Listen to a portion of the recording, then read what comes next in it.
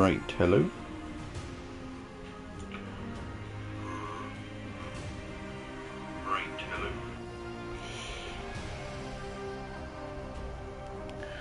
Hello, my name's Aldowski, and let's get into another part of Assassin's Creed Origins, the Discovery Tour.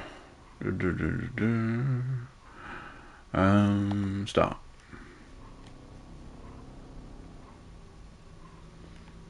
We were dude. Understand the importance of mummies for ancient Egyptians.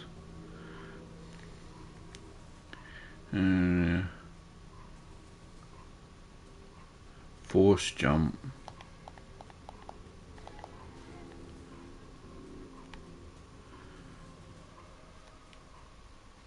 Force jump like a Jedi. Right, we were this dude.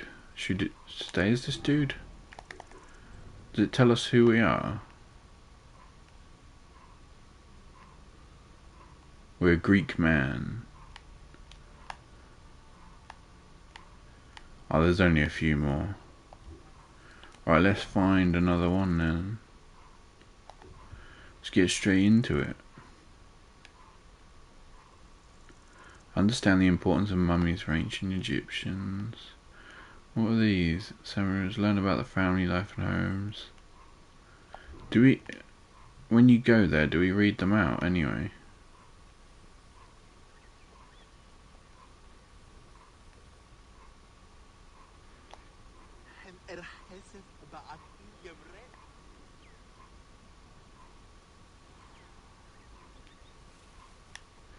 Can you still hide?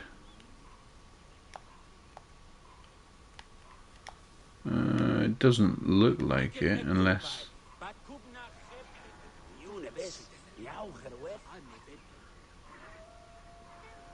Oh, I do read that out then, don't I? Learn the importance of the pharaoh and the priests in ancient rituals and understand the influence of temples in ancient Egyptian society.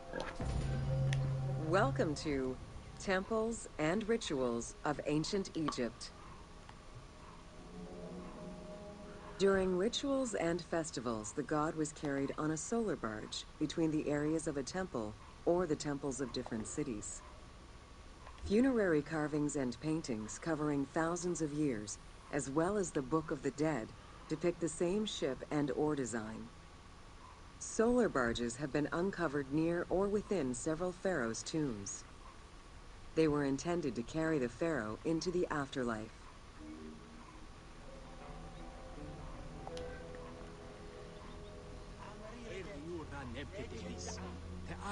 Ancient Egyptians believed that Ra, the sun god, traveled the skies in a boat known as the solar barge.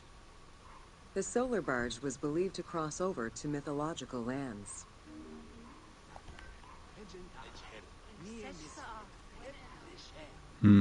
Barge it. The god Ra believed mankind was conspiring against him. He ordered Sekhmet, the lion-headed war goddess, to kill all humans. To his chagrin, Ra quickly realized that with all humans gone, there would be no one left to worship him. In order to stop the rampaging Sekhmet, beer was brewed and dyed red with pomegranate juice to resemble blood. Sekhmet drank every drop of the brew she could find, eventually passing out drunk. When she awoke, she was calmer, and her lion visage had changed into Bastet. The Festival of Drunkenness was celebrated in honor of that myth.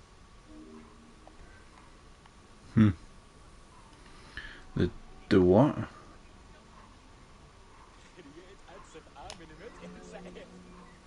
The god Ra believed mankind was conspiring against him. He ordered Sekhmet, the lion-headed war goddess, to kill all humans. The Festival of Drunkenness. Ra quickly realized that with all humans gone, there would be no one left to worship him. Unlike the daily rituals that took place in the temple and were performed by priests, festivals allowed the entire population of the city to participate. Festivals helped mark the passing of the seasons in the agricultural calendar. In reflecting the cycles of life, Festivals offered a sense of consistency and structure for the regular citizens, thus reinforcing the sense of order that pharaohs were to provide for the citizens of Egypt as part of their godly duties. Duties. So immature. The importance of these festivals is demonstrated by their longevity. Records show that Osiris festivals occurred for more than 2,000 years. Some festivals serve to reinforce state control and promote the king's reign. Both the Opet and Set Jubilee festivals were specifically intended to celebrate the renewal of the king's power.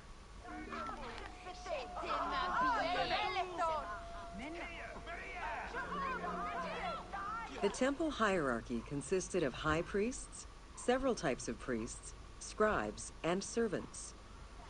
The high priest was known as the prophet. Some divinities had up to 4 prophets, and they were the ones to perform the most advanced and complex rituals. Several types of priests.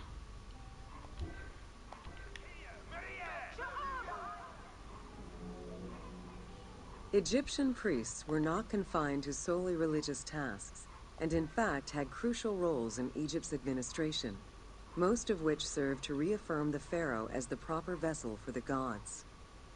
Their focus within the temple was centered on the proper conduct of daily divine rituals, rather than as custodians of dogma or the indoctrination of individuals. Scribes were custodians of the sacred sciences. Some priests were associated with the funeral rites and were considered the group with medical knowledge. The servants of the Ka were low-ranking priests who carried food and offerings in funerary rituals. Lector priests were distinguished by their ability to read, and their main duty was to recite specialized religious texts in both temple and funerary rituals. Lector.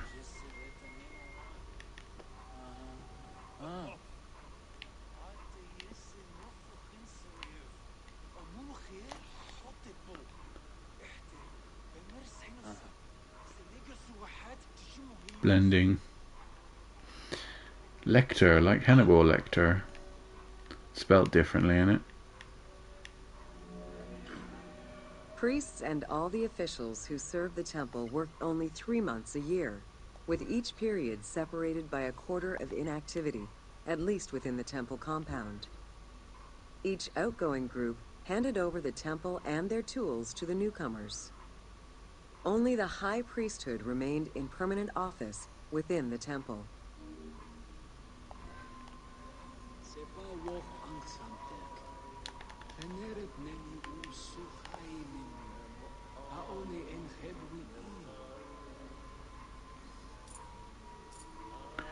I seriously thought he was gonna get a selfie stick out.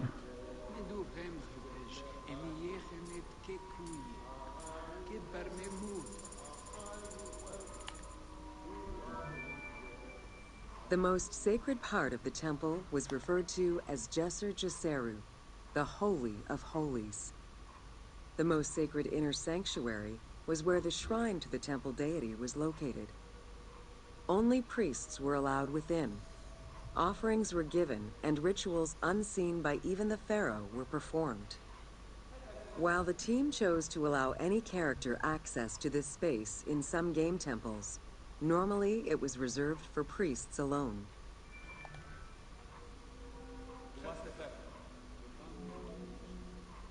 Pharaohs and their priests often chose the site of these sacred temples because of some mythological connection or an alignment with the cardinal points and certain stars. Once selected, a foundation ritual was performed. The pharaoh was required to complete 10 steps in the ritual, which required a mix of offerings as well as specific construction techniques. Once the temple was complete, construction of the chamber containing the shrine, or naos, began.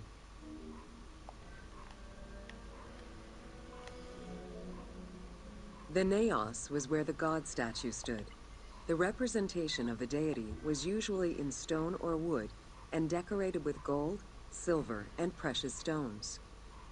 Smaller temples had only one naos, while larger complexes, such as the Temple of Karnak, had many chambers to honor gods, such as Amun, Ptah, and Osiris. Each statue was believed to be a receptacle for the presence or essence of the god's Ka, enabling it to take a physical form. Through the statue, the god came to the shrine to eat, drink, and communicate with the pharaoh, or with the priests standing in for the pharaoh.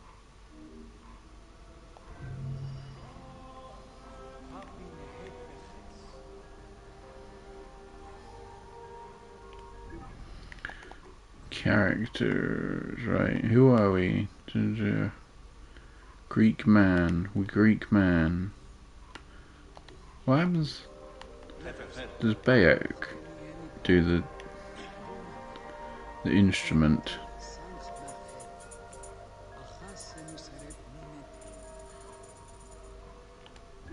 We change character now.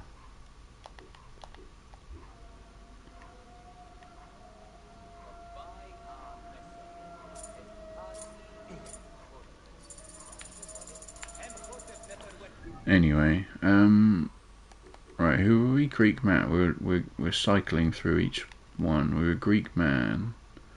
Let's be Greek woman. And we're going there.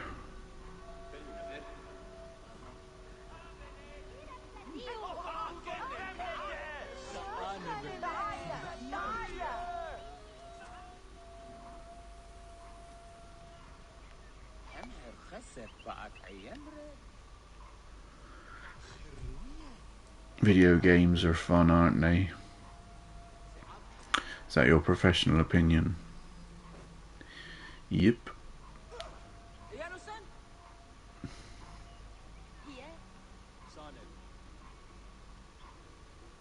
You can be anyone you want. Ancient Egyptians, learn about the ancient Egyptian fashions. And take another screenshot. Welcome to Ancient Egyptian Fashions. Sneak. Learning what life was like for ancient Egyptians presents many differences, and yet also surprising similarities to how people might live today. Understanding the daily lives of regular citizens so many thousands of years ago is ultimately what connects us as human beings.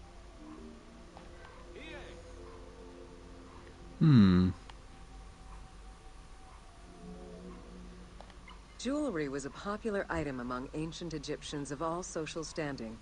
Both men and women wore earrings, rings, and bracelets. Status determined how much jewelry a person wore and what it was made of.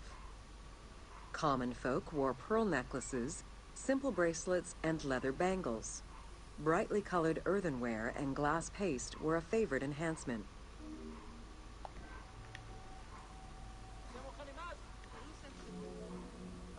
The jewelry of the elite was made from gold, silver, and other precious stones.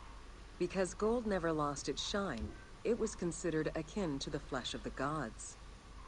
Wide jeweled collars were a favorite.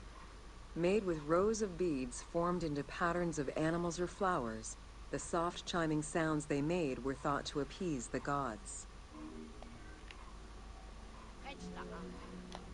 Though idealized, tomb paintings are a catalog of the changing fashions of ancient Egypt from the Old to the New Kingdom. Egyptians took appearance and cleanliness very seriously and were diligent about their fashion, hair, and jewelry, as well as their grooming habits.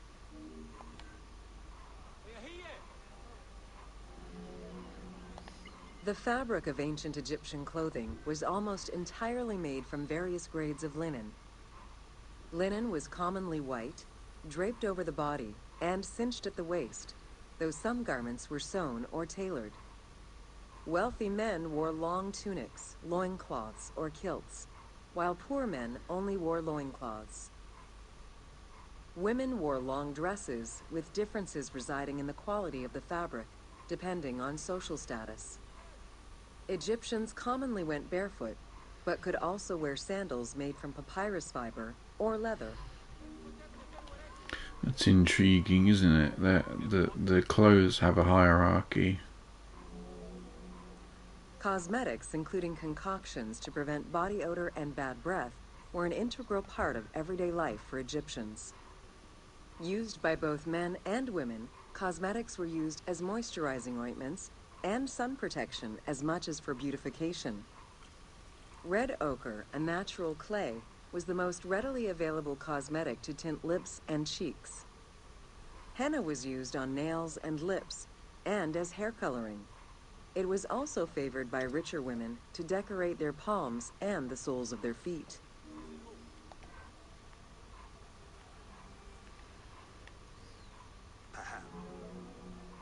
Egyptians believed kohl had magical powers, wearing it as black eyeliner to protect their eyes from the sun and to prevent eye infections from particles in the flooded Nile River.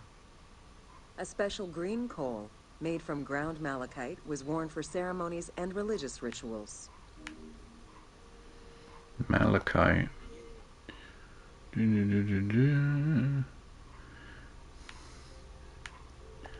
Green coal.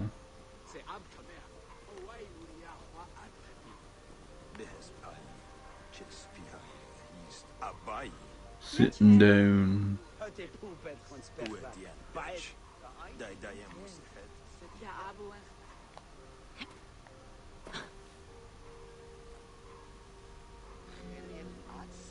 Women and teenage girls wore their hair long and often braided. Wealthier women included carved combs or hairpins. The length of men's hair rarely dropped past the shoulders. They were mostly clean-shaven during the dynastic period, a trend began by the elite and soon adopted by the general populace. Queen Hatshepsut donned an artificial beard when she became pharaoh.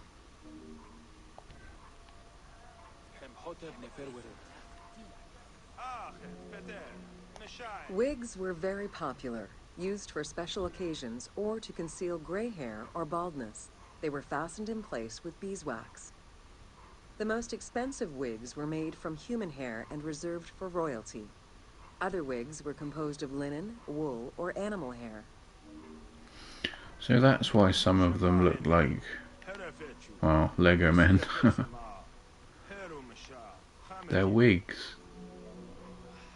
Prepubescent children generally had their heads shaved. Young girls kept some strands intact, while young boys had a braid worn on the side.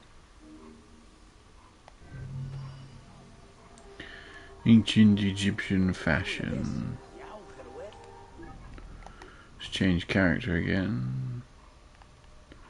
We want to be Ptolemaic soldier, wearing clothing typical of Egyptian soldiers of the era, wearing clothing typical of the common Greek folk of the era. Ptolemaic, right, fucking, where do we go now? Let's, should do this bit.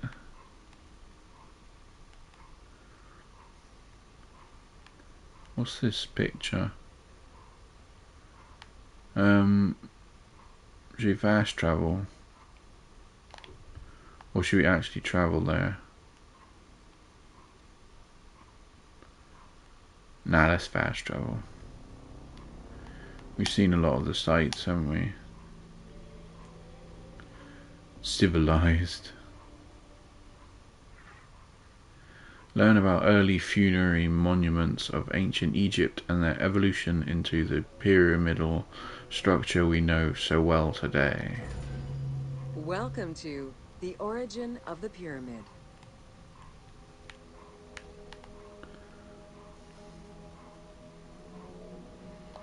The origin of the word pyramid is controversial. Most believe that it originates with the Greek word pyramis, which referred to a bread of conical shape. Life and death in ancient Egypt were modeled on the cycle of the sun. The perfect shape of the smooth-faced pyramid became associated with the metaphor of the pharaoh transformed into one of the sun's rays in death. Pyramids represented the Benben, the primordial mound of the Heliopolitan creation myth. These stories permeated every aspect of Egyptian life to a greater or lesser extent.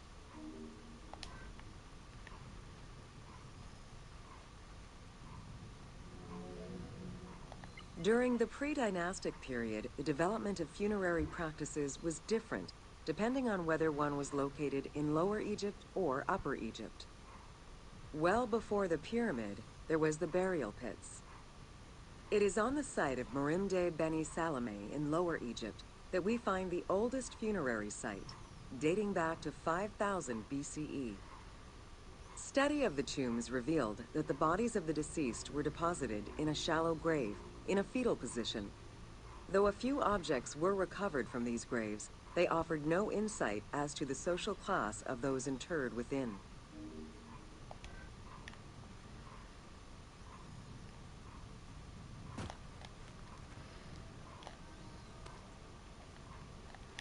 Just want to see, can I jump there? Yeah. In Upper Egypt, pre-dynastic practices are easier to study, but reveal more complex funerary rites. They are divided into two cultural phases, Badarian and Nagada.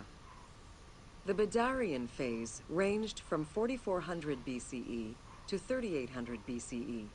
Small necropolises were discovered on the outskirts of villages, revealing the emergence of a funerary cult. The bodies of the deceased were lowered into an oval grave and covered with goat or gazelle skins. Items needed in everyday life were added alongside the body.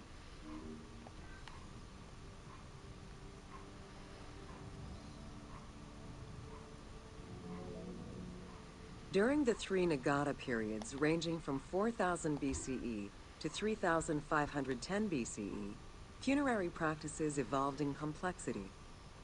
The shape of tombs changed from oval to rectangular, mimicking the homes of the living. The size of the burials increased and funerary items became more stylized and numerous. Tombs gained complexity with masonry, wooden veneers, or raw bricks added to strengthen the structures. In time, socially stratified necropolises emerged. For example, in Hierakonpolis, the elite and commoners had separate necropolises. You can see the detail in the clothing, can't you? I just noticed. The term mastaba, meaning massive bench in dialectal Arabic, refers to a form of funerary architecture that was present in Egypt from the Archaic period to the Middle Kingdom. An evolution of the burial pit, mastabas were generally composed of two parts. A structure was built above the ground in the form of a massive rectangle with stepped walls, and a subterranean burial chamber was located underneath. Smaller mastabas often surrounded the much larger tomb of the king. These generally held the remains of the king's relatives and courtiers.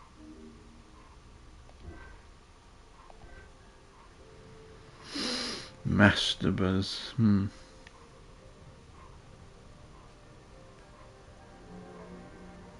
The arrangement of the substructure of the mastaba evolved during the course of the Old Kingdom. From the 5th dynasty onwards, mastabas often featured multi-roomed substructures, with sometimes up to 30 rooms. Also, the quantity and quality of decorated surfaces increased noticeably, as well as the number of statues found within.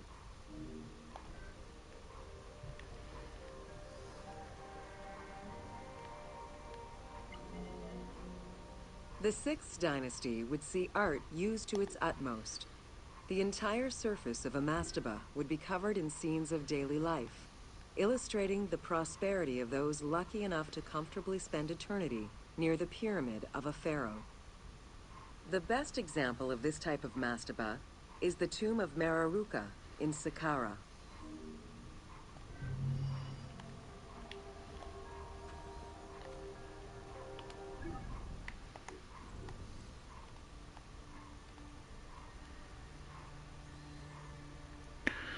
Wearing hedge clothing, a more distinguished, though still practical outfit.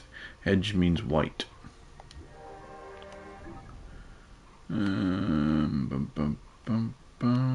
Doesn't matter, let's just pick one and go. This clothing looks nice, doesn't it? I like the the length of it.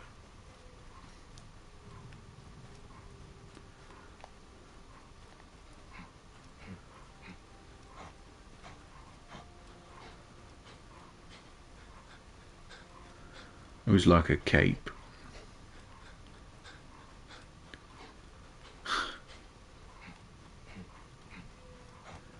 You wear one in public without people thinking you're a dick.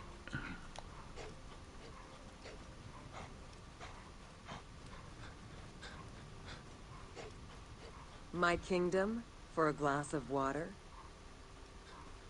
What the hell?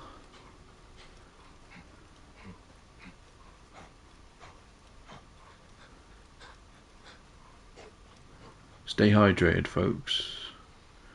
Learn about Khafre's funerary complex. 6 minutes. Welcome to Khafre's funerary complex. Since the very beginning of the 4th dynasty, mortuary temples were built adjacent to pyramids on the eastern side. Such a location, facing the rising sun, as well as the world of the living as a whole, held an important symbolic meaning, for it was within the mortuary temple that kings were revived through daily rituals.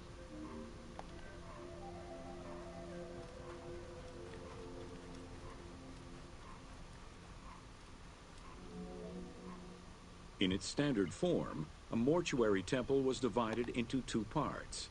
A front area which consisted of a vestibule and a courtyard, and an area in the back, where all sacred elements were located. The back of the temple incorporated several essential features, including an inner sanctuary with a false door, which allowed the soul of the pharaoh to travel between the world of the dead and the world of the living.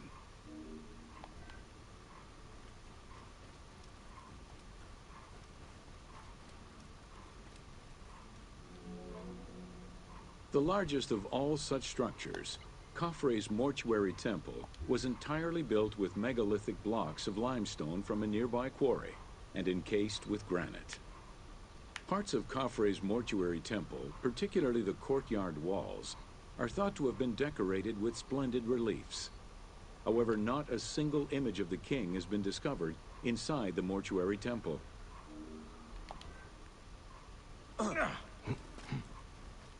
Hey, a bench. That's a classic. Oh wow, is he gonna beat me up? It's a classic Assassin's Creed blend technique.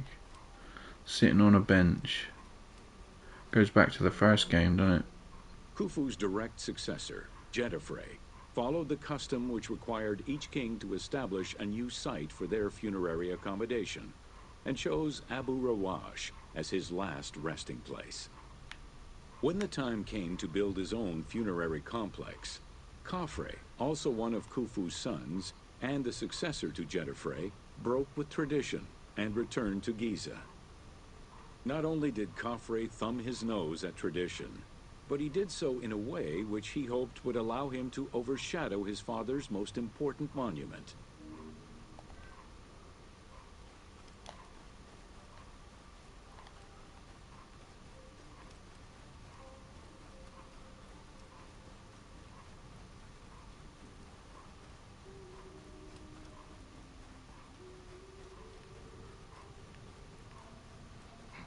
We should call our horse, shouldn't we?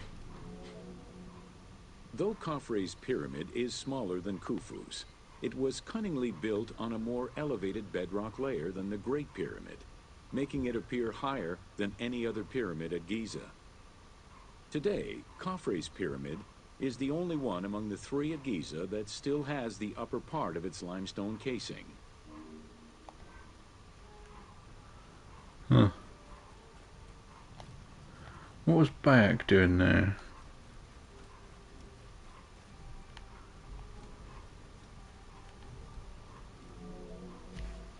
Considered a most sacred area, the Giza necropolis was strictly defined, both geographically and physically. An 8-meter thick Tura limestone wall completely surrounded the Great Pyramid. The only way inside would have been through the mortuary temple.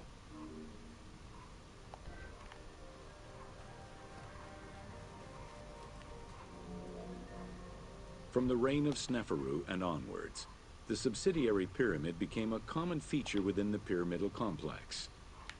The function of the subsidiary pyramid, however, smaller in size and in height than the royal tomb, remains unclear, though some believe that it was meant to house the ka of the pharaoh.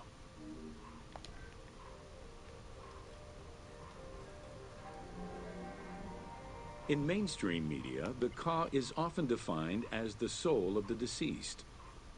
The truth is a bit more complicated. Within the ancient Egyptian funerary belief system, the ka was a component of a living person, which separated itself from the body at the time of death. It represented the deceased's vital essence.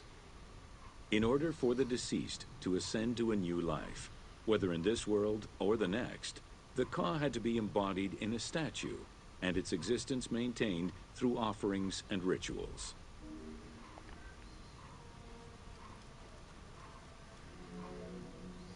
Within Khafre's subsidiary pyramid, a wooden box containing pieces of cedar was discovered by archaeologists. When reassembled, it turned out to be a shrine mounted on a sled. Just as with the solar barges found around Khufu's pyramid, it seems Khafre's shrine and sled were ritually disposed of after his funeral.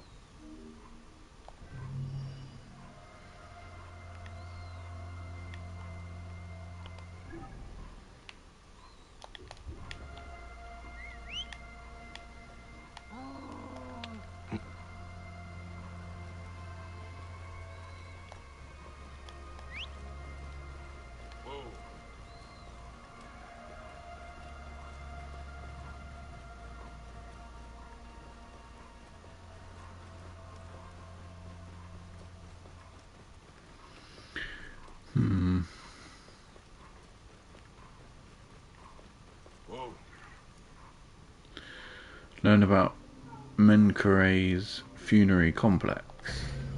Welcome to Menkare's funerary complex. Menkare. The dimensions of Menkare's pyramid are much less grandiose. However, unlike its predecessors, Menkare's pyramid shows a great deal of complexity in its internal and external finish. The outside was partially covered in red granite, while the internal walls were richly decorated. This latter innovation would not catch on until the end of the 5th dynasty, when pyramid texts began to adorn the walls. Why am I not running? Menkare's pyramid contains 2 sloping passages, both located in the northern side of the structure. The upper one was abandoned during the construction phase, whereas the lower one, slightly above the base of the monument, constitutes the real entrance. The lower passage leads to a first room, which, for the first time since the reign of Djoser, is decorated with engraved false doors.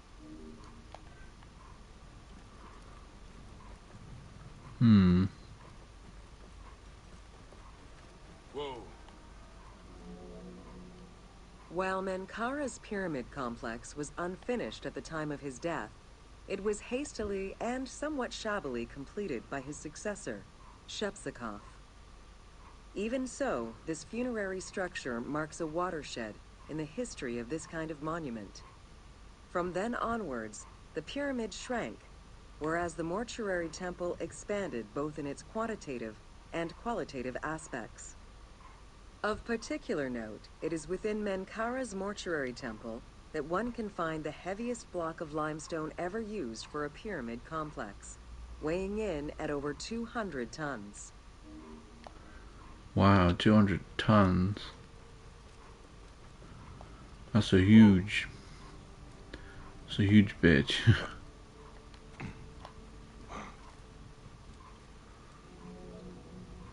Menkare's causeway was completed in mud brick by the king's successor, whereas the lower part was nothing more than a simple ramp. As for the Valley Temple, it was built in 2 phases. The foundations were first laid out in limestone during Menkare's reign, but the temple itself was completed in mud brick afterwards. As such, the Valley Temple was soon damaged and ended up being completely rebuilt during the 6th dynasty.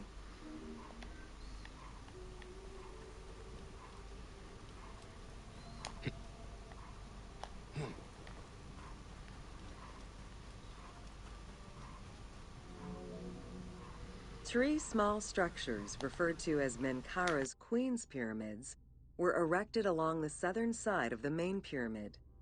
One of them was a smooth-faced pyramid, while the other two were more basic step pyramids.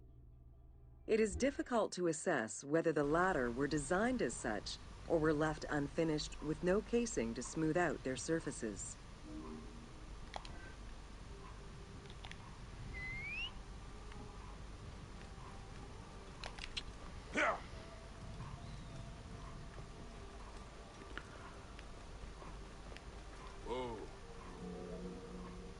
The easternmost pyramid was built with the traditional rooms and corridors found within a satellite pyramid meant to house the king's Ka. However, a granite sarcophagus was found within, leading to the conclusion that it was used as an actual tomb rather than as a symbolic cenotaph. Drawing on these observations, some assume that this pyramid was first built as a satellite pyramid for the king's Ka, before seeing its purpose change to that of a queen's tomb. Which queen, however, remains a mystery.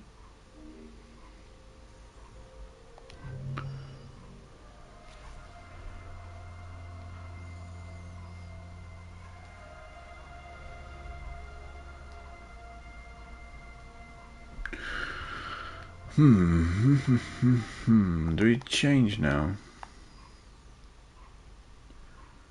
Back with Egyptian Irtu. Wearing Irtu clothing favored by the nobles. Irtu means blue. Right.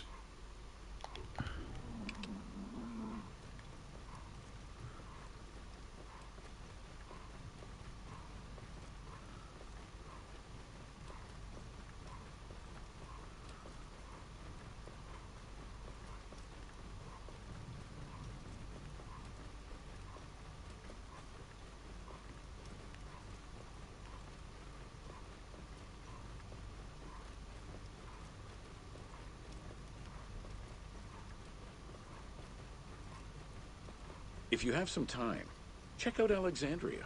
It's one of the greatest cities in antiquity.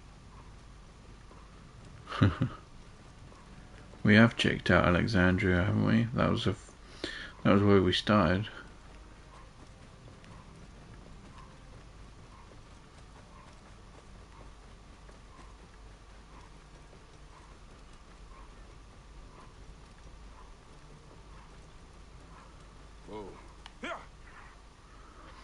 Learn about the Great Sphinx of Giza and different changes the Sphinx endured through time. Welcome to The Riddles of the Sphinx. A sphinx was originally meant to be a personification of the king. The human head, wearing pharaonic regalia, was fused with the body of a lion, thus sharing the qualities the powerful animal possessed, namely its power, the swiftness of its attack, and its majestic authority. By these very virtues, it was also considered a symbol of protection. Unsurprisingly, statues of sphinxes could be found along the Dromas, protectors of the path taken by the gods to reach the temples. And to put my leg down. Over the centuries, enthusiasts and historians alike have wondered, who built the Sphinx? For what purpose? And who does it represent? These questions remain unanswered. Several theories do exist, however, some more credible than others. One theory supposes that Jedefre chose to pay homage to his father Khufu by building the Great Sphinx of Giza. The stone temple on the eastern face of the Sphinx would have been added later on by his brother and successor, Khafre, in order to strengthen the divine worship of their father. It would be the first Egyptian temple oriented with the sun.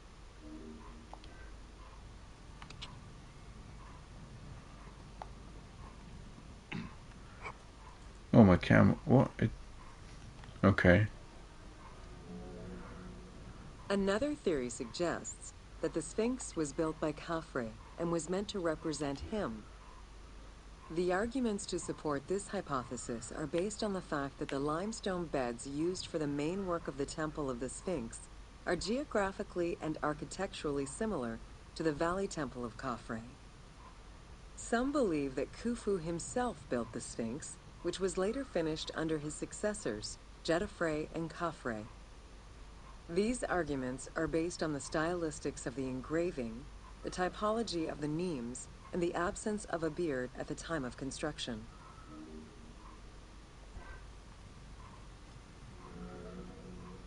While ancient Egypt as a whole leaves a rather monochrome vision of its monuments and statuary, it is vital to understand that in ancient times, absolutely everything was painted. The sun, eating away at the pigments of the colors, the sand, the climate, and the implacable impact of time, unfortunately destroyed the glorious colors of the Sphinx of Giza. Documents from an Arab Egyptologist of the 12th century, Abd al-Latif al-Baghdadi, indicate that traces of red were still visible in his time. Today, however, the only color that remains are traces of red close to the ears of the Sphinx, as well as hints of blue and yellow on the nemes, traditional colors for that type of headdress. The pigments for the color red were man-made, obtained by mixing different products such as clay, quartz sand, and very finely crushed hematite.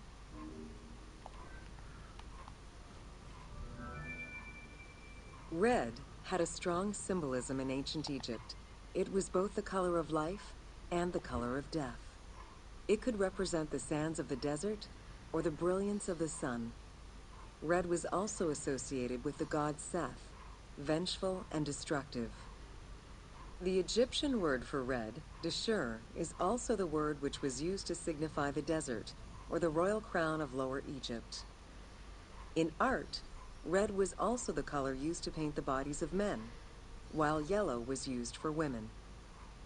It is possible that there were also color restoration efforts during the Saite period about 600 years before Cleopatra's rule, as indicated by notes on the inventory stele, discovered in 1858 by Auguste Mariette. It is because of this that the team made the decision to display it with its full range of colors, even though the Sphinx's colors would have likely faded by Cleopatra's time. Wait, why? Those was a.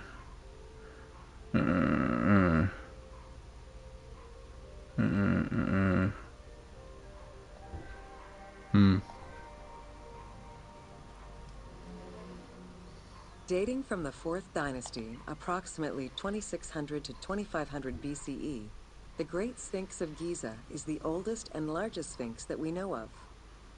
Carved from a natural limestone outcrop, the Sphinx measures 19.8 meters in height, 73.2 meters in length, and 14 meters in width.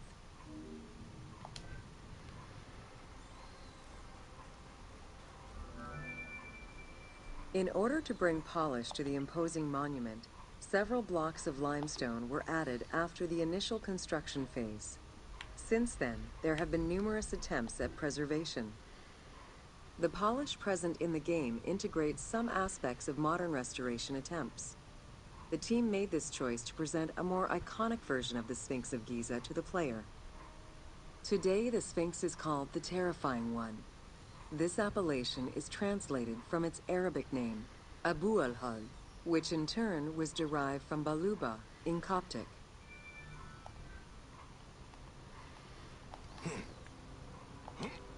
Wait,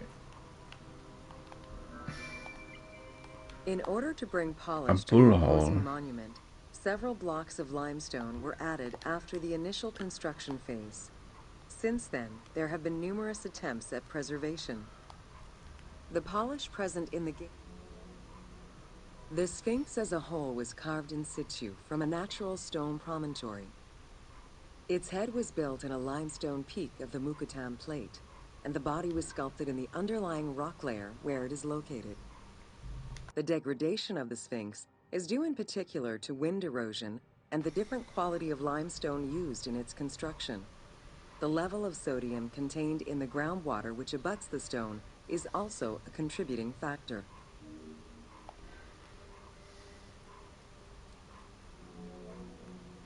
The natural bedrock is seen through the oblique natural strata of the Sphinx's body that are similar to the surrounding limestone. That's amazing that you've got that photo from 1909.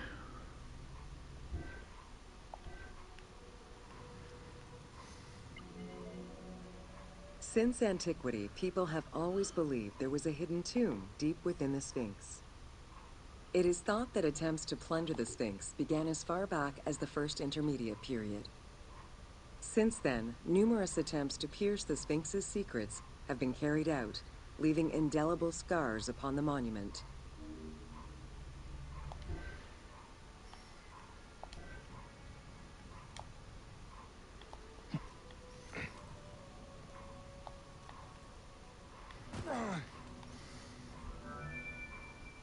"12 meters long and cut during pharaonic times, another entrance in the back of the Sphinx aroused curiosity. Although Thutmose IV attempted to seal it off, it was possibly reopened by treasure hunters. It was rediscovered by Howard Vyse and mapped more recently by Mark Lehner. This entrance at the back of the Sphinx leads to different cavities of a few meters each, in directions going inside the statue's body and under the surface. The team has used this opportunity to extrapolate a little more." We're not going in. Can you go in?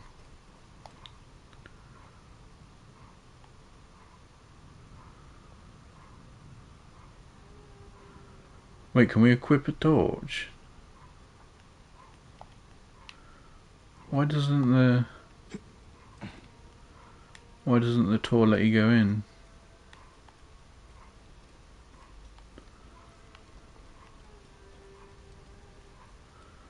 There's more, I know there is. Is that a spike pit? It's just a pit. Oh wait.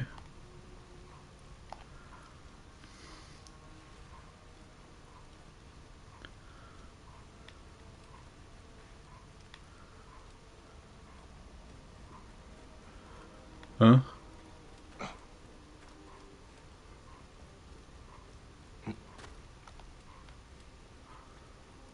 First person view mode.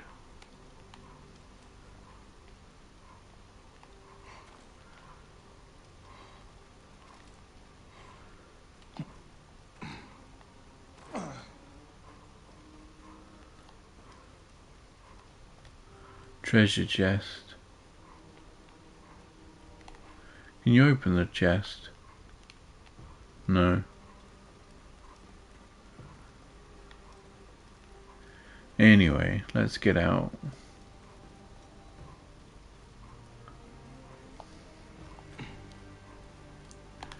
Wait, hang on, let's have a look at the map again. Can you knock stuff? The pyramids. Oh, I can't even attack, can I?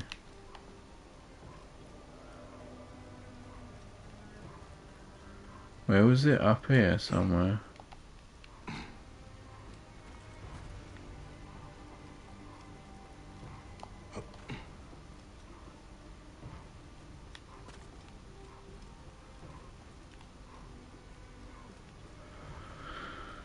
Oh boy, don't let me be lost.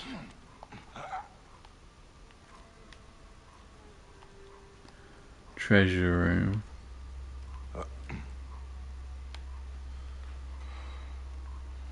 Does he not like the braziers?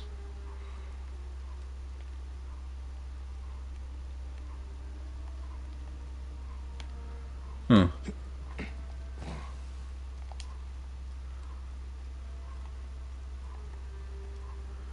can't attack. I said that, didn't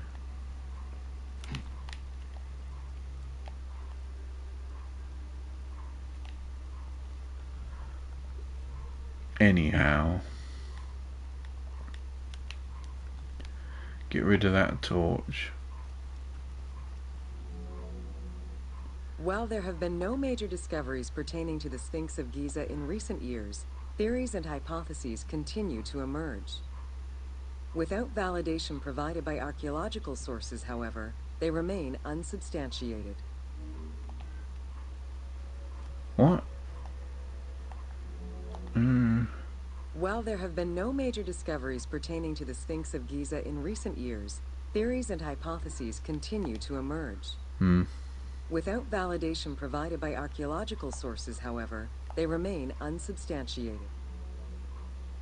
The first of the main theories as to the Sphinx of Giza's meaning posits that the Sphinx was originally a massive representation of the god Anubis. Its principal arguments are that the head of the Sphinx is disproportionate compared to the size of its body. The second theory believes that the representation of two sphinxes on the stela of Thutmose IV would indicate that another stone sphinx had existed on the site itself, possibly even in paired symmetry on the other side of the Nile. However, neither of these theories can be verified in any way.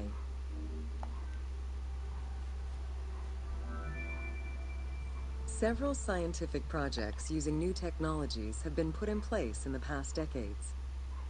The most important was led by Mark Lehner and his team, who specialize in the study and survey of the Giza Plateau, including the Sphinx site. The mapping made it possible to see the materials used to construct the Sphinx, analyze the different layers of erosion, and figure out the most fragile areas to protect. After a few attempts at giving the Sphinx artistic proportions, the team instead decided to use photogrammetry mapping to faithfully reproduce the proportions of the Sphinx. The hell? Photogrammetry? Never heard that word before. What the Sphinx of Giza represented during its construction and how the Sphinx was perceived by the Egyptians of the New Kingdom are two very different matters. Originally a representation of the king imbued with the power of the lion, the Sphinx was eventually viewed as a direct representation of the Most Divine. It is theorized that kings of the New Kingdom believed that the Sphinx of Giza was the one who recognized and legitimized the ruler of Egypt. Thus, despite the fact the Sphinx of Giza was partially buried under the sand during his reign, Amenhotep II knew that the monument was of great importance.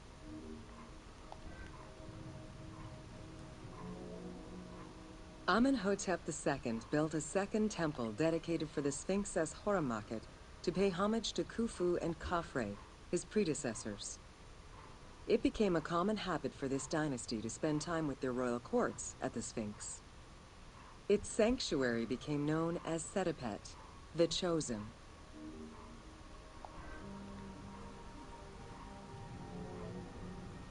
Egyptologist Mark Lehner believed that Amenhotep II built a statue of himself anchored between the paws of the Sphinx, likely to legitimize his reign, alongside a stela found by Salim Hassan. Many other pharaohs of this dynasty, such as Tutankhamun and Ramses II, also left marks of their passage in a similar fashion, sometimes even stripping the stones of nearby temples and pyramids to do so. Amenhotep II's son and successor, Thutmose IV, was a frequent offender. What? Egyptologist Mark Lehner believed that Amenhotep II built a statue of himself, anchored between the paws of the Sphinx. While sleeping between the Sphinx's paws, the future Thutmose IV saw in a dream the god Horemakhet proclaiming his coming accession on the throne of the two lands. This was, of course, on the condition that he remove all of the sand covering the Sphinx, which stood guard as the personification of the god, and should thus never be engulfed by the sands of the desert. What?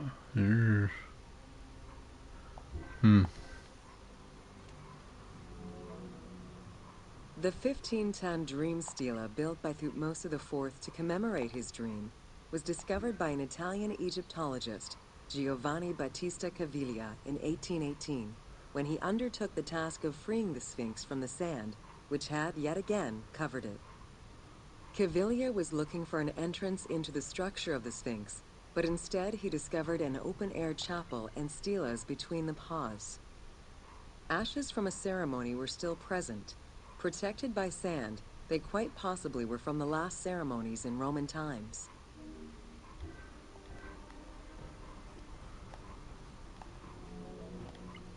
While sleeping between the Sphinx's paws, the future Thutmose IV saw in a dream the god Horemakhet proclaiming his coming accession on the throne of the two lands.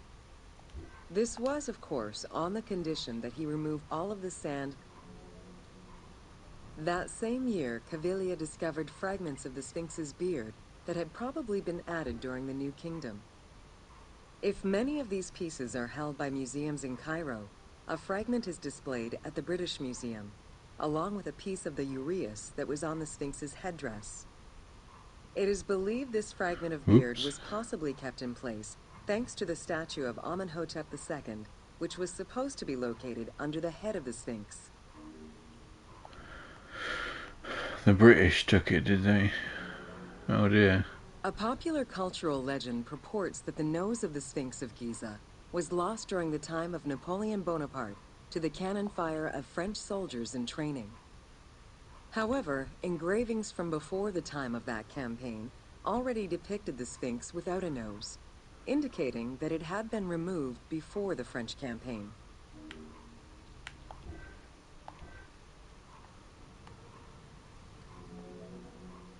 The most plausible hypothesis is based on the research of the German historian Ulrich Harman.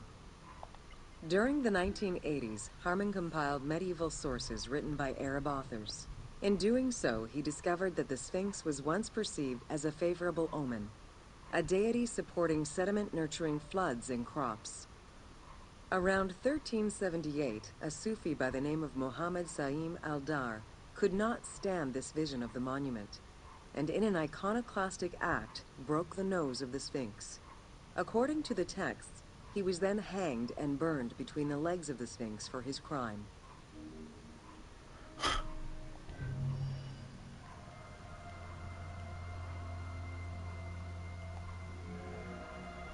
The most plausible hypothesis is based on the research of the German historian Ulrich Harman. During the 1980s, Harman compiled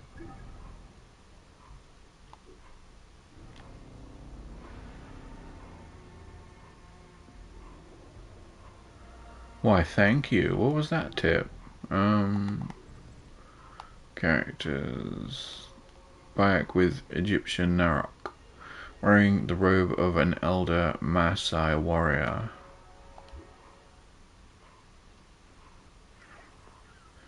Learn about the plateau hosting the most famous necropolis of ancient Egypt. Welcome to an overview of the Giza necropolis. The Giza Plateau is located on the west bank of the Nile and was considered by ancient Egyptians as the domain of the dead.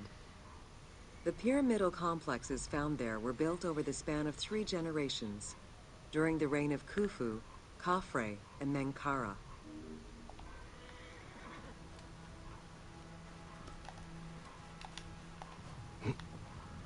Mount.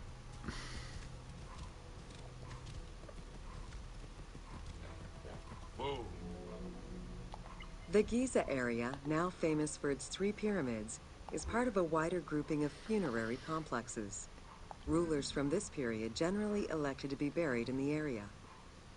The focal point of the entire region was the city of Memphis, chosen as the capital of Egypt at the beginning of the Old Kingdom.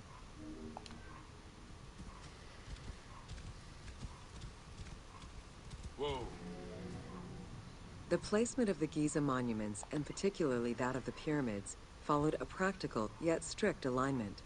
First, they focused on cardinal points, and then they accounted for the natural geology of the plateau.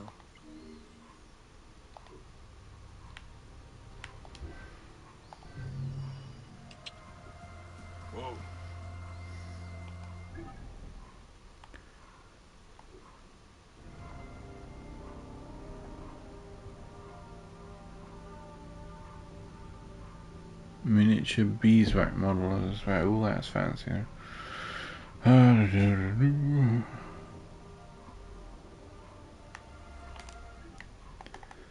Characters. Bayek as a Persian commander. Purple is the color of leaders feared by their enemies. That's quite cool. I think you can get that in the main game, can't you? Wait, hang on. Oh, crap. Wait. Oh. Oh, our passport. Oh, it's like going to a real museum, innit? Romance. Does it tell you? 3 minutes, 3, 2, 3. They're kind of short, aren't they? But they do add up because there's a lot of them. If you know what I mean. Learn about Khufu's funerary complex. Welcome to Khufu's funerary complex. The Valley Temple was the first architectural component encountered when one entered the funerary complex. It was considered the official entrance of the tomb and mixed the structural components of both a temple and a portico. Khufu's Valley Temple shows evidence of a basalt pavement, letting us know where the portico portion of the structure was located. Such a partition is believed to symbolize both the subterranean and solar aspects of the afterlife.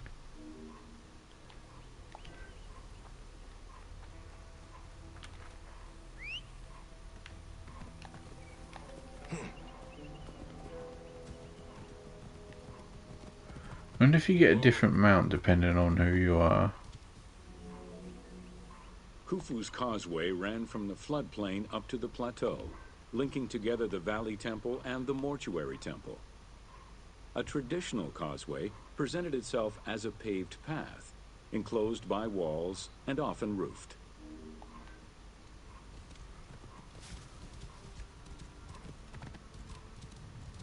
Whoa.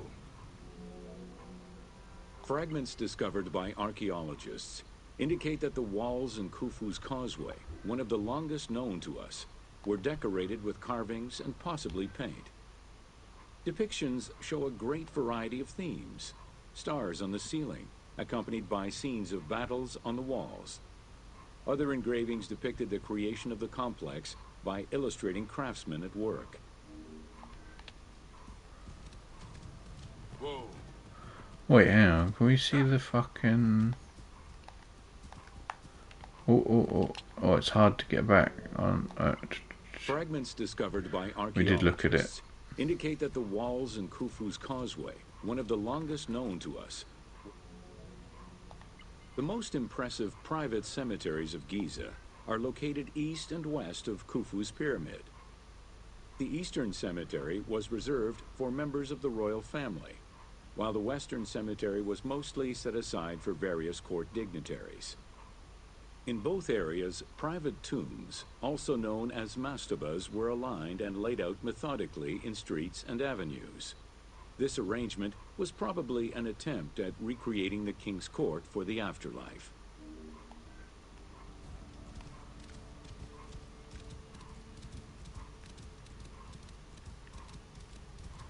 Whoa. To the east of Khufu's pyramid reside 3 smaller constructions, the 3 Queen's Pyramids. A sloping passage led from the ground surface to a burial chamber, cut out of the bedrock and lined with masonry. If it seems quite certain that these monuments were intended for Queen's burials, the identity of the original occupants is hard to assess. What did this other one say? Whoa.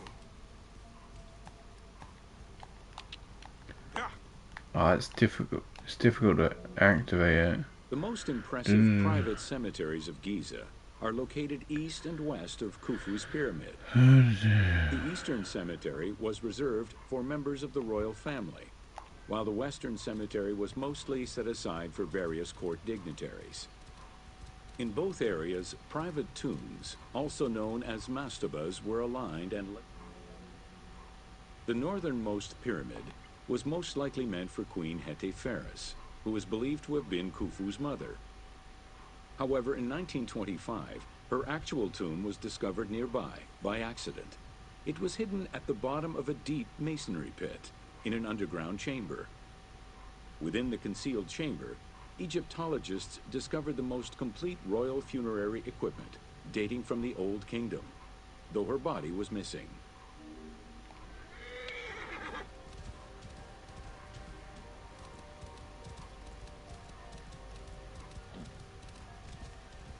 Whoa.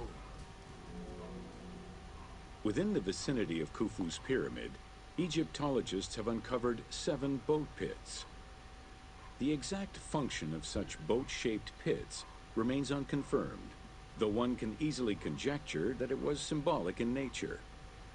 The boat pits being located at the eastern side of the pyramid, at the precise spot where the resuscitated king was supposed to reappear, could constitute evidence to support such an assumption.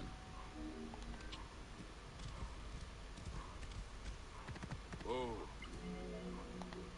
The 2 southern boat pits, each covered by a roof of huge limestone slabs, were discovered in 1954 by Kamal al-Malak, an Egyptian Egyptologist. Only one of them had been opened. 1,224 boat parts made of cedar wood were retrieved one by one and patiently reassembled by the master restorer Ahmed Youssef. This process took 28 years. Youssef worked by following lines of mortise and tenon joints, and by stitching parts together with vegetable ropes, all in order to keep the design as authentic as possible.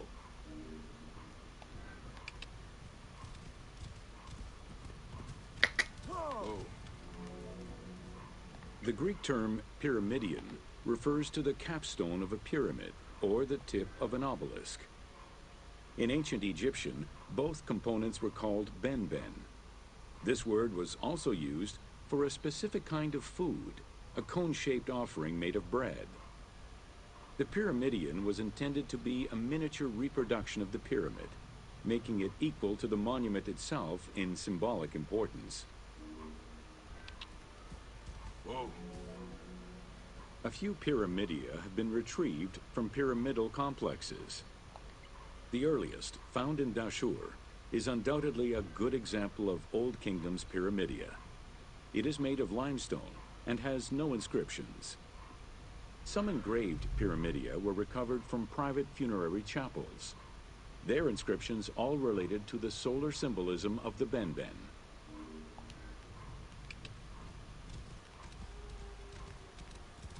Whoa. The pyramidia of the pyramids of Giza were never recovered. The reconstitution you see in the game is fictive, incorporating a golden pyramidion bearing inscriptions relevant to Khufu.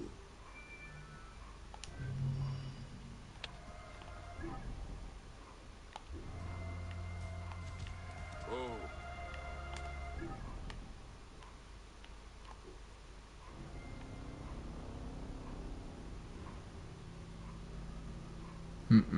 Where is my friend? First, the Narmer palette is humanity's oldest. Whoops. We can be anyone now, can't we? Let's be Aya.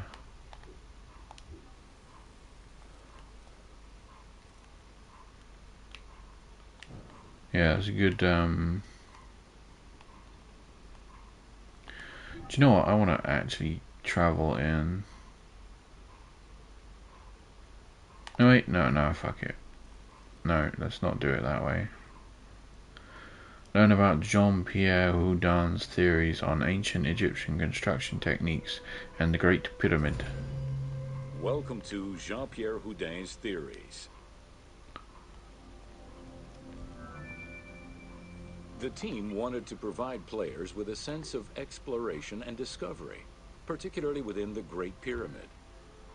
As such, a decision was made that the internal design of the monument in the game would reflect Jean-Pierre Houdin's theories.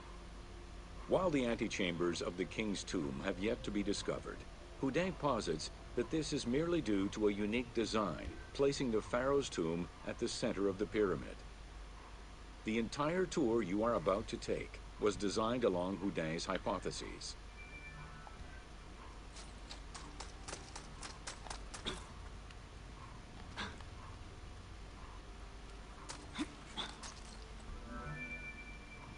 While respecting Houdin's hypothesis as to the general layout of the Silica. antechambers, the team wanted the contents to enhance the game experience.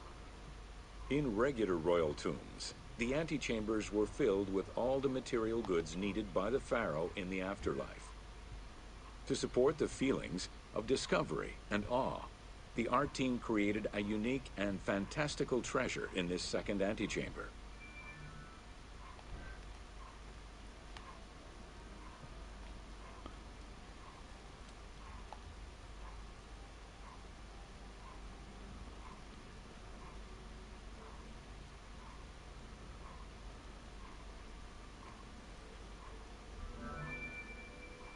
Houdin theorized that the ascending corridor and the Great Gallery were used by the workers to haul hoist the heavy beams above the king's chamber. He called it the service circuit. The corridor you are in now was created by the team following Houdin's theory and is referred to as the Noble Circuit. It is through this corridor that the wooden sarcophagus containing the pharaoh's mummy would have been transported to its final resting chamber.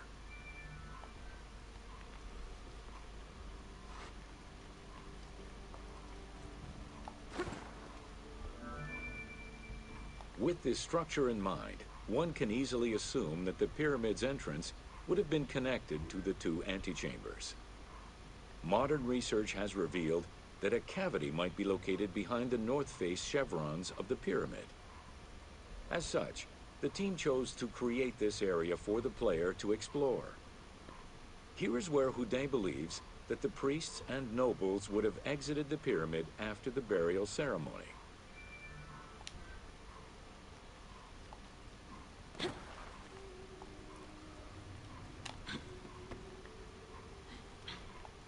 Wait, does it tell us how to climb? X to climb up. You could buy this game, couldn't you, and just do this tour.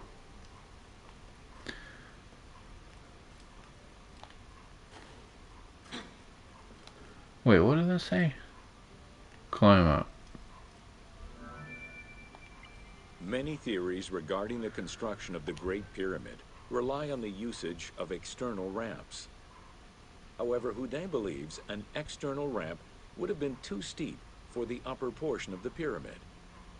This is why he posits that there were two ramps.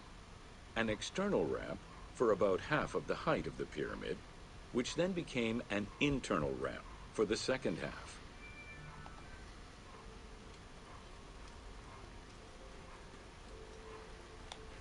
Wait. Oh, it looks like a blend spot, doesn't it? What's even causing that light? I don't know. Oh. Houdin's theory states that this internal ramp followed the sides of the pyramid in an ascending spiral pattern. A notch discovered in the edge of the Great Pyramid, known as Bob's Room, seems to support this theory. Located at the corners of each edge of the pyramid, these large rooms would have allowed workers to turn the stone by 90 degrees, allowing them to continue the ascent. The team chose to create rooms such as this one, bringing Houdin's hypothesis to life.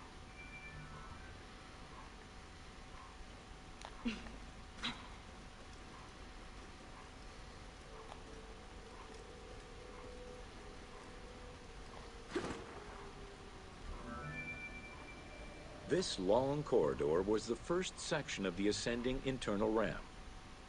Through it, the blocks used to build the Great Pyramid would have been carefully moved upward and then turned at each edge of the pyramid in order to continue their ascent. Though the team only created the main ramp for the game, Houdin posits that this ramp had two levels, allowing workers to return safely to the bottom thanks to an additional corbelled upper section.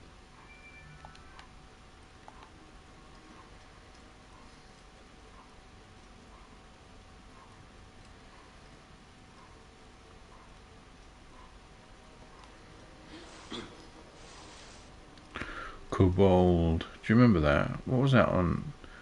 There's an animation on Escapist magazine. I can't remember.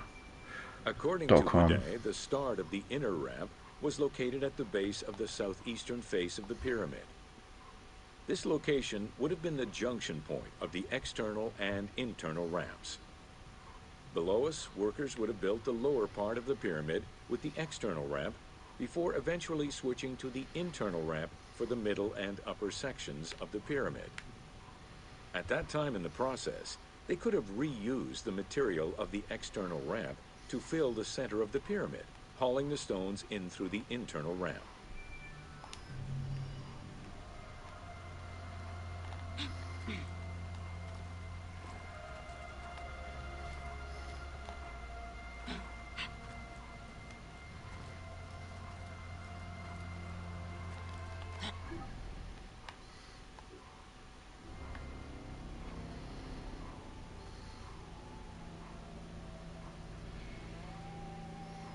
Zoo. Roaring good time. Learn more about the internal structure of the Great Pyramid and more specifically the subterranean chamber. Welcome to the Great Pyramid, Subterranean Chamber. From the original entrance of the Great Pyramid, there is a passage leading to the subterranean chamber. Its walls were carved out of the existing rock of the plateau and then covered in a fine, unmarked limestone. The descending passage has a steep 26-degree downward slope. Narrow and with a low ceiling, this pathway is long and challenging.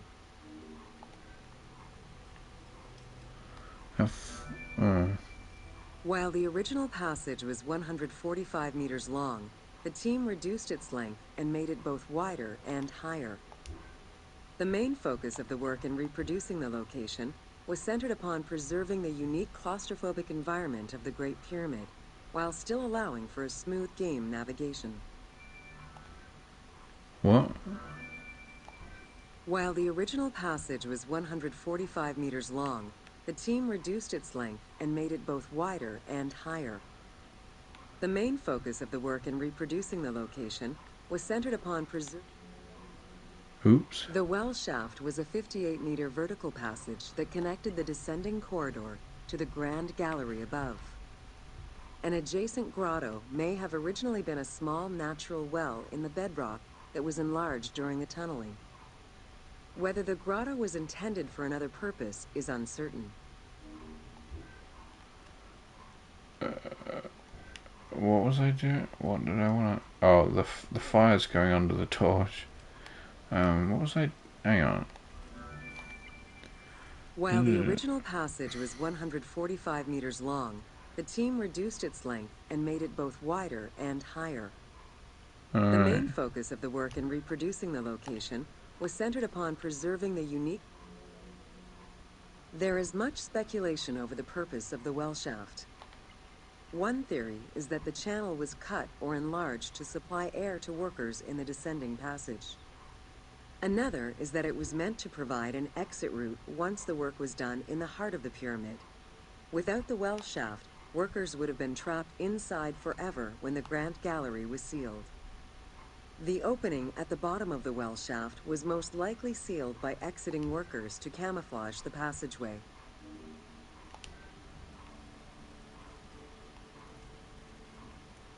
Well.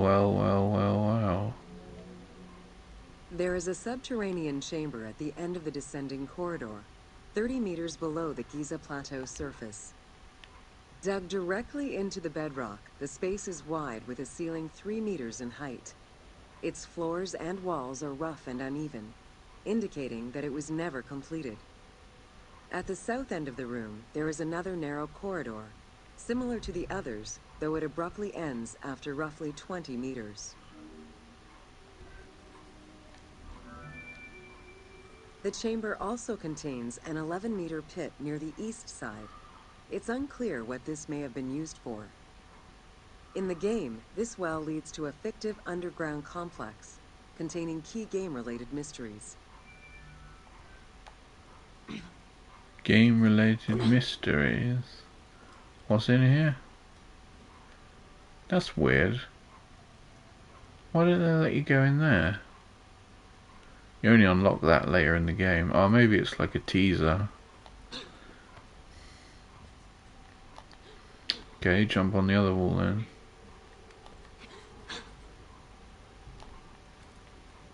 I like that back eject. Can we do that again?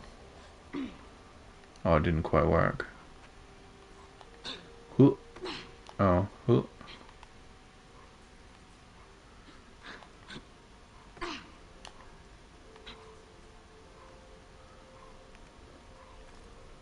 Anyway. The subterranean chamber's original purpose remains a mystery. One popular theory is that it was originally meant to be Khufu's burial chamber, but the pharaoh changed his mind, preferring to be buried higher up in the pyramid, which would explain the chamber's unfinished state.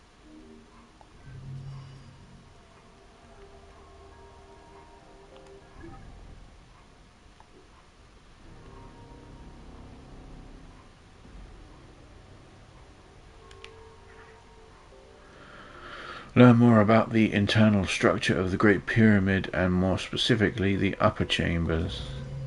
Welcome to the Great Pyramid of Giza, Upper Chambers. At the entrance of the ascending passage are 3 granite flagstones estimated to weigh up to 25 tons each. They were used to protect the Great Pyramid from thieves. Undaunted by the granite blocks, the thieves simply dug into the softer limestone around them, thus creating the robber's entrance. Huh. The robber's entrance. While in reality the robber's entrance is one single cavity which leads to both passages. In the game, the team created individual accesses to either passage. As such, in the game, one entrance leads to the ascending passage, while another leads to the descending passage.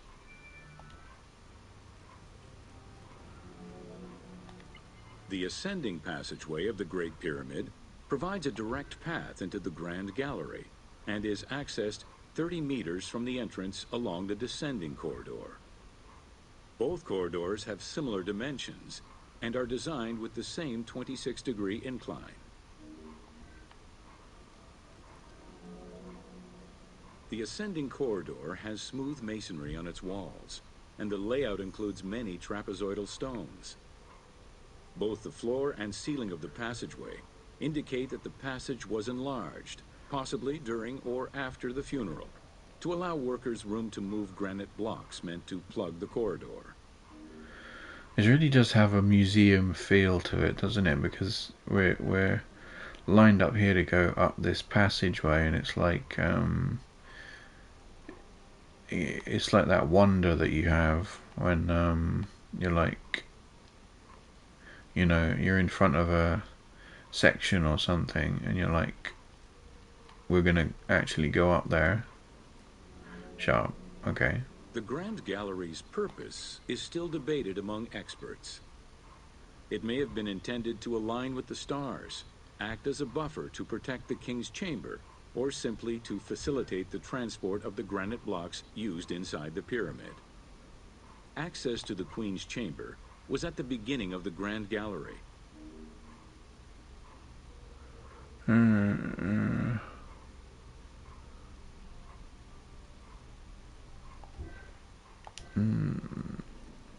Oh shit, where are we?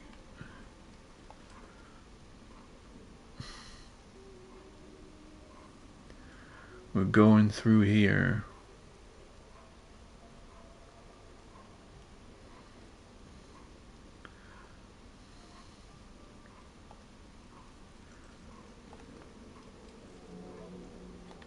Though this room is referred to as the Queen's Chamber, it is believed that there was no queen buried here. Based on their knowledge of earlier pyramids, Egyptologists believe it was more likely intended as the king's serdab, a chamber meant to contain the Ka statue, which would in turn house the king's spirit. I bet you the silhouette of that looks like the woman logo on a toilet. Situated exactly within the pyramid's center, on the east-west axis of the pyramid, the chamber has a vaulted ceiling and measures 5.7 by 5.2 meters. In the eastern wall, there is a niche tucked away in a small corbelled archway, which may have originally held the Ka statue. Behind this niche is another smaller hole, possibly dug out by thieves in search of further treasure.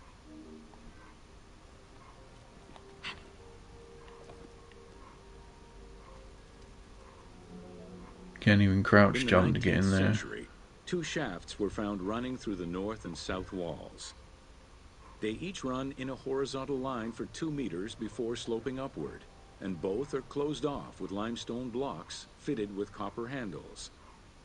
Whether they were intended as ventilation shafts for workers or a celestial connection for the pharaoh's spirit is unconfirmed. How do they find out, like, if you're digging in a tomb and you find a hole in the wall, how do you find out how long it is and all that stuff? Just send a ferret down A there. recent scan of the room indicated the presence of an unknown cavity hidden behind the north face of the walls over the descending corridor. Further investigation is still ongoing to ascertain the nature of the anomaly, so as to avoid risking damage to the monument. A recent scan.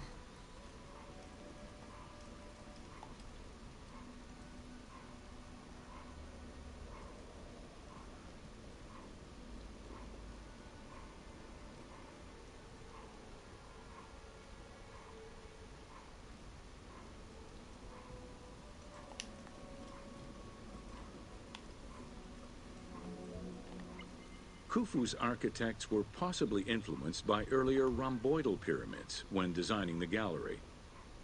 It is the longest corbelled vault ever built, measuring 47 meters long and 8.6 meters high. The walls were made to taper inward, allowing for better distribution of weight. As a result, the ceiling measures just over 1 meter wide at its highest point. Though this construction technique is present in other pyramids, few have the same precision and stability. Rhomboidal. That's a word. While the space is visually dramatic, the gallery seemed to serve a practical function, though what exactly remains uncertain. Still, the wall design was undoubtedly meant to contribute to the stability of the structure, and its floor may have helped workers move the materials. A channel runs along the middle of the room. A movable floor originally rested in this central recess. The raised benches on either side are equipped with slots that may have been used to help position the granite blocking stones. Did we look at the thing for this? There wasn't one, was there? Oh no, there was. Oh yeah, we looked at that. Architects were possibly influenced by earlier rhomboidal pyramids when designing the gallery. At the end of the Grand Gallery is the entrance to the antechamber leading to the King's Chamber. Directly above, there is another narrower horizontal passage that connects to the top of the King's Chamber and allowed the workers access to the weight relief rooms.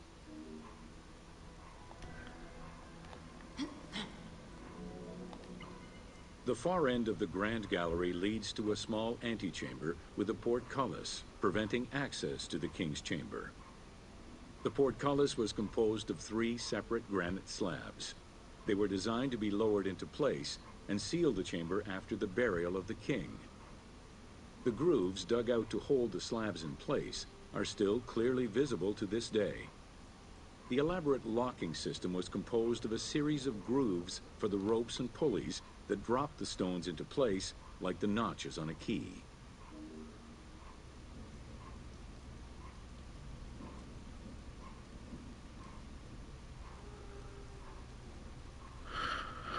Was it saying the cruiser?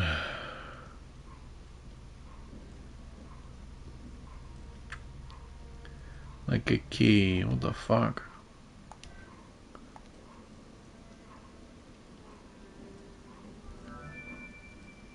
For the purposes of the game, the team elected to remove the portcullis slabs in order to grant the player access to the King's Chamber.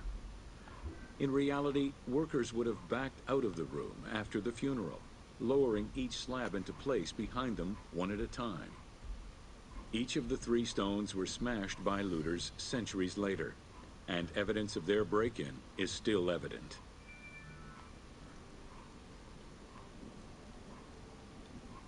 Wait, oh, I missed that because my computer wanted to update. Oh, can you not activate that again? Hey, that's annoying, isn't it? What if you want to activate that? Oh. No, wait, it is activated. For the purposes of the game, the team elected to remove the portcullis. In reality, the workers would have backed out of the room. Looters. Oh, that was interesting. Looters smashed it. That's weird, that, isn't it? Oh shit. The King's Chamber is built entirely out of red granite. The King's Chamber measures 5.8 meters in height. It has an imposing cover of 5 stacked levels above, with granite beams weighing 25 to 40 tons each. The uppermost level is surmounted by a vault of stones, arranged in chevrons to bear the enormous structural load. What was this one?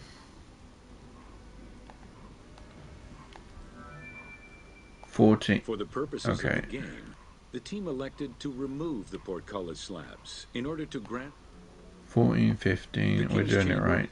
I thought we'd missed one. As in the Queen's Chamber, 2 shafts extend out from the room towards the north and south faces of the pyramid. They measure nearly 64 meters until they are blocked by copper-handled granite plugs. Some experts in the culture of the Old Kingdom believe that the shafts were thought to lead the king's soul to the stars, with the incarnation of the pharaoh as the god Ra, represented by the northern well, and the god Horus by the southern well. Almost forgot the picture. With copper handles. There is a granite sarcophagus at the west end of the room, but it is the concealed construction inscriptions left by workmen on the roof's stones which verify this as the resting place of Khufu. The sarcophagus was recorded as being empty when it was discovered, and its design indicates that there was once a lid in place. It's possible that this sarcophagus is only a cenotaph in memory of the pharaoh, but was never actually meant to receive the body. Khufu's mummy was never found. It is hoped that as of yet undiscovered hidden rooms and shafts of the pyramid may provide an answer as to its location.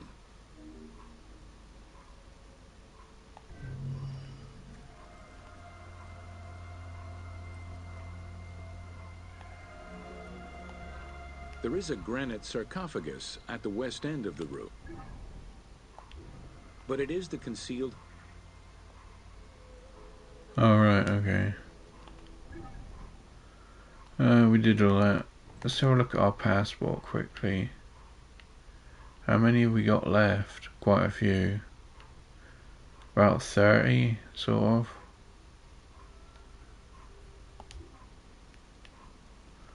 Oh yeah. Let's fast travel here.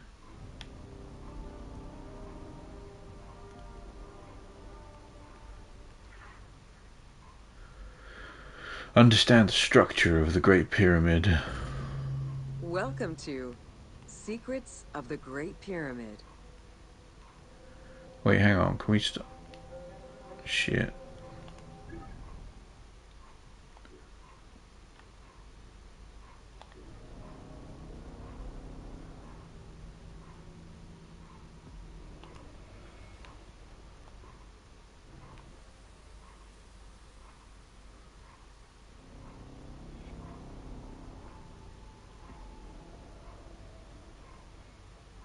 Nearly instant loading.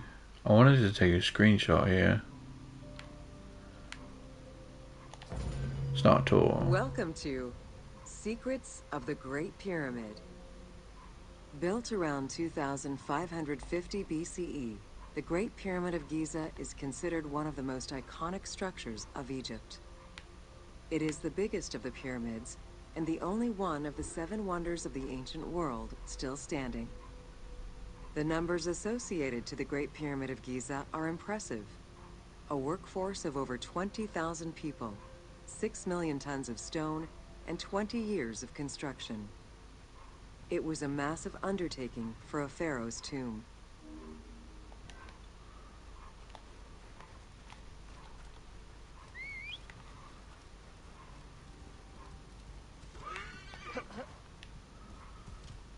Whoa. The construction of the Great Pyramid was also a display of power and opulence on the part of Khufu. It is part of the pharaoh's vast funerary complex, which also includes 2 temples, 3 satellite pyramids, a causeway, and a builder's necropolis. We can guess that the intent behind the construction of these monuments was Khufu's way of declaring himself one of the most powerful pharaohs to rule a unified Egypt. Whoa. New insights into engineering and ancient Egyptian culture are still being revealed over 4,500 years later. For example, a recently unearthed papyrus offers a glimpse into the life of a tradesman at the time of the pyramid's construction. Also, a logbook belonging to a team leader during the building gives details on the craftsmen, their work schedules, and the raw materials required. It's interesting, isn't it? Because all this stuff, I suppose it wasn't saved, was it? Like, they just let it go. And then, years later, we decided we want to document everything. It is interesting to note that by Cleopatra's time, the pyramid's celestial purpose, its construction, and the function of its mysterious inner chambers was already unclear. Today, it is only through dedicated research that we have begun to grasp some of the Great Pyramid's mysteries. Whoa. The Egyptians had polished their design for centuries by the time work on the Great Pyramid began.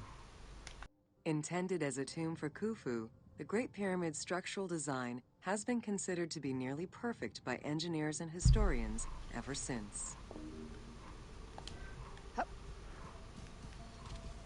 Whoa. Precisely oriented north-south to the 4 cardinal points of a compass, the length of each side of the Great Pyramid at its base was 230 meters, and its original height was 147 meters. The pyramid is a mere 0.05% error away from being a perfect square. Wow. Whoa! Wow. Huh. Wait, interact. The Egyptians had polished their design for centuries by the time work on the Great Pyramid began. Intended as a tomb for Khufu, the Great Pyramid's structural design has been considered to be nearly perfect by engineers. In order to achieve the shape of a true pyramid, the design required many considerations in the planning phases, as well as precision during execution.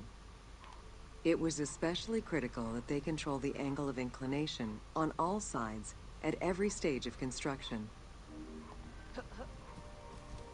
Whoa.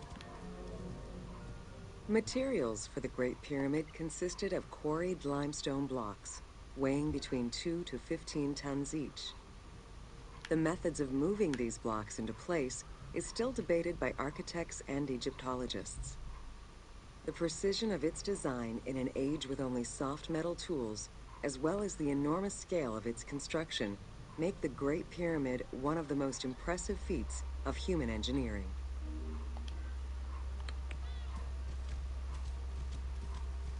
Whoa.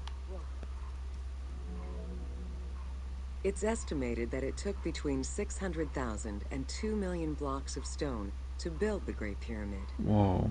2 Experts million. calculate it would have required men to move 12 blocks every hour around the clock for 20 years to place the 2.3 million stones the monument is made of. Oh shit, we didn't look at the thing. It's estimated that it took between 600,000 and 2 million blocks of stone to build the Great Pyramid. Experts calculate it would have required men to move 12 blocks every. While the interior chambers were built with red granite from Aswan, most of the pyramid was made from local limestone, weighing between 2 to 15 tons per block. There is debate on how the pyramid stones were moved into place.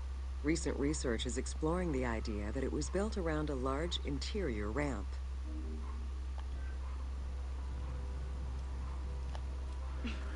Did they ever work out how it was built then? The recently discovered logbook confirms that the high-quality limestone of the outer casing was brought by boat across the Nile from a quarry in Tura. Once complete, the smooth white polished stone of the Great Pyramid would have reflected the sunlight like a beacon, earning it the name the Horizon of Khufu.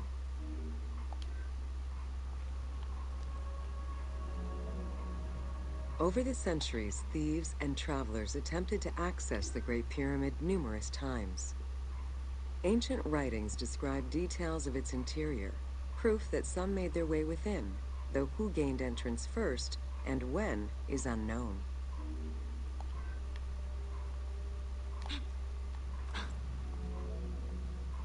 The main entrance of the Great Pyramid is located 17 meters above ground level. It faces north, likely in order to align with the North Star. Though the entrance passageway had been discovered in antiquity, any further access into the Great Pyramid was stopped by massive vertical slabs of rock. As such, present-day visitors to the pyramid must use the robber's entrance. Huh.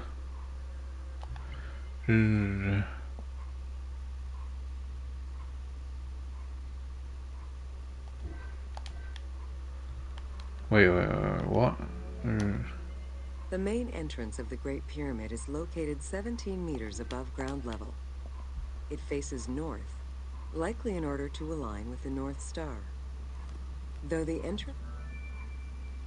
robber's entrance is reported to have been opened in the 9th century by Caliph al-Mamun.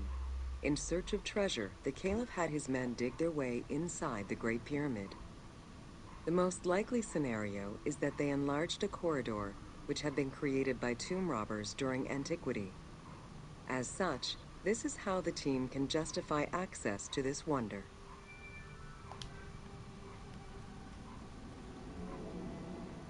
Attempts to gain entry to the Great Pyramid and uncover its potential secrets continued throughout the centuries. In the 19th century, the belief that another entry existed at the south side resulted in a hole being blasted into the pyramid's side, with no results for the damage that was done. While the search is still ongoing today to uncover more hidden rooms and passageways, conservation is the primary concern of all such efforts. Yeah, I was gonna say, how can robbers go in and fucking... Is it called desecration? They can go in and destroy it. Hey, even that. Can we pet the hyenas? Oh shit. That happened just as I pressed R1. Start fighting with... Oh, okay. Well, they made up, didn't they? Where are we going now? The pyramids. Oh, we're looking at the pyramids. No, wait. Let's go here.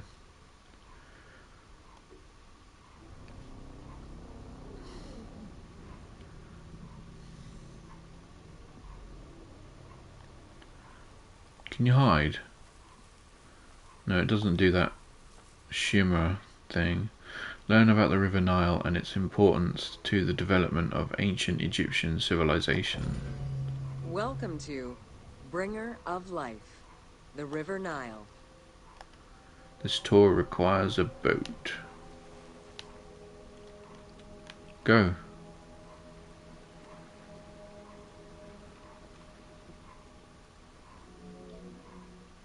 The ancient Egyptians called the dark fertile soil of the Nile the Black Lands, and the surrounding desert was referred to as the Red Lands. The dramatic difference of productive land opposed to barren desert had a deep influence on cultural ideology, mythology, and religion. That's nostalgic looking at that picture. I wonder when it was taken.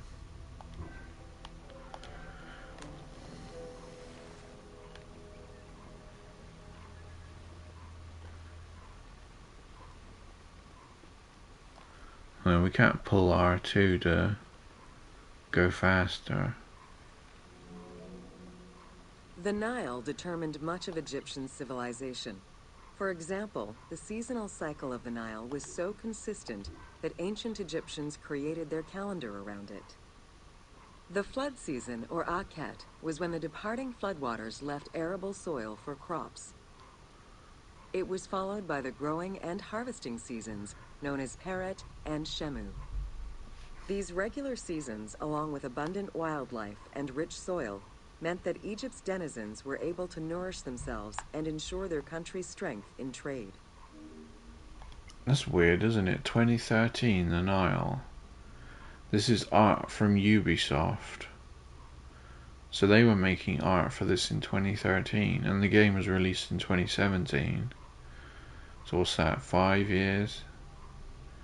That's a long time. Do you think they planned to do it earlier then? Release it earlier? I don't know. Interesting.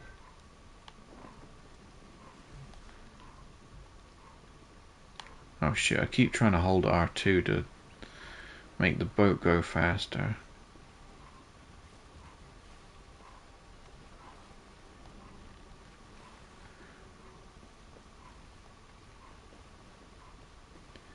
It plays slightly different from the main game, doesn't it?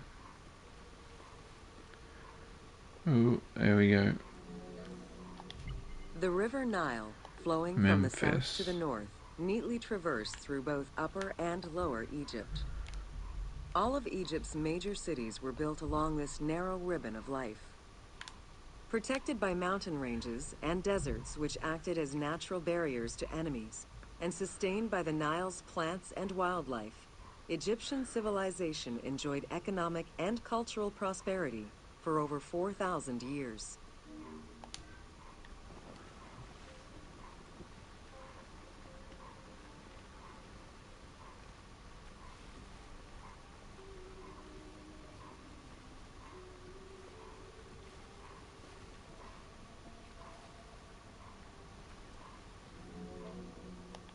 Both ancient Egyptians and ancient Greeks referred to the Nile as the river in their respective languages.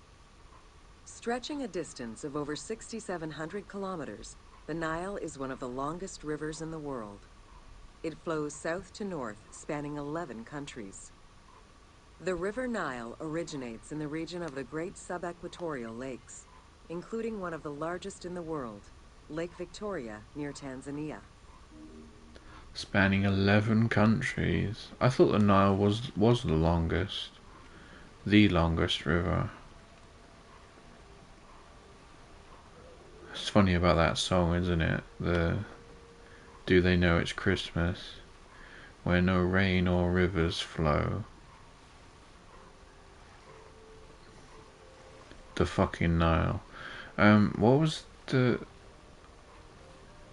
Oh, that was the old...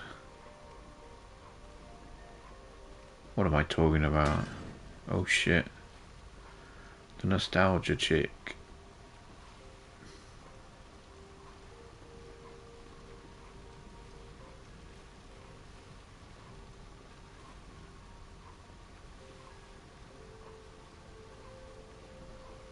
Oh, it takes some... Not even paddling. Are we sailing? That's what we're doing.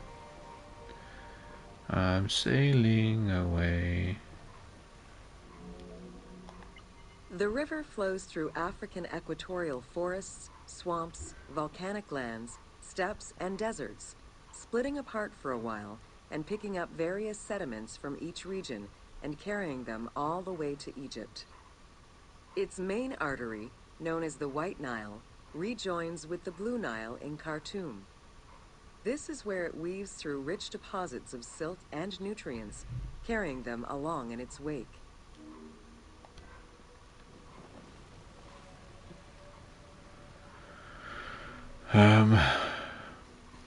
Wasn't it 11 or 10, that video that I'm on about? I don't think you can find it on YouTube. It's like the 10, well, not most ubiquitous, inescapable Christmas songs, I think it was called.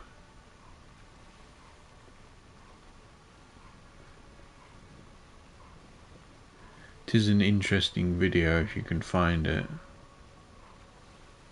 Anyway, whatever. We're carrying on.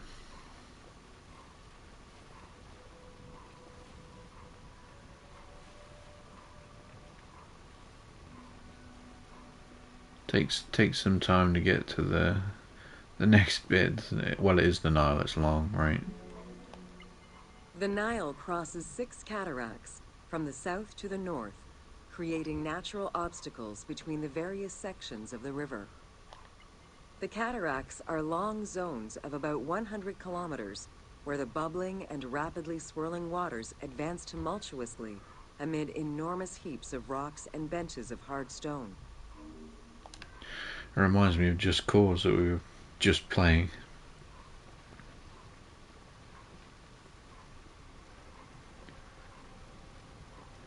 That's amazing though, isn't it? You take an old picture like that and use it for your game, create it in CGI. Is it CG? Well, CG, right? Computer graphics. Which they should be able to create even more realistic looking places with Unreal Engine 5. It is after crossing Nubia and the first cataract that the river officially returns to Egypt in Aswan. There are still 1,000 kilometers before it reaches Cairo and the Delta, bringing life to those living on its shores before it eventually empties into the Mediterranean Sea. Aswan. That's what I took from what they just said there. Aswan.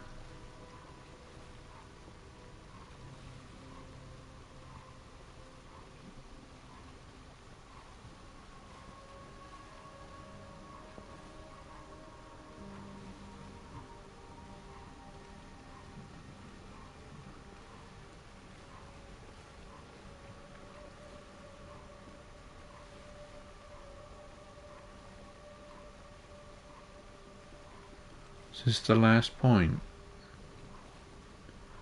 I believe so. Oh no, it keeps going.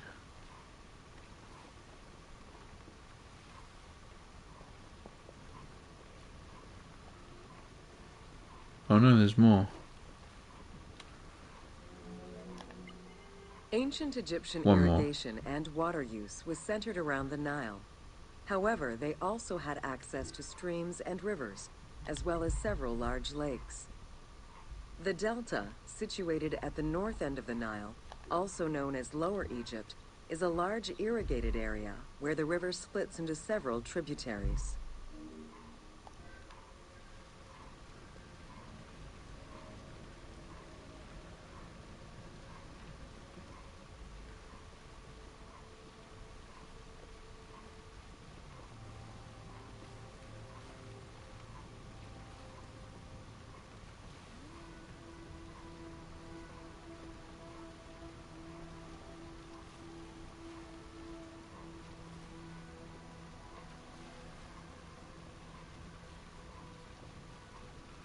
Yeah, it does. It does require a boat, doesn't it? Imagine swimming. It'd take you ages.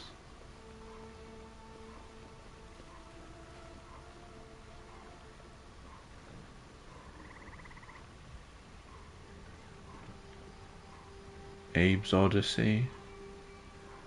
Sound of the Wildlife. Reminding me.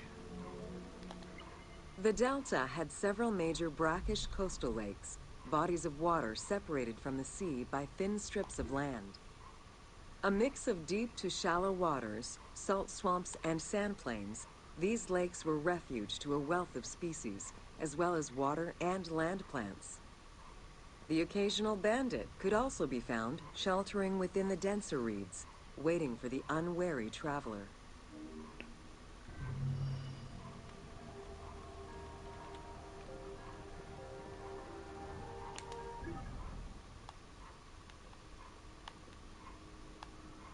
Wow, look at how far we travelled. Wait, hang on. Yeah, let's do this one.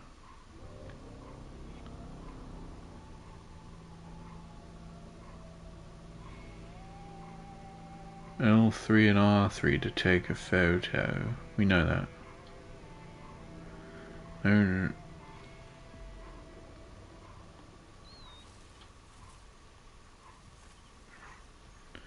Learn about the basic agricultural food production techniques and understand how the Nile was at the center of ancient Egypt wealth. Welcome to Agriculture and Seasons. It suddenly turns to day. Ah, my eyes.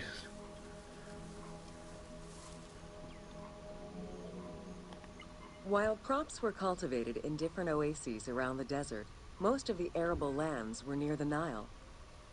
Two types of cereal grain were cultivated, barley and an ancient wheat known as emmer. These two key ingredients contributed in establishing bread and beer as the staple of the Egyptian diet and the basis of its economy.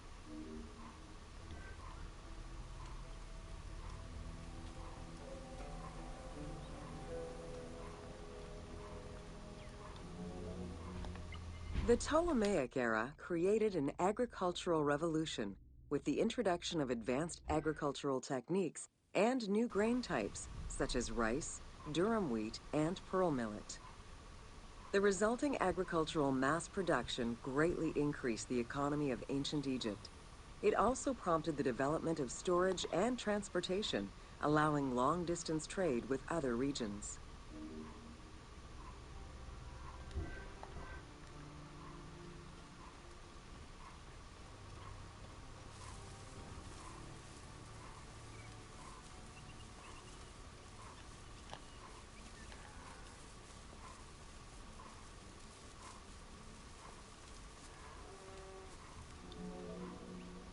Both bread and beer rations were part of a system of barter payment. The state used those goods to pay wages for those who worked in the quarries and at the construction sites. Beer was so important to ancient Egyptians, they had a goddess of beer brewing, Tenenet.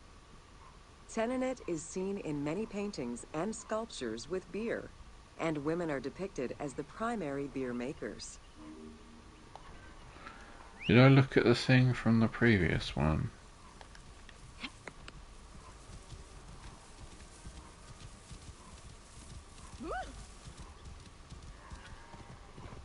Whoa! Oh The yeah, I did. Ptolemaic era created an agricultural revolution with the introduction of advanced agricultural techniques and new grain types such as rice, durum wheat, and pearl millet. The resulting agricultural mass production greatly increased. In order to increase agricultural production, fertile land was divided into plots and large agricultural villages were encouraged. The state and temples were the biggest landowners. Depending on the region, fertile land was managed by civil servants or rented to individuals. Ancient Egyptians relied on rudimentary tools for land cultivation. Soil was broken down with hoes, and wing plows were used to make furrows.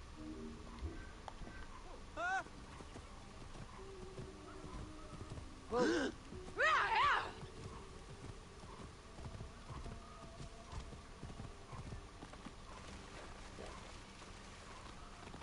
Whoa. The three seasons known as Akhet, Peret, and Shemu corresponded to a specific phase of the agricultural process and the river's natural changes. Akhet was the time of the flood, beginning with the appearance of the star Sirius in July. Heret was the time when lands were cultivated, plowed, and sown. This fell between October and November. Shemu ran from May to September and was when harvesting and taxation began.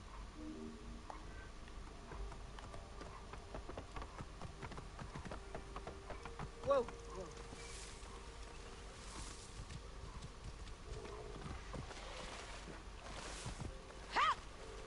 Wait. What were they again? Sorry, I know I keep doing this. Whoa. Can we jump up? No. Oh. Damn it, I fell off. Whoa. What was it? It was the time of the flood. Heret, and During Shemu the time of the lands. corresponded to a specific phase of the agricultural process and the river's natural changes. Akhet was the time of the flood, beginning with the appearance of the star Sirius in July. Heret was the time when lands were cultivated, plowed, and sown. This fell. The pharaoh's duty was to uphold order against chaos and provide for his people. Priests and local governors also wanted to appear as protectors of the people. However, any variation in the Nile's seasons could cause water shortages. This had devastating consequences on wheat and barley crops. The pharaoh, administrators, and priests knew they needed to demonstrate their ability to prevent such a catastrophe from happening. And so they invented the story, which would be inscribed upon the famine stela.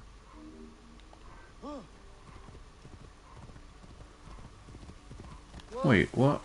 I keep doing this. I'm gonna have to stop, aren't I? What is it doing? The pharaoh's duty was to uphold order against chaos and provide for his people. Priests and local governors also wanted to appear as protectors of the people. However, any variation in the Nile's seasons could Water cause water shortages. This had devastating consequences.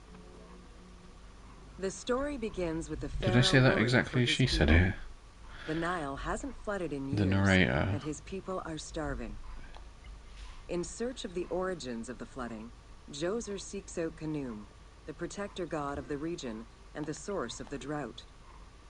Djoser gives the god offerings and orders his priests to restore the temple of Khnum. These offerings please the god, and the floods are restored. This story was intended to highlight the importance of the deity in everyone's daily lives, while also demonstrating the crucial role that the priests and the king played in feeding and protecting the people of Egypt. Huh. Whoa! We done another one. How many have we done now? Oh yeah, there is about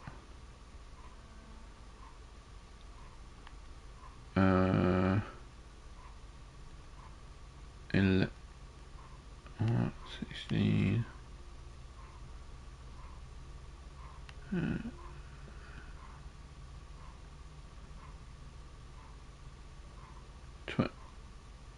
25. I don't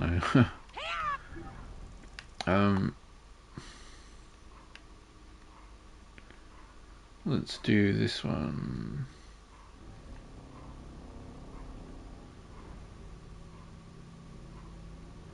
$450 for a well-trained archer. Wow.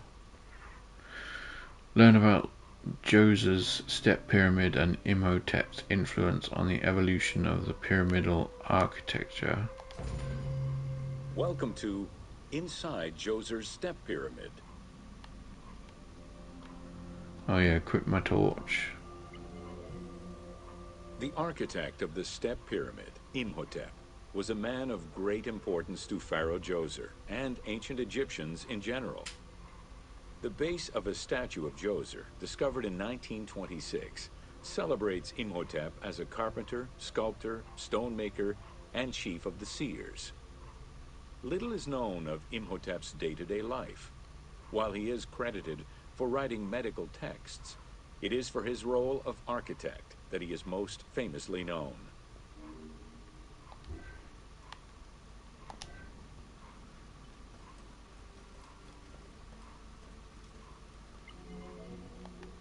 From the design of the pyramid to the elements within the complex itself, Imhotep set out to create something that would immortalize his king.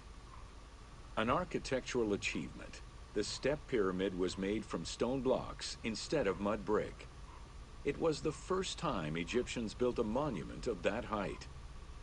Imhotep explicitly intended for the stone to reflect natural materials.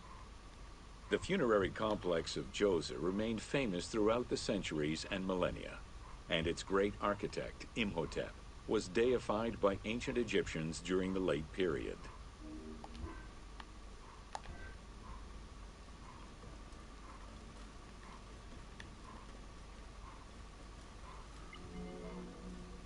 In addition to the central subterranean palace built for Djoser, 11 wells were dug.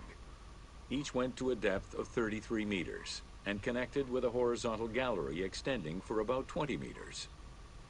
The first 5 galleries were intended for members of the royal family.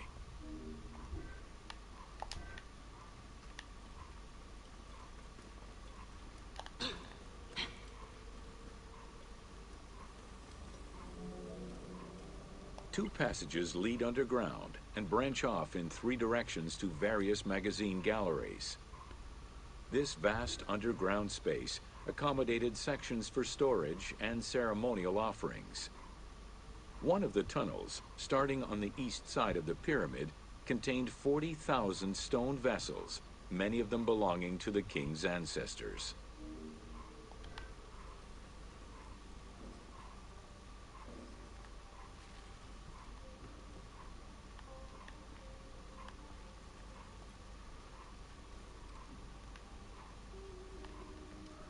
Silica.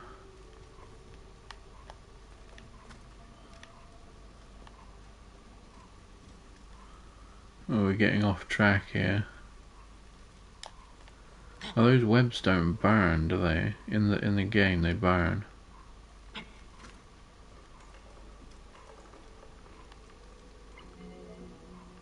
The burial chamber of Djoser is located at the bottom of a 28-meter deep central shaft.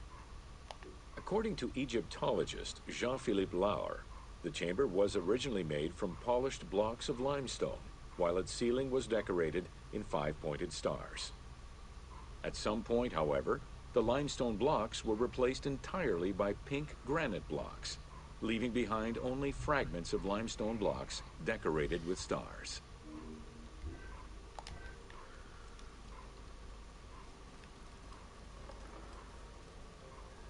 How'd you get that silica then?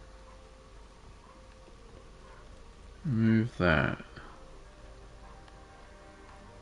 Do you think it's... Oh yeah, you can't get there. It's behind a pot there, I think. You have to smash it, but I can't attack.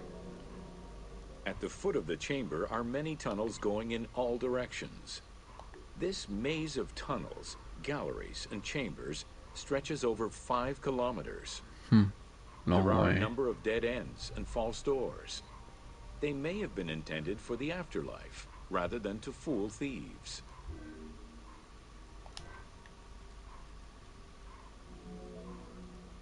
Unlike the Great Pyramid of Giza, or Menkaure, the Pyramid of Djoser does not have any extra openings dug out by thieves. There was no need for them. Because of the easy access into the tunnels and along the corridors, thieves had little trouble clearing out the temples once inside. It is unknown when the mummy of Djoser was stolen. All that remained was a left foot, found by French Egyptologist Jean-Philippe Lauer in 1934. This architect, who devoted his whole life to meticulously exploring the complex, believed it belonged to Djoser. Why does this say 1939 and then 1995? Is it a picture of a picture?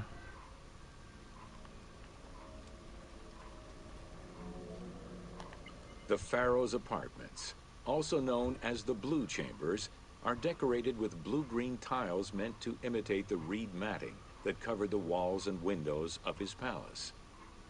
The stone is carefully curved and painted to look like the rolled mats of open doorways and curtains.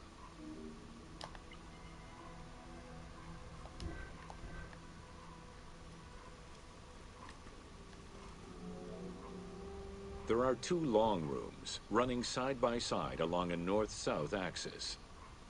The south room has false doors separated by stone panels, while the north room is a corridor which allows access to side chambers. Nearby chambers originally housed the pharaoh's treasures. I don't remember this in the main game.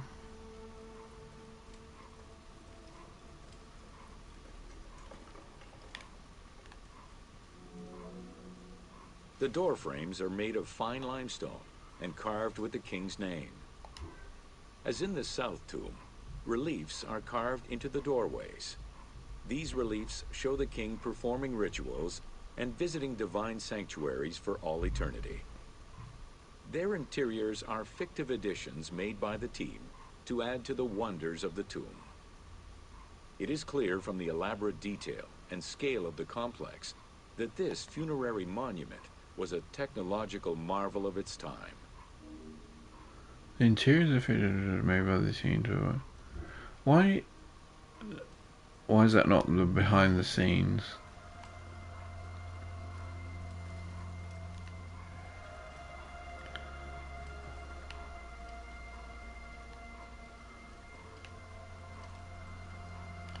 We must have been there in the game.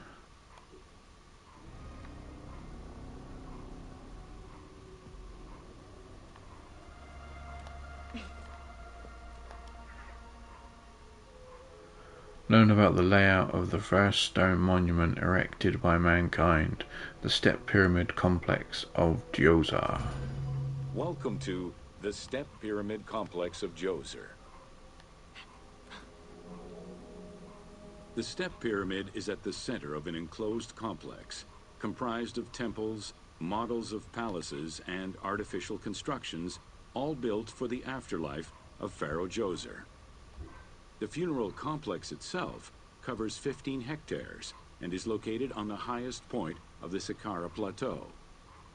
It's clear from the elaborate detail and scale of the complex that this was a technological marvel of its time. The only fragment of information regarding the design plans of the complex was discovered on a section of stone containing an architectural sketch of a vault. Saqqara, the tomb. There's a thing about that on Netflix, isn't there? The Step Pyramid is the first monument built of stone. Standing at 60 meters high, it was the tallest of its time. Built 4,700 years ago, it was originally intended as a mastaba, which was a flat-roofed rectangular tomb. Its famous architect, Imhotep, may have felt this was too humble for the great Pharaoh Djoser and began to add the steps.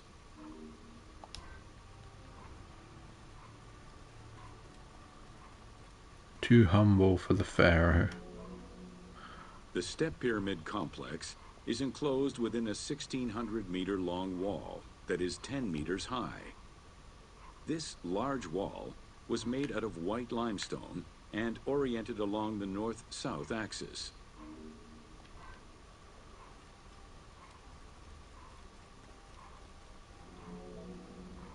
While there are 14 doors, only its eastern door was intended to accommodate the living. The remaining false doors were built as portals for the king's ka to pass through.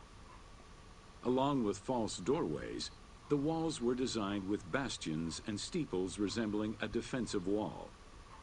The positioning of these design elements suggest that they were related to the Hebsed festival.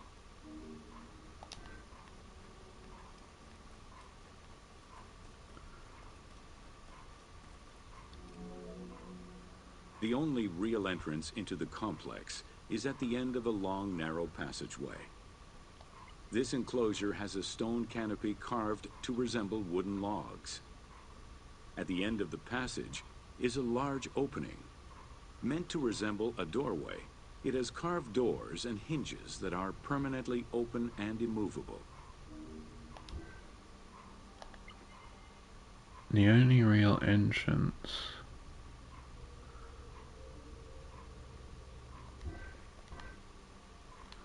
Oh, what? Move. Shit.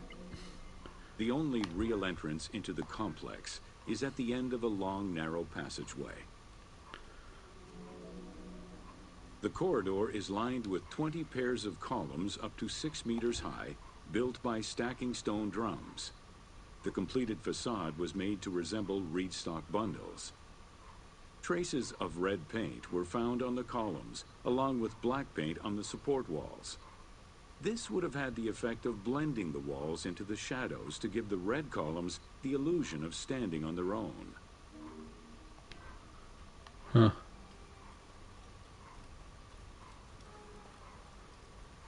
Kill him.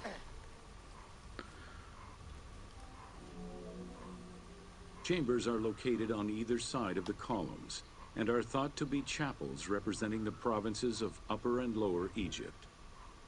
According to some Egyptologists, the arrangement of the rooms may be symbolic of jurisdiction and judgment.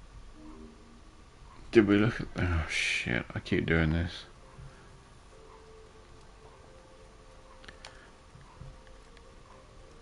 Was there a picture here? Oh yeah, we looked at that. The corridor is lined with 20 pairs of columns up to 6 meters high, built by stacking stone drums.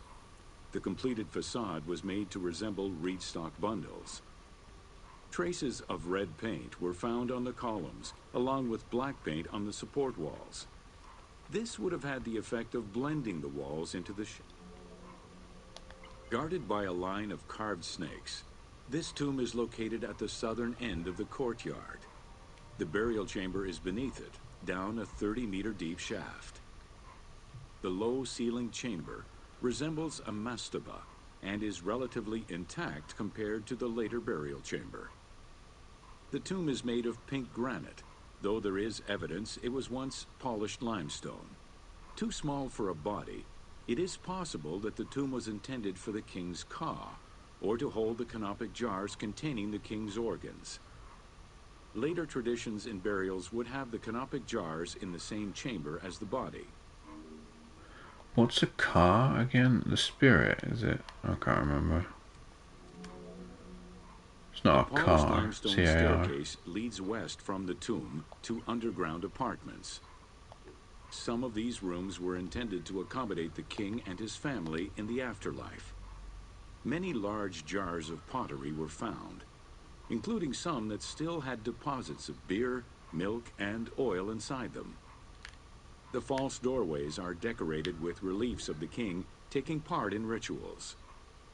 In these reliefs, he is seen carrying agricultural tools, running, and performing a ritual for the reanimation of the deceased.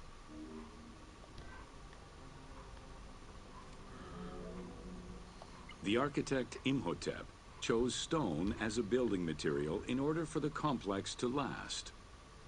Following the completion of the initial mastaba, Imhotep devised a burial of more ambitious dimensions.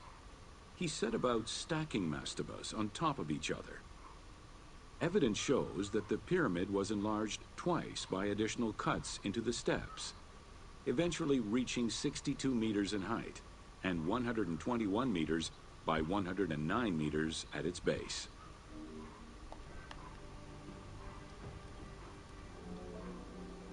A staircase allowing the pharaoh to enter the divine world was represented by a tiered pyramid, oblong in shape, completely enveloping the original mastaba.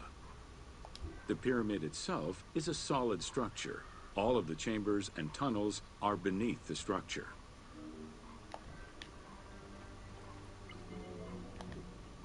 Pharaoh Djoser the Sacred was the founder of the Third Dynasty. He ruled for 19 years. During his reign, he was known as Horus Nedjeriket, divine of the body. He was given the name Djoser several centuries after his death as a sign of respect, and he is regarded as one of the greatest pharaohs of Egypt. An apocrypha was drafted in his name during the Ptolemaic period. 2,500 years after his death.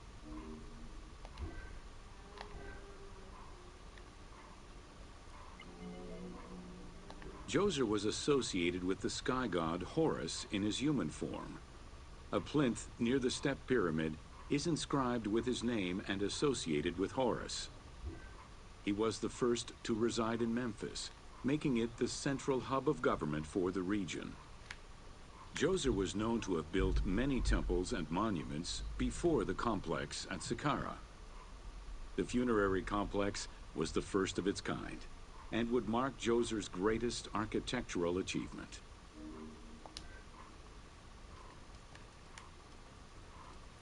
Oh shit. Turned around. The funerary complex was built to resemble Djoser's palace, with the stone carved to imitate mud brick, trees, and reeds. Creating these details and softer textures in hard stone would have been a time-consuming, labor-intensive task. Much of the complex is designed to accommodate the Hebsed festival, allowing the king the ability to affirm his rule even in the afterlife. So these could have taken decades to build, right?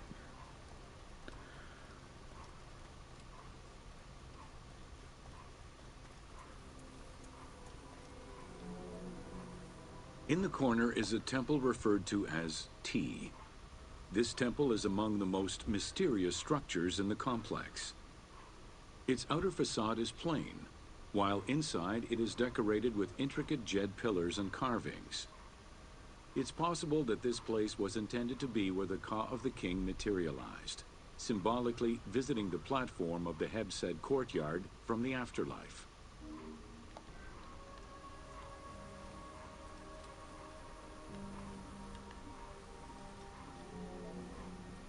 The Hebsed festival enabled the pharaoh to maintain universal order and renew godly powers. Through a series of trials and religious rites, such as dance, offerings, and visiting the sanctuaries of various deities, the ruler's vital force and divine nature was confirmed. The celebration was meant to represent the ruler's jubilee and would take place every 30 years, though the deadline was not always followed. The earliest known ritual dates from the First Dynasty.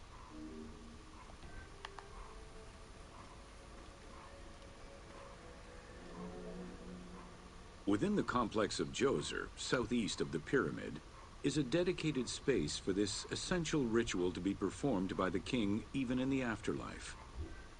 The Hebsed courtyard is lined with false chapels and equipped with a platform featuring 2 staircases meant to represent Upper and Lower Egypt.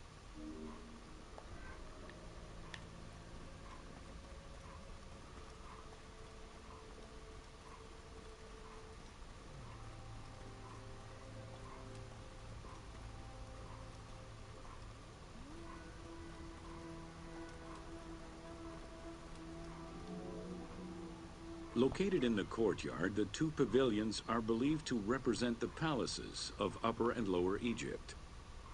Rectangular in shape, the 2 replica structures face one another.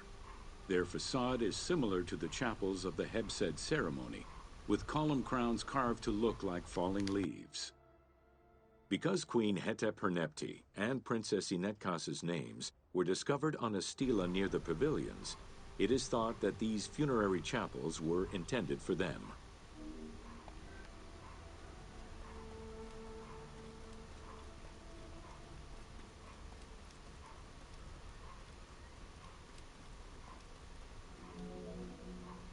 The funerary temple is on the north side of the complex, facing the stars where the deceased ruler was believed to travel after death. Within this temple was the pharaoh's serdab, or cellar. It is a small, enclosed space with one wall sloped to match the first step of the pyramid.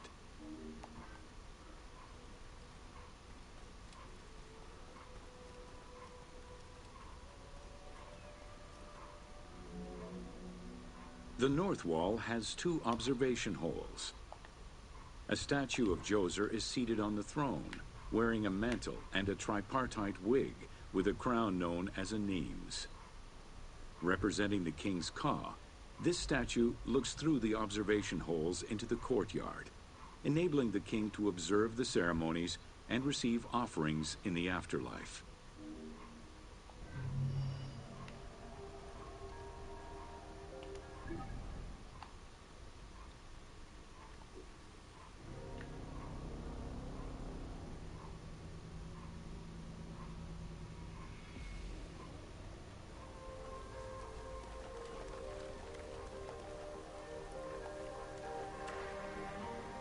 Learn about the city of Memphis and its place through various periods of ancient Egyptian history. Egyptian. Welcome to the city of Memphis. I don't know why they struggled with that word. Throughout all ancient Egyptian periods, cities had one thing in common. They were situated along the Nile's shores. Cities were often designated for government or for worship. Major cities had several temples dedicated to numerous gods and goddesses. Egyptians referred to the organization of their cities as a sepat, or later on by the Persian term nome. There were 20 sepat in Lower Egypt and 22 in Upper Egypt. The capital city of ancient Egypt changed many times over the periods. The chair. Why is that clipping through the thing?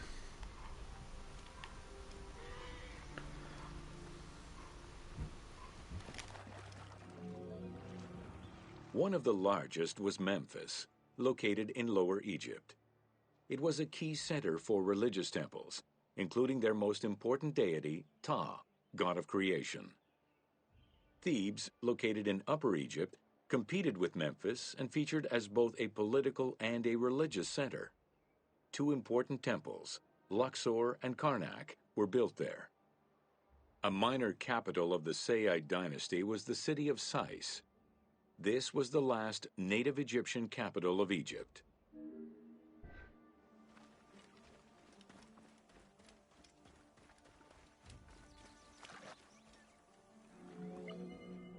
One of the largest was Memphis, located in Lower Egypt.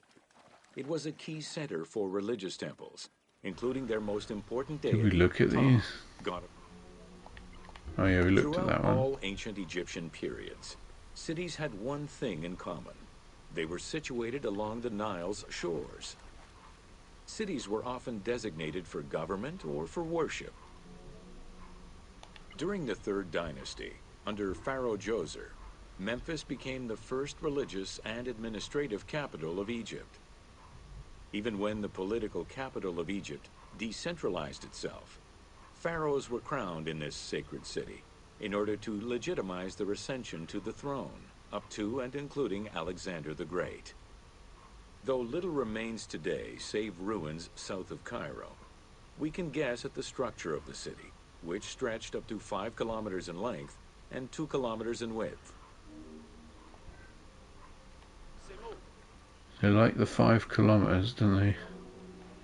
Memphis was also referred to as the city with 100 doors, or the White Walls. These names were in reference to the wall which surrounded the city. Under the protection of Ptah, god of craftsmen, the city was a thriving religious and economic hub.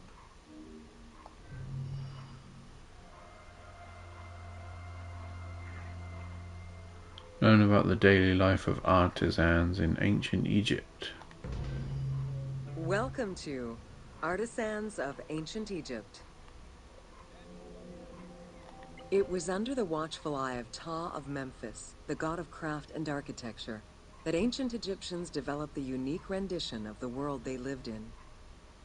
However, it is vital to understand that their view of art and those who created it was likely very dissimilar to the modern concept of the word. Instead of artists, the creative culture had skilled and respected artisans.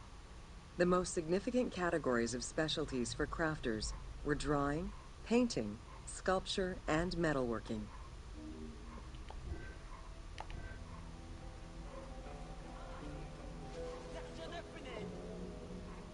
Ancient Egyptian craftspeople created both art and a wide variety of mundane, everyday tools. Every item created had a specific purpose and was produced by anonymous artisans who worked alone or with a team. Most crafts, such as pottery and metalworking, were utilized for everyday items. Luxury goods and artwork illustrations served temple rituals and were not meant for public display. Artisans rarely signed their names to the work, though they were clearly aware that they possessed a unique skill and talent for the task.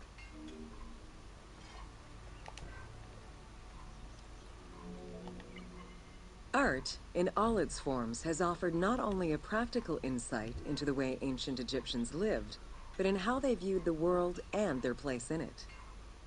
The balance of order and chaos was crucial in both the physical and the metaphysical universes. As a result, their art appears to follow a strict set of stylistic conventions that supported this worldview. From households and palaces to temples and tombs, pottery, papyrus, and textile items were essential to the everyday life of ancient Egyptians.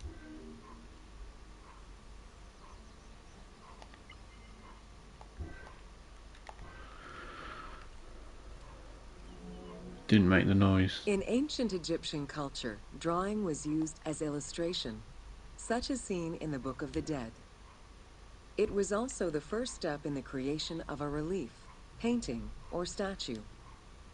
Two-dimensional representations were concerned with order and form, and were intended to honor gods and promote the transition of the soul to the afterlife. Look at the detail on the leather. Is it leather? Oh, we disappeared now. Great.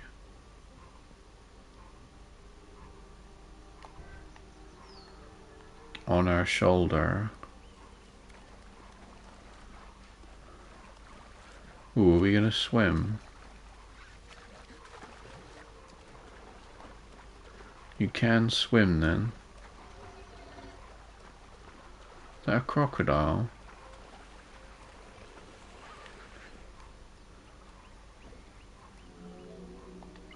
Stylistically, Egyptians were concerned with the depiction of the human form's inner self.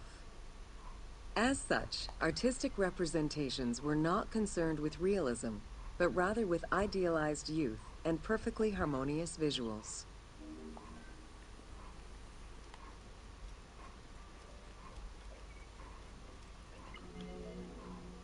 An exception to this were scenes depicting hunting and battle, where the environment and enemies moved in lively, even chaotic ways. Animals and foes were depicted piled up, as if describing chaos, with Egyptians standing in solemn, disciplined poses, bringing order to the scene.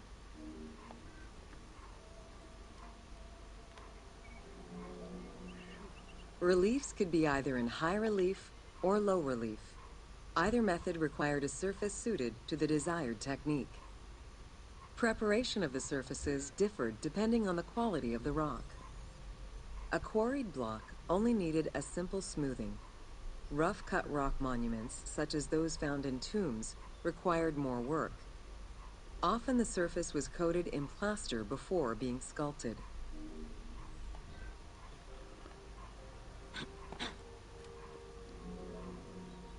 For reliefs, preliminary sketches were drawn in red, then framed with a red grid to position the elements of the scenes. Corrected sketches were in black, and once approved, the scene was ready to be carved. This method likely explains the name given to relief makers, the one who draws the outlines.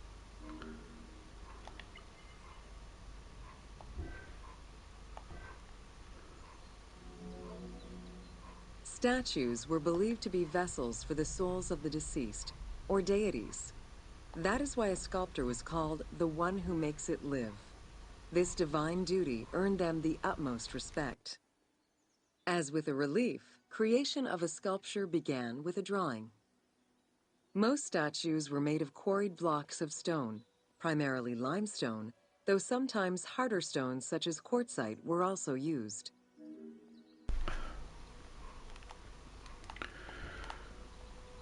What was it? For reliefs, preliminary sketches were drawn in red, then framed with a red grid to position the elements of the scenes. Corrected sketches were in black. In ancient Egypt, the profession of crafter was organized and relied on a specific hierarchy. Most artisans depended on an institution to provide them with raw materials. There were 3 working levels for craftsmanship: domestic, large estates, and within palace and temple workshops. Some royal workshops, at their largest, covered an area of about 2.8 square kilometers in size.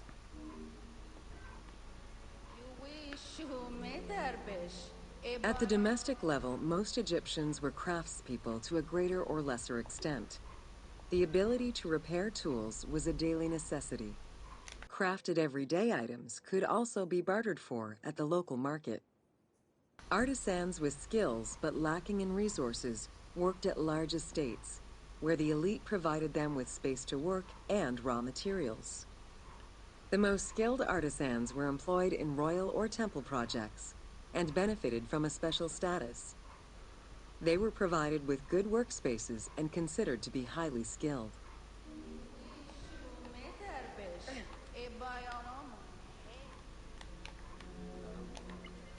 In ancient Egypt, the profession of crafter was organized and relied on a specific hierarchy.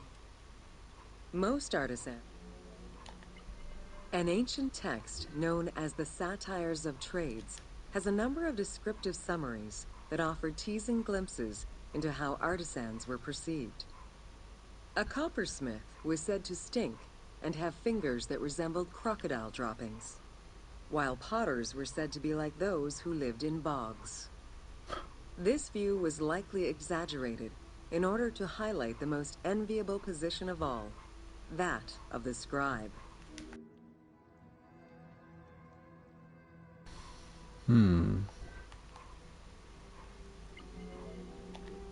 Located near the Valley of the Kings, Deir el-Medina was a settlement created by order of the king to honor the most skilled artisans. Its name translates as the monastery of the city. Allocated a house on the initiative of the king, these craftsfolk were regarded with respect and referred to as the royal artisans. Those who lived there worked on the tombs in the Valley of the Kings and its surrounding temples.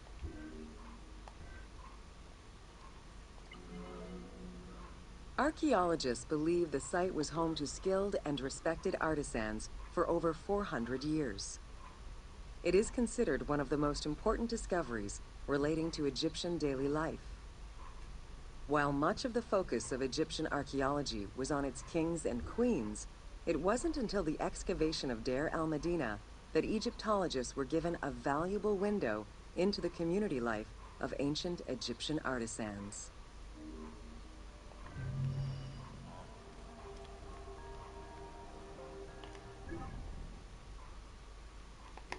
How many we got now? 10, 15, 20, 20 something.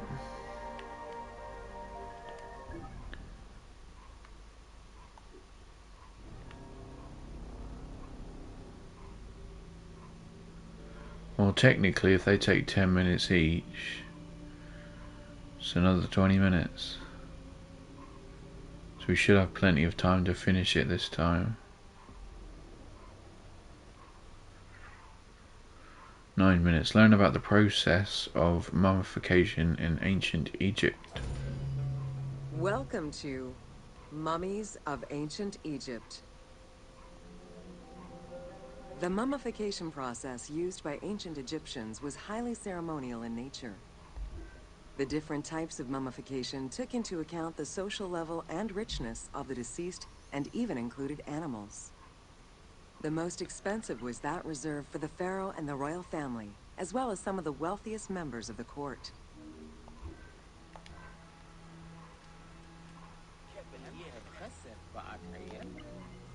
The first step was cleaning.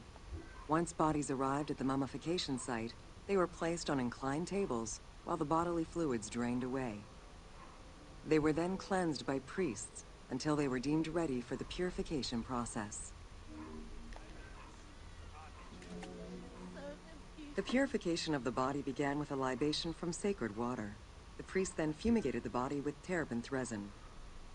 After the ritual cleansing, priests used oils, spices, and all kinds of essences to further purify the body of the deceased. Finally, all body hair was meticulously removed.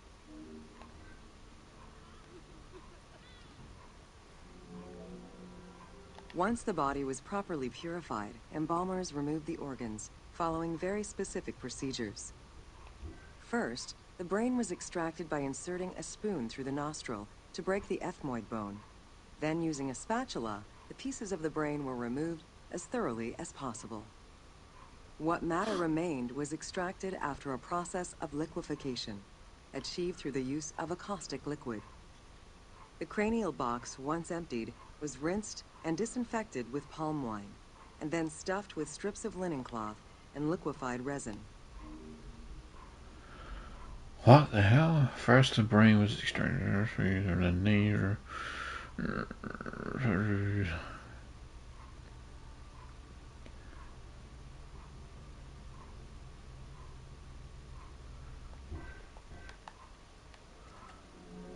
Gross. After taking care of the brain, embalmers made an incision on the left flank and carefully set aside the viscera. The inside of the body was also rinsed with palm wine. Then the embalmers filled the belly with pure myrrh, cinnamon, and other perfumes, and sewed it shut. The removed viscera were washed in palm wine and packed in crushed herbs before being placed in canopic jars.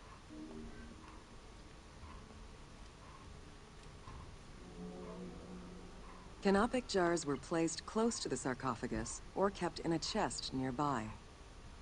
At first, the viscera were wrapped in tissue and placed in the vases. As the ritual requirements became more elaborate, ointments, spices, and even water and natron were added to the process.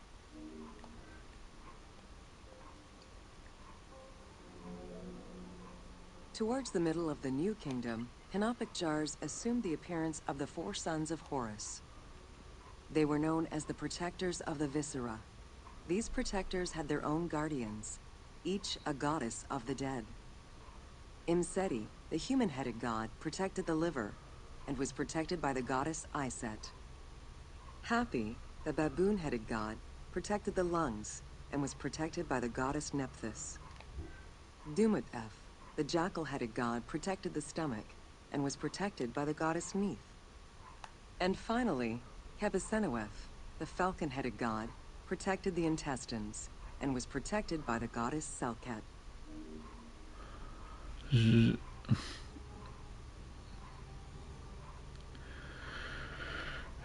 What does that say? The Canopics of Jed Con Sefank. That's difficult to say fast, isn't it? Towards Jed the middle of Con the New Kingdom, Sefang. canopic jars assumed the appearance of the 4 sons of Horus. Natron is a naturally occurring mineral found in evaporite. These sedimentary rocks are made up of mineral salts and were generally mined from lake beds in Egypt.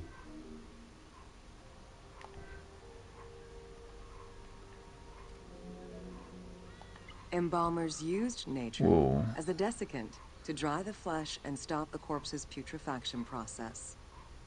Once the body was cleansed and eviscerated, the deceased was covered in natron for about 40 days. Once desiccated, the body was prepared to be wrapped in strips of linen. Did we listen to all of this one? Natron is a naturally occurring mineral found in evaporite. These sedimentary rocks are made up of mineral salts and were generally mined from lake beds in Egypt. Once the body was fully desiccated by the natron treatment, embalmers oiled, painted, and sometimes even added hair extensions or a wig. They often used a henna-based antiseptic preparation to give the body a more colorful and lively appearance while preparing it to resist molds and fungi.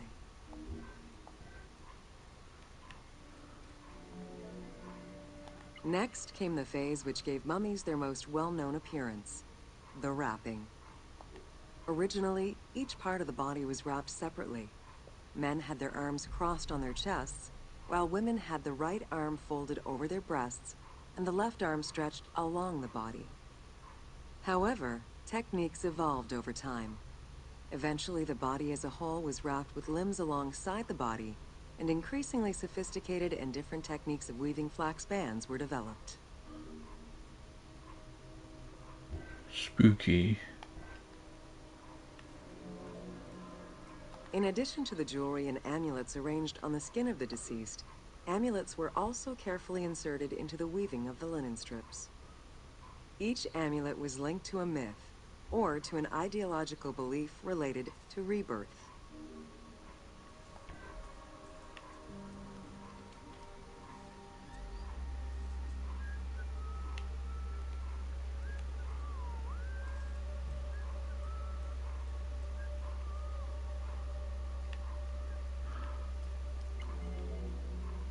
Masks were an important part of a mummy's finery. Early wooden funeral coverings were very expensive, however, and soon replaced by masks created through a technique known as cartonnage. Masks fashioned with this method were created by laying several layers of linen or papyrus pulp on a base made of mud or straw. Cartonnage was used for more than funerary masks. Ornaments and the animal coffins of the late period were also made in such a fashion.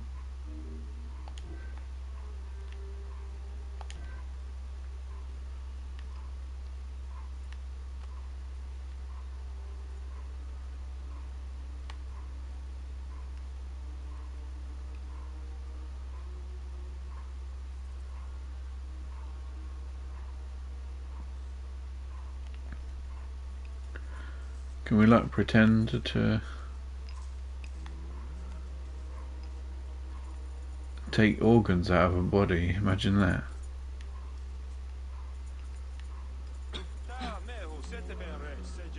Cartonnage evolved to cover the entire body of the mummy during the 22nd dynasty.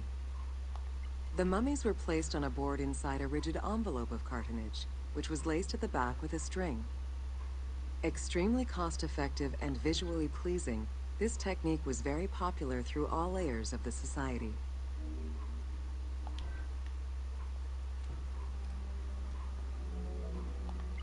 Cartonnage envelopes were usually covered with inscriptions and polychrome decorations, specifying the names and titles of the deceased, scenes depicting daily life, or decorations specific to the funerary world. This was a true gift for Egyptologists eager to study the funerary rites of the ancient Egyptians.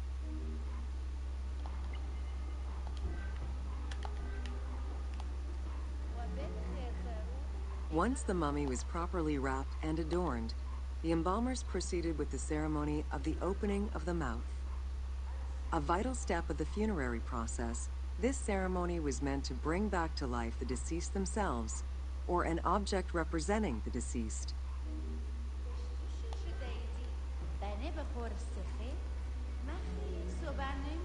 There were no less than 75 different stages for the opening of the mouth. It required the application of the same oils, ointments, spices, and perfumes used during the mummification process. Makeup was sometimes part of the process as well.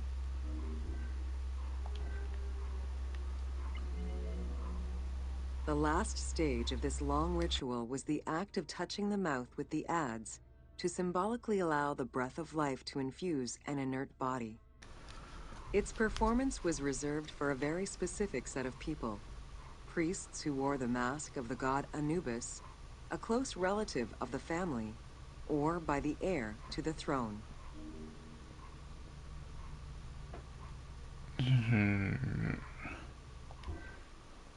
With the what? The adze.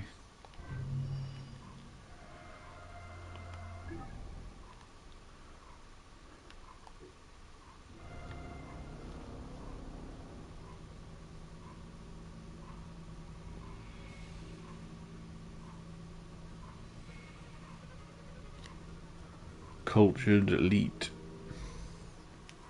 Is that some people online? Learn about the major regions of Egypt. Welcome to the major regions of Egypt.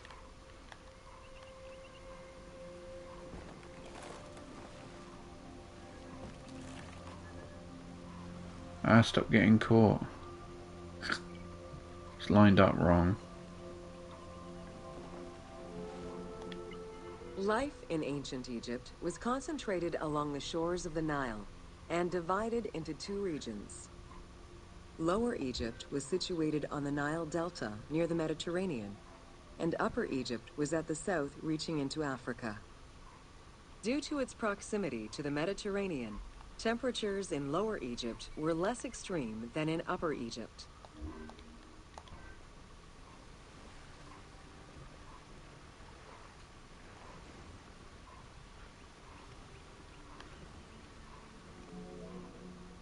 Until 3100 BCE and the unification of Egypt, each region had its own pharaoh and crown.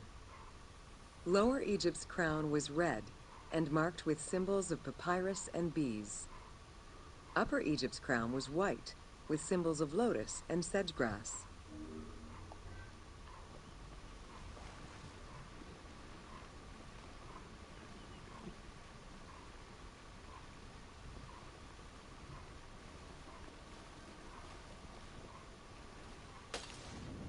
Whoops. Both regions had competing major cities, most notably Memphis in Lower Egypt and Thebes in Upper Egypt.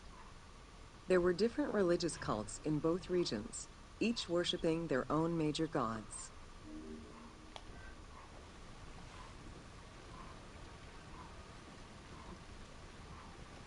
Oh fuck, I think I missed one.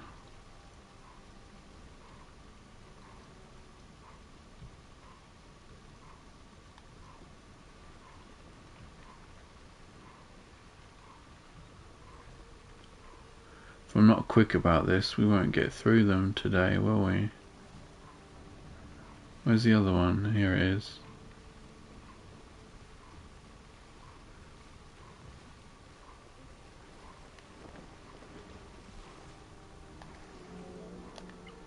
Until 3100 BCE and the unification of Egypt, each region had its own pharaoh and crown. Lower Egypt's crown was red and marked with symbols of papyrus and bees. Upper Egypt's crown was white with symbols of lotus and sedge grass.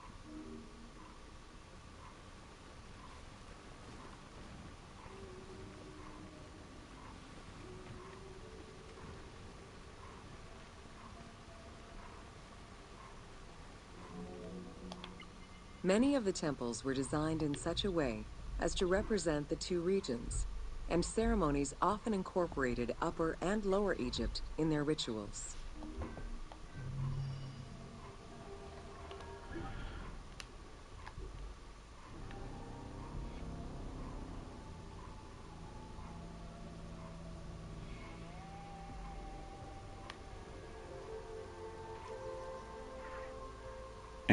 Learn about the influence of temples in Egyptian society and the role of the pharaoh and priests in ancient rituals. Welcome to Temples and Priests. From its foundation, the city of Memphis favored worship of the god Ptah. The main temple of Ptah was known as Hutkaptah, meaning Palace of the Ka of Ptah. The name of the temple, translated into Greek as Aegyptos, would eventually evolve into the modern name Egypt. That's where the name comes from. Oh, that was... okay.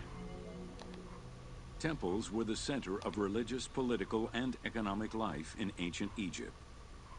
These sacred places were viewed as the literal home of the gods and goddesses. As such, every aspect of them required care and reverence, all of which was accomplished through elaborate ritual. Where does Egypt... I just want to make sure. From its foundation, the city of Memphis favored worship of the god Ptah. The main temple of Ptah was known as Hutkaptah, meaning Palace of the Ka of Ptah. The name of the temple, translated into Greek. Located in the center of Memphis, the Temple of Ptah was the most prominent and imposing building in the city. The long walkway leading toward the temple, known as the Dromos, was guarded by rows of sphinxes. The entire sacred area was designed to keep the statue of the god protected, deep within the sacred enclosures that surrounded it.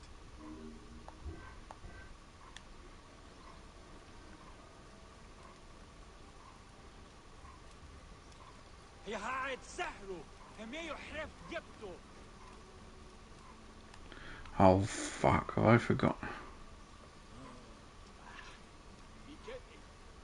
This is becoming a habit.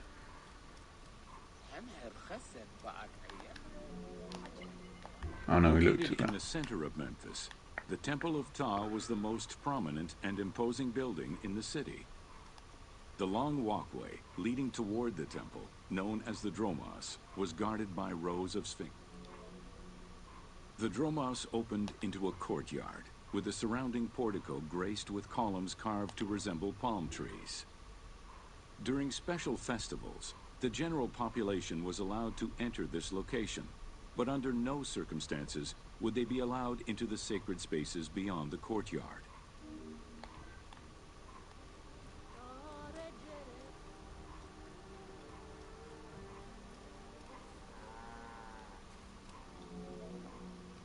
The Memphis Alabaster Sphinx was discovered in 1912, almost completely buried in water and sand. 8 meters in height and weighing in at roughly 90 tons, it is still mounted on its original pedestal. Though it is called the Alabaster Sphinx, it was in fact carved from common calcite rock, which is similar in appearance and texture to alabaster. That picture also is like nostalgic. Erosion has destroyed the original engravings, making it difficult to determine when it was created. Egyptologists believe that its facial likeness resembles Amenhotep II, and so it could have been sculpted somewhere between 1700 and 1400 BCE. It is believed that this monument once stood outside of the Temple of Ptah and was integrated into subsequent extensions to the complex.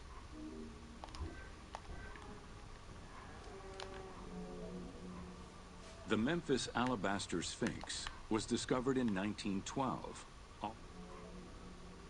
The size of the imposing sculpture reflects the importance it had to the temple during the New Kingdom. This Sphinx is one of the few remaining artifacts from the ruins of Memphis to survive.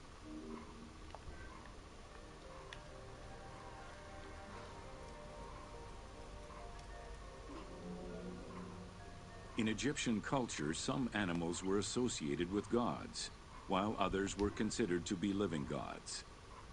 The Apis bull was believed to be a divine entity.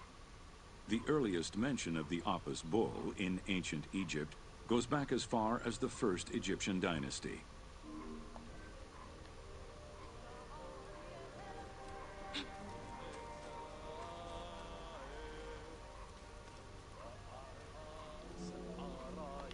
Originally the symbol of fertility, the Apis bull was linked to the god Ra, with the image of the sun carried between its horns. Later it was associated with Osiris, the ruler of the underworld, thus becoming the funerary divinity Osorapis. During the 18th dynasty in Memphis, the Apis bull's association with the city's deity earned it the title Herald of Ptah. The Apis bull was so revered that even Alexander the Great, upon his arrival in Memphis, gave honor to Apis.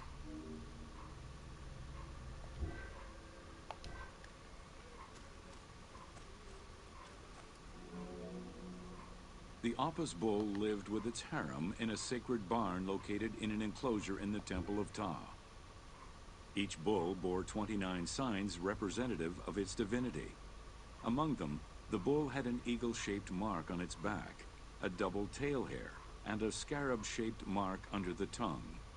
The signs were intended to correspond with the lunar cycle. After its death, Egyptians would search for its reincarnated form among the livestock.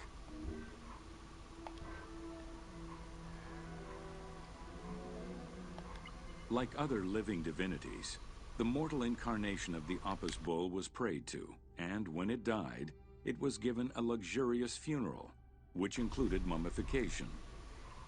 Until the reign of Ramses II, the Apis bulls were buried in individual graves in Saqqara. During the 26th dynasty, the bodies of the bulls were buried in enormous stone vats in the underground corridors of the Serapeum of Memphis. Looks like a gas mask, doesn't it? An old one.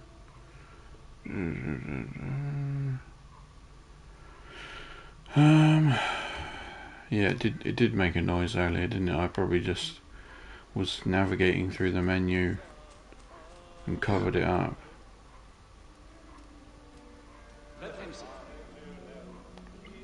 Ancient Egyptians believed that temple rituals were essential to maintain order in the cosmos and allow communication between humans and gods. The pharaoh was required to bring offerings as part of a twofold promise made to the gods: to remain a just ruler and to prevent chaos from entering Egypt.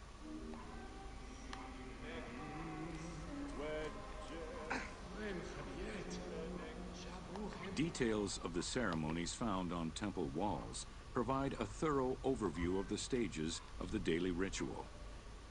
Performed 3 times a day to mirror human mealtimes, each step of the highly symbolic ceremony was accompanied by specific recitations, many of which referred to mythical events.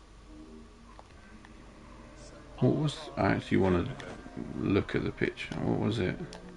Oh, there wasn't one. Ancient Egyptians believed that temple rituals were essential to maintain order in the cosmos. The high priest would first awaken the sleeping god with a chant. Then the seals of the shrine's doors were broken and the bolts drawn back. The act of swinging open the doors was a symbolic gesture where sight was granted to the deity. The priest would then bow and kiss the ground.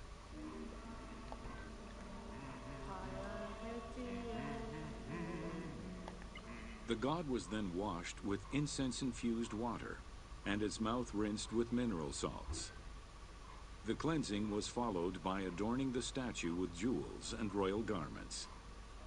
The final ritual required the priest to sweep away any footprints in order to prevent evil from approaching the god.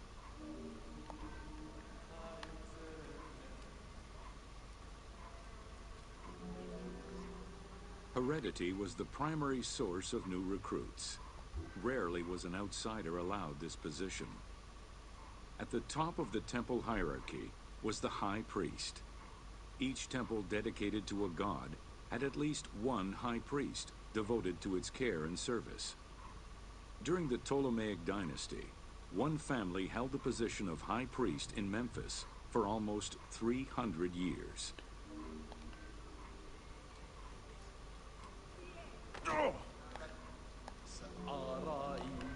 The god was then washed with incense-infused water and its mouth rinsed with mineral.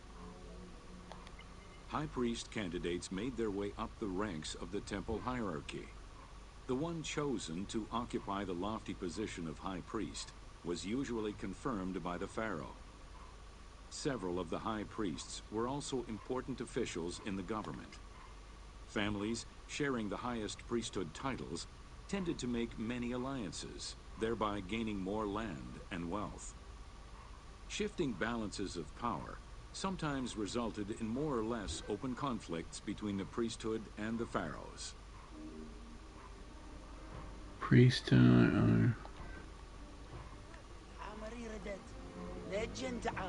In the Oh, I didn't see 21st that. dynasty, Thebes became the capital of an almost entirely theocratic government. The city was headed by king priests who spoke and governed in the name of the god Amun, in open opposition to the ruling pharaohs. These king priests caused a massive decentralization of power, known as the Third Intermediate Period.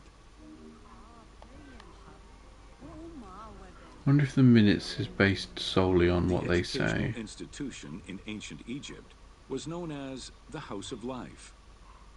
Attended by the offspring of the elite and the clergy, it was a place tailored to the social status of its attendees. The earliest references to this type of institution date back to royal decrees of the Old Kingdom.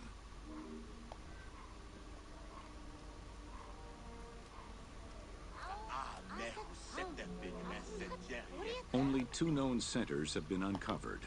One in the abandoned city of Akhetaten, and one at the temple of Ramses II on the west bank of Thebes. Inscriptions uncovered in those locations mention the names and titles of people who were connected with the House of Life, such as a chief physician and many scribes. It is presumed that by the late kingdom, every temple had a House of Life.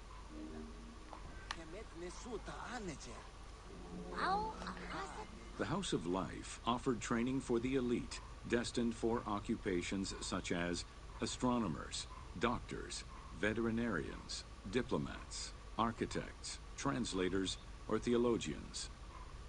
Some institutions focused on specific disciplines, making them a central hub for the country.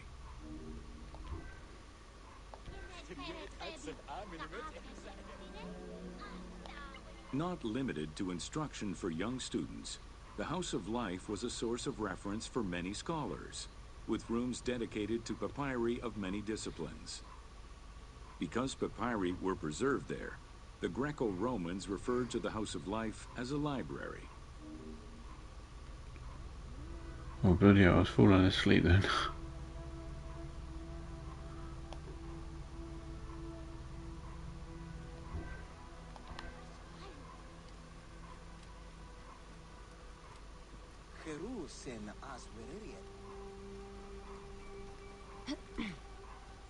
Not that this is boring, I think I just need sleep. This is interesting. Ancient Egyptian economy was based on an unequal system of redistribution of goods. The state of Egypt collected the crops, and the temples distributed them throughout the provinces. Since the only people capable of counting and ensuring a fair redistribution were the educated scribes, this meant that the temples played a pivotal role in this process.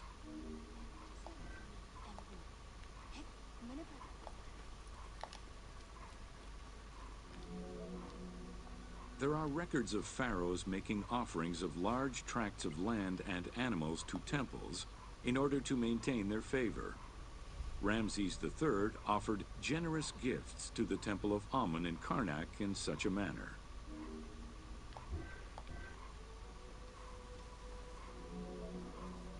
Palaces, warehouses, and granaries were built inside the temple compound to better control the redistribution of goods.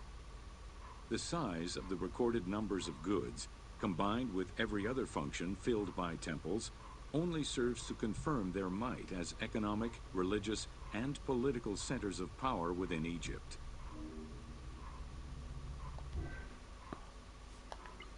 What? The size of the... The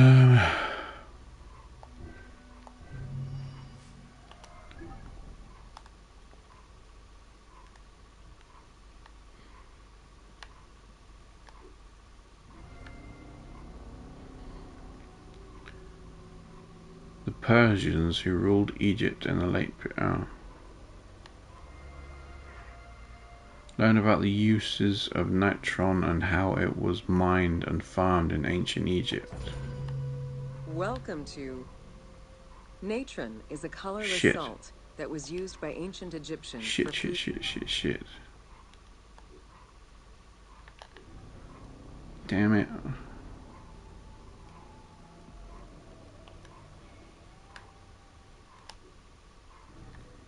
I want to hear the title. What, that? Oh, okay. I was about to say that load was instant, but it wasn't. Fairly instant, though. Welcome to Natron. Oh, that was it. Natron is a colorless salt that was used by ancient Egyptians for food preservation, cleansing products, and glassmaking. It was also used in the mummification process.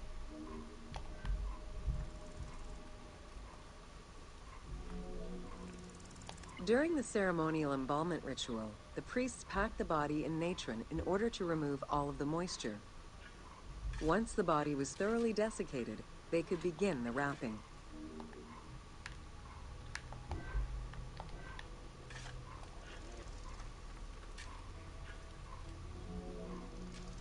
Natron was mined in Wadi Natron, The main mining methods involved either cutting slices out of the lake bed when it was dry, or raking through mineral-saturated water to gather the mineral salts during the floods.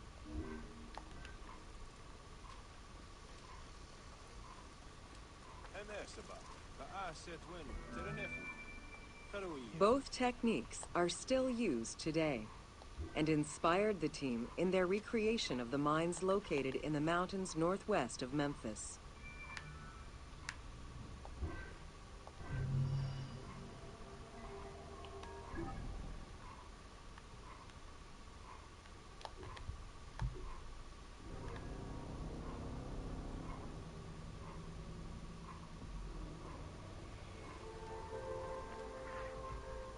Known about the Red Pyramid of Dahshur. Welcome to the Red Pyramid of Dashur. It's like a reindeer. Dashur. The Red Pyramid was built 2 kilometers to the north of the Bent Pyramid. It was so named due to the reddish limestone used in its construction. The Red Pyramid reached a height of 105 meters. While the ground level of the Red Pyramid is lower than that of the Bent Pyramid, its height is virtually the same. The task of making the pyramid a geometrical, true flat-face pyramid brought about yet another new design concept: the use of casing blocks. What's that? The Sorange and that's the chair sharp.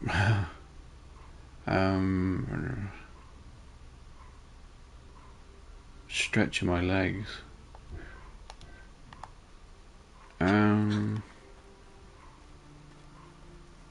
Where to next?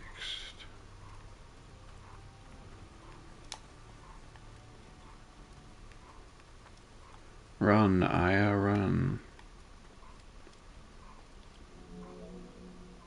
The descending corridor of the pyramid, which opens to the north, arrives at ground level, where 2 almost identical spectacular chambers with high ceilings are aligned north to south and connected by a short horizontal passage. In the south wall of the second chamber, accessed by a staircase, another corridor leads to the final chamber, which is built within the masonry of the pyramid itself and aligned east to west.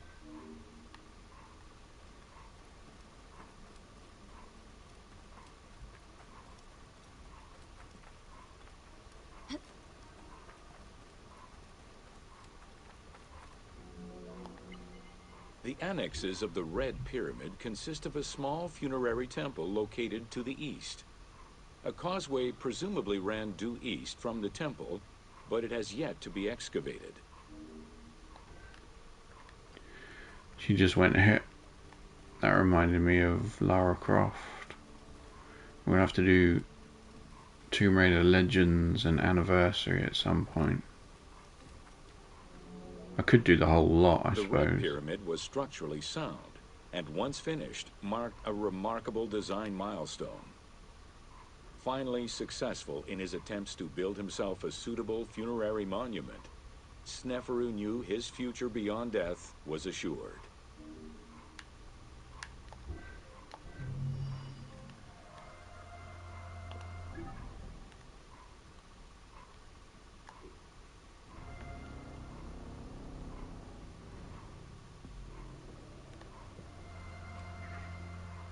Learn about the Bent Pyramid of Dashur. Welcome to the Bent Pyramid of Dashur. We can't do the whole of construction of the Tomb Raider. Bent Pyramid failed. Sneferu transferred his residence and the official necropolis to Dashur.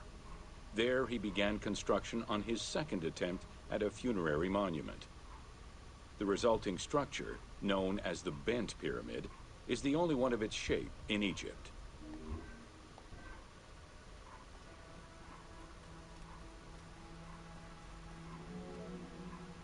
Though the pyramid also proved unstable and was abandoned, it marked a technical and architectural breakthrough. Heralding an important design transition, the Bent Pyramid displays a shift from the step pyramid to a functional smooth-sided pyramid. Let's have a look at that landscape thing again. After the construction of the Meidum Pyramid failed, Sneferu transferred his residence and the official necropolis to Dashur. There he began construction on his second attempt at a funerary monument. The bent pyramid was unique in having two separate entrances, one on the northern face and another on the western face. The chamber of this pyramid was too small for a human burial. It was probably meant for the burial of a statue designated to house the Ka, the vital spirit of the deceased king.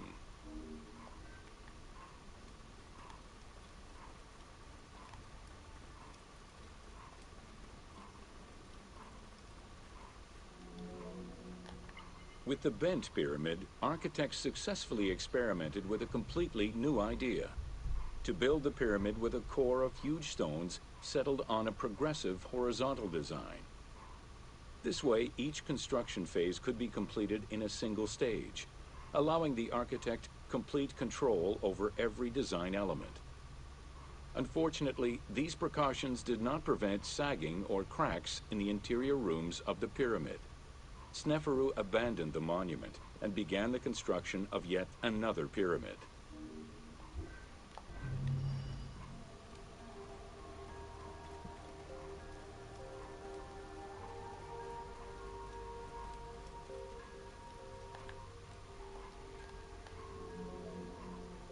The bent pyramid was unique in having two separate entrances, one on the northern face and another on the western face.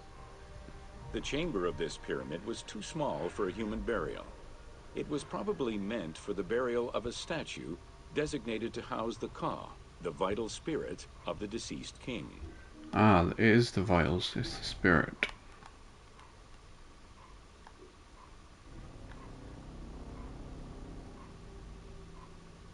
That's what the car is. Learn about Sneferu's pyramid at Meidum. Welcome to Sneferu's first pyramid.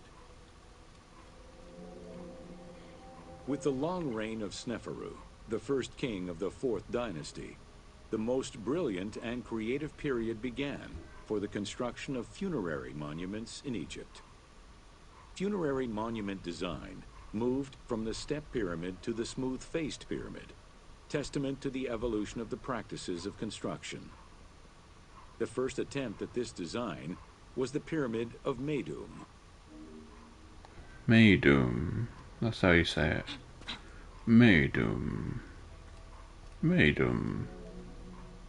While Sneferu's monument started as a 7-stepped pyramid, it was later altered into an 8-stepped structure. The final phase of construction saw the steps filled out and an outer casing applied to achieve a smooth surface.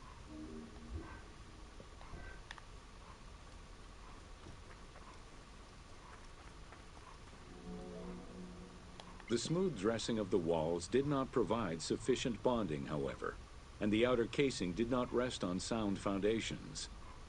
As a result, the bases of the 4 outer buttress walls gave way, causing the walls to slide down and collapse.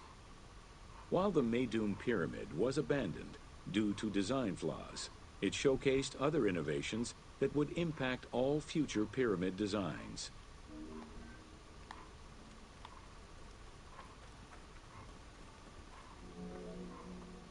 As well as the smooth sides, it was the first time a ceremonial pavement was built, leading from the valley to the temple of the pyramid. Another innovation was that of the funerary chamber, which was no longer at the bottom of a well, but rather above ground level. This change signaled the beginning of the 3-bedroom system.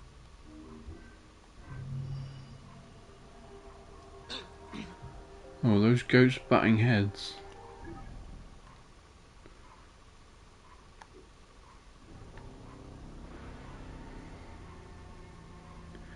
Long live the sheep. Learn about the pottery and its various uses in ancient Egypt. Welcome to Evolution of Pottery in Ancient Egypt. The sun changes, doesn't it? Excavations all over Egypt have uncovered enormous quantities of pottery vessels of all shapes and sizes. The production of pottery was mainly confined to the outskirts of settlements due to the materials required and to keep the kiln smoke away from inhabited spaces. The function of the product determined the selection of the raw material, its treatment, its form, as well as the finishing of the surface.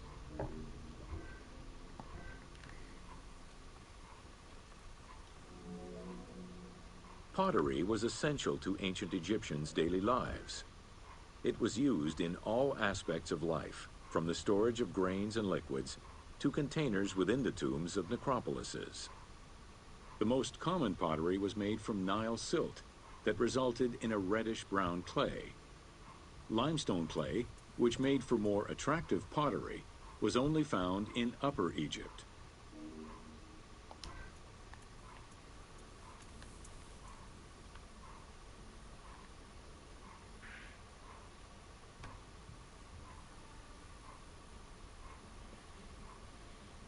Stoke the fire. She's just going to stand there. Oh. Oh, we're putting a pot in.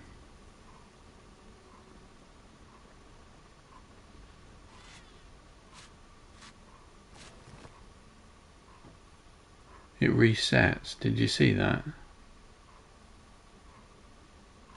Anyway. Early pots were made from pinched or coiled clay. Chopped straw, ashes, and other minerals were added, and the mixture was then smoothed and decorated before being put in the oven. Pots were fired in bonfires or enclosed within a brick kiln.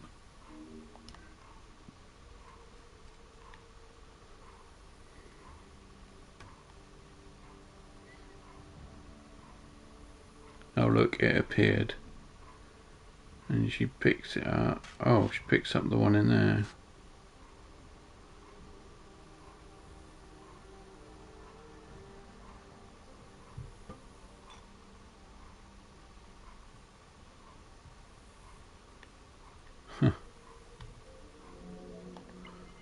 The potter's wheel was utilized during the Old Kingdom. Pottery became smoother and more polished, similar to river stones. It was decorated primarily in red pigment, with the black color achieved by exposing it to smoke. Pottery workshops were attached to palaces or temples, and around the late period, specialized workshops began to appear.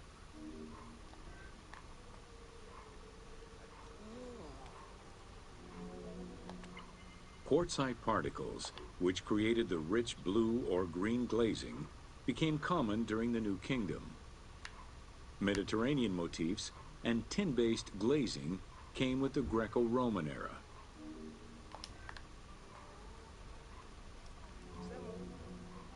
Potsherds could be found anywhere and were the most common canvas for writing or drawing, in comparison to the more expensive papyrus sheets.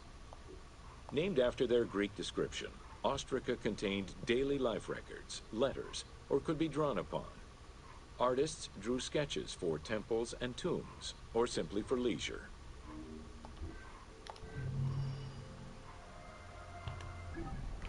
How many we got now? 15, 16. What? A few. Let's just get on with it, shall we? Oh Christ. Well, I guess we're moving down here then.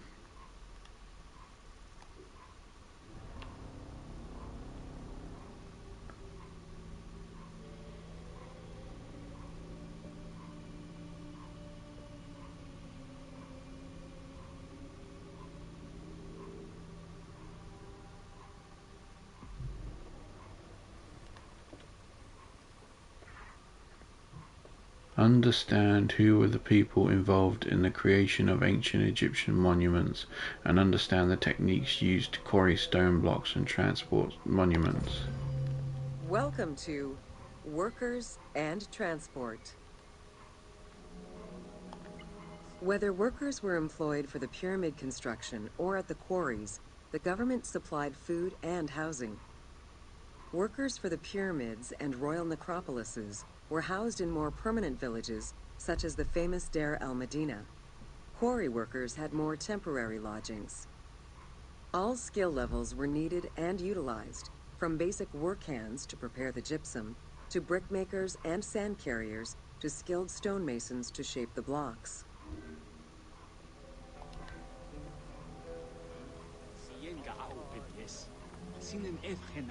Skilled architects and engineers were employed year-round, while support labor were often farmers who worked on the quarries or construction during the Nile's flood season.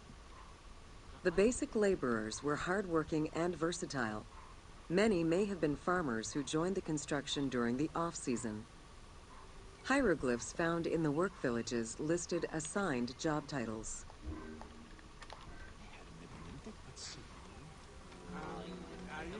Archaeological research shows that no food was stored or prepared on site, but instead workers received abundant rations of bread, beer, and meat. These rations were taken care of by an administration outside the village. Medical treatment was also available for those who were injured.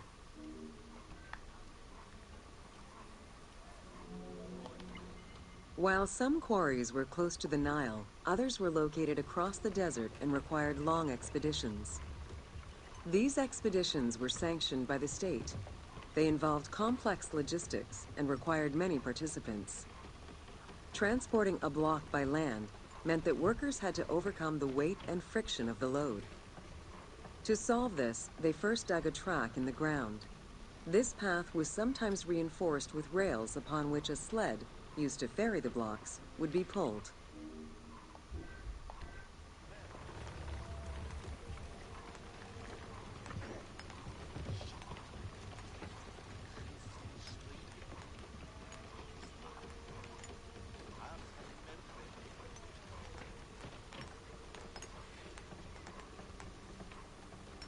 Is she gonna use it?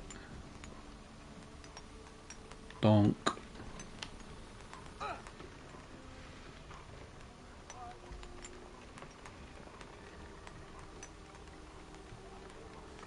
Can't do this in the main game, can you? Anyway. Whenever possible, blocks were toppled from a higher elevation onto the sled. Workers then poured water onto the clay at the front of the sled, creating a slick surface to more easily move the load. It wasn't until the New Kingdom that animals were used to tow the burden. Share the load.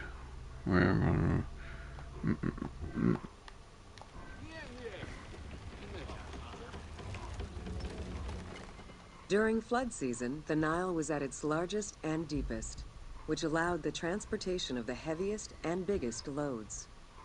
Quarries close to the river had troughs dug out to deliver the stones to the shoreline. Harbors and wharfs situated at the river's edge allowed the transfer of materials and supplies. Harbor warehouses accommodated additional stocks of stone so that they were available for the winter sailing season.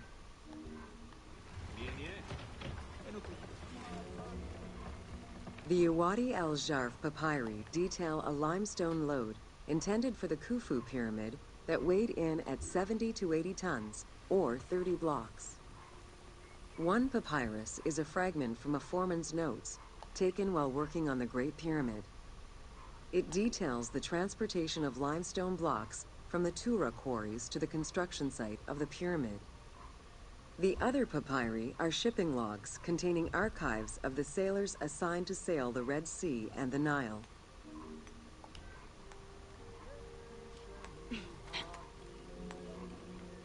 Stone cargo generally weighed 15 tons per boat, amounting to roughly 6 or 7 blocks per trip. For heavier loads such as obelisks, monolithic pillars, or gigantic statues, larger boats were used. These transports are the ones typically showcased on temple walls.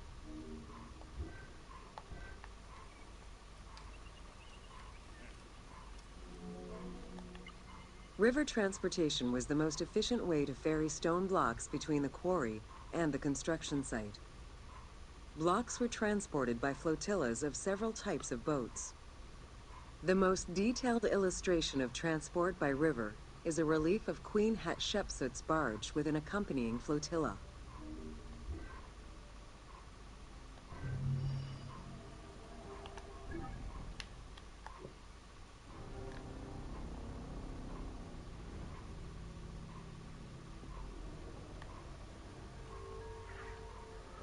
Understand the different techniques used by ancient Egyptians to quarry stone blocks and build their monuments.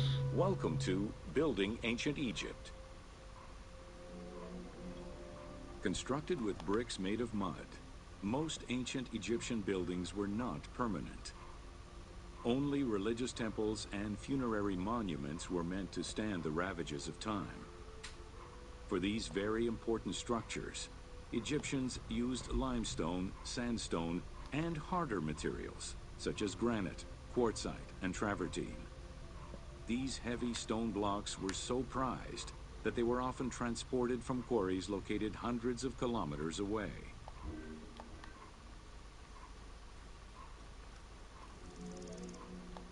Limestone was common and easy to extract from quarries on the east bank of the Nile. This particular limestone had marine fossils in it, however, preventing it from being easily decorated and polished. Used as the main building material, the structure would then be finished with a finer limestone that was polished smooth and decorated as needed. Limestone was used for the building of the first pyramids and for most of the religious buildings of the Old and Middle Kingdoms.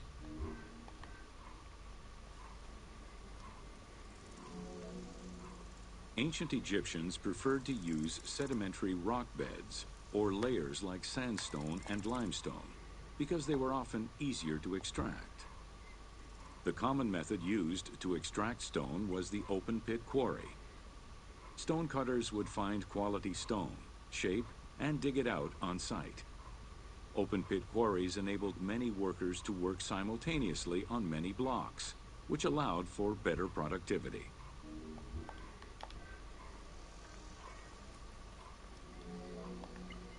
Workers would draw a large grid directly on the stone's surface, taking care to leave a space between the blocks. This allowed them to isolate the different blocks and create a trench that would make the extraction easier. Stoneworkers used iron chisels for hard rock and bronze or copper tools for softer rocks such as limestone. Removing material between each block created a trench line. In some quarries, that trench was wide enough to accommodate a worker, who would then cut the block entirely on site. For harder rocks like granite, workers cut a series of holes and hammered wooden wedges into them. They then soaked the wood until it swelled and caused the rock to split.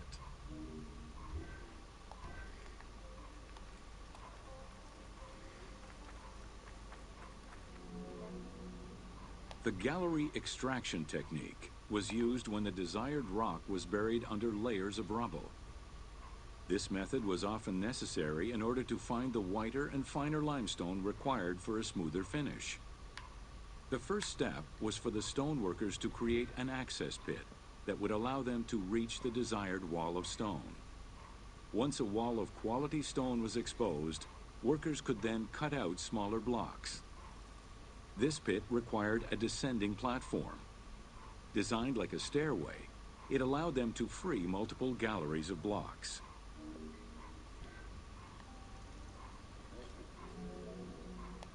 To cut the stone, they created a longitudinal kerf, or slit, and then cut the rock at a 90-degree angle.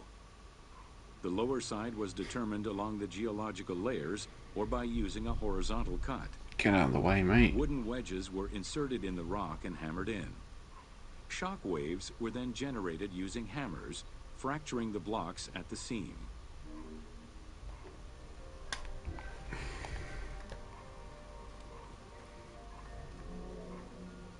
To maintain the stability of these mining pits over the course of quarrying, workers would leave support sections of unexcavated rock.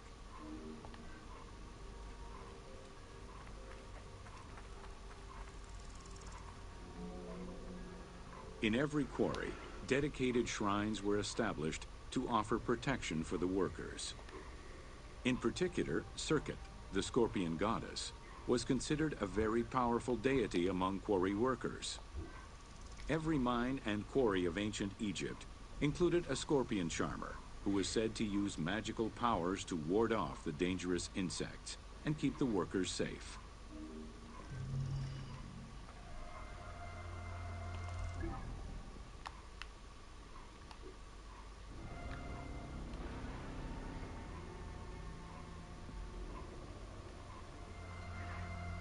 Learn about the various funerary monuments of the Middle Kingdom. Welcome to Pyramids of the Middle Kingdom. Bloody hell, we've done a lot of pyramids, haven't we? During the Middle Kingdom Well, it is era, Egypt. the powerful rulers of the 12th dynasty resumed the tradition of elaborate pyramidal tombs. For example, Amenemhat I built a funerary complex in Lisht, and Senusret II selected the Elahun site in the Fayum. Amenemhat II and Sesostris III, however, cast their favor towards Dashur. Amenemhat III built a pyramid there as well before moving to Hawara in the Fayum.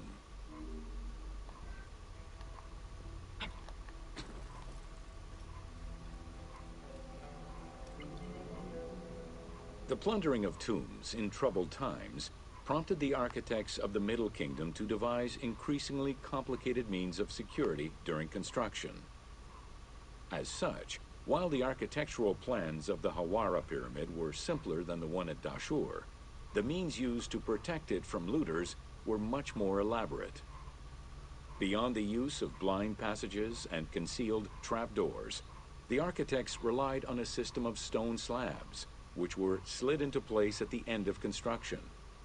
These massive stone slabs were meant to permanently block the passageways leading to the funerary chambers.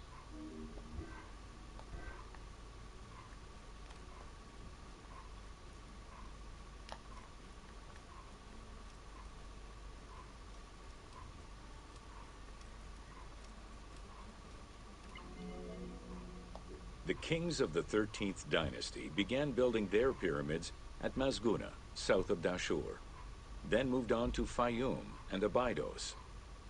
The kings of the 17th dynasty, however, satisfied themselves with crowning their cave tombs with small pyramids of raw brick.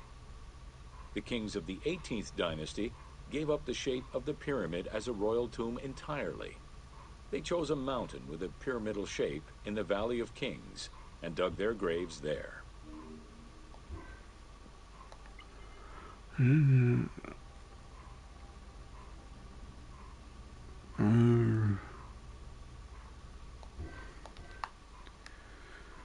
It's amazing, isn't it? You can have video game. I don't know. I was just thinking about video games. How you can have a character on screen and move, and it's really responsive. It was not until the Nubian pharaohs of the 25th dynasty that kings were once again buried under pyramidal tombs.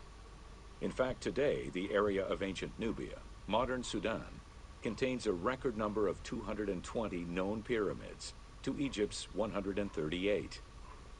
Despite their slow decline in use and quality, pyramids continued to fascinate all and sundry up to the Roman era. They remain to this day a symbol of the religious dedication of the pharaohs and the grandeur of ancient Egypt.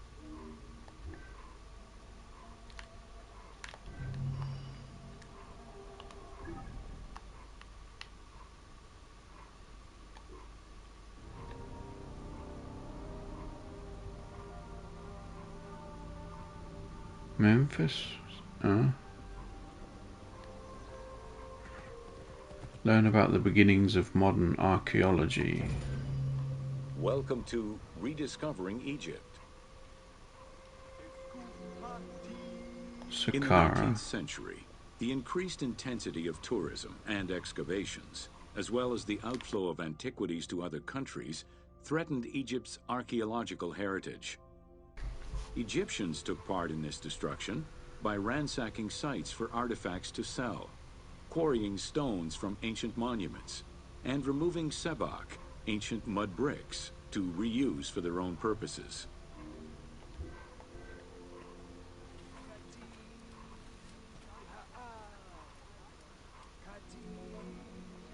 A major step in conserving Egypt's heritage was taken in 1858, when the Viceroy of Egypt created the Antiquities Service. Supported by a team of foreign scholars, Auguste Mariette exerted an iron grip on the service. He carried out his work across Egypt and into Nubia, intervening on almost every major site. Aware of the necessity of keeping unearthed artifacts in Egypt, Mariette requested a museum be created for that purpose in 1858. This museum was the ancestor of the Egyptian Museum.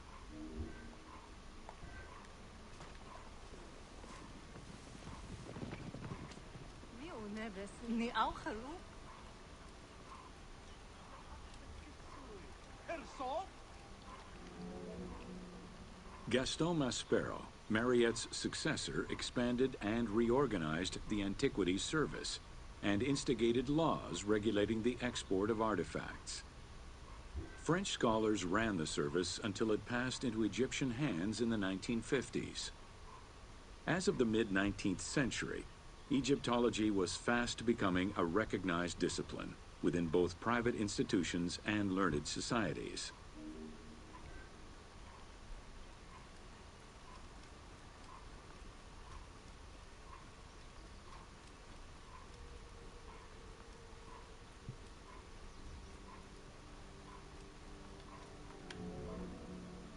A French architect, archaeologist, and former researcher, Jean-Claude Golvin, now specializes in the artistic reconstruction of ancient cities and monuments. To date, he has created more than 800 drawings, which include 3 volumes focusing on the reconstitution of ancient Egypt. His work is exquisitely detailed and can be found in books and museums around the world.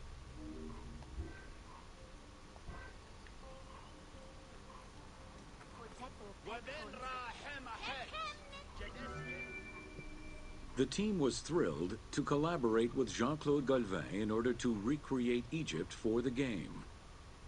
In the 19 exclusive watercolors he created for the team, Golvin used scientific data as the base, and then extrapolated to provide a full interpretation of various locations and monuments in ancient Egypt. Both early sketches and fully rendered images were then used by the team as references while building the world of Assassin's Creed Origins. What? Both?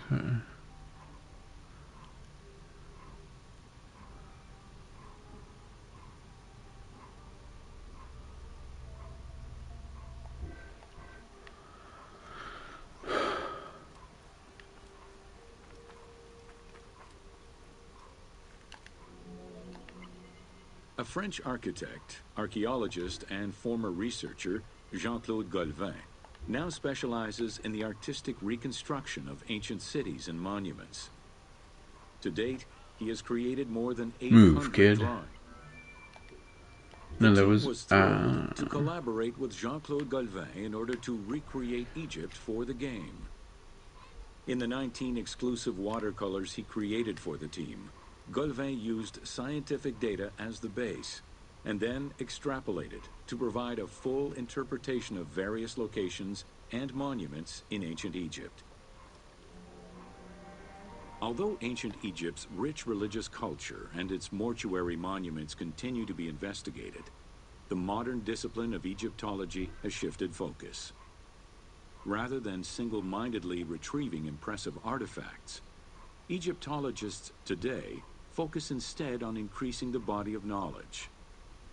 In the past, excavations took place in the field, and while that is still the case today, much of the work on Egyptology now takes place in libraries and archives.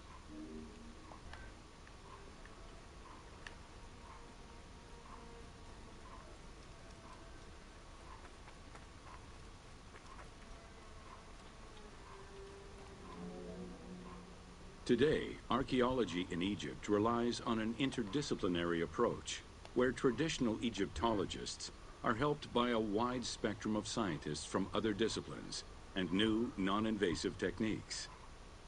GPS data, satellite imaging, and ground-penetrating radar allow archaeologists to gain a sense of what lies underneath the ground before excavating.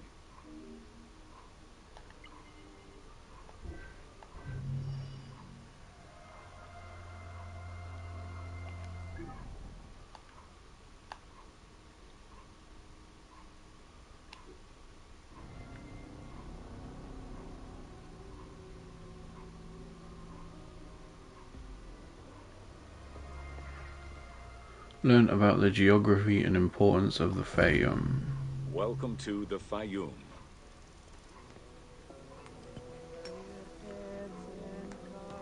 The Fayum Oasis is an enormous basin in the western desert that formed from the Nile's overflow.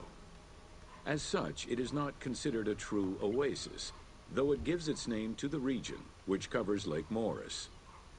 The oasis harbors some of the oldest archaeological artifacts of the region, indicating that the area has been inhabited by hunters and gatherers since the Neolithic period.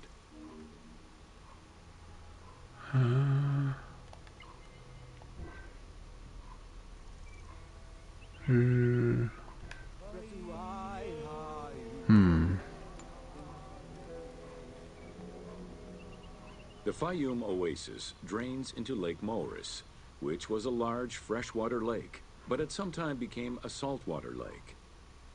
In the 12th dynasty, ancient Egyptians redirected the water flow with a dam and dug a supply canal using the lake as their reservoir. Irrigation enabled them to continue growing crops of figs, grapes, and olives year-round. I thought you could sit on there.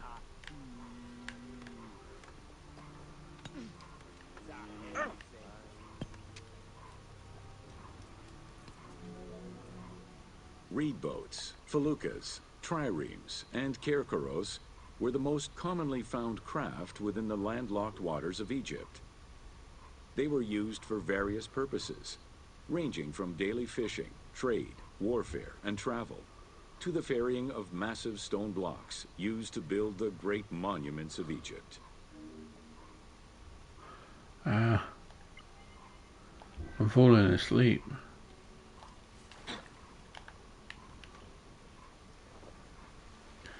It's weird because you don't. My hands are on the controller, and if I keep losing consciousness, or not, you know what I mean, nodding off, makes your hands feel like numb or something.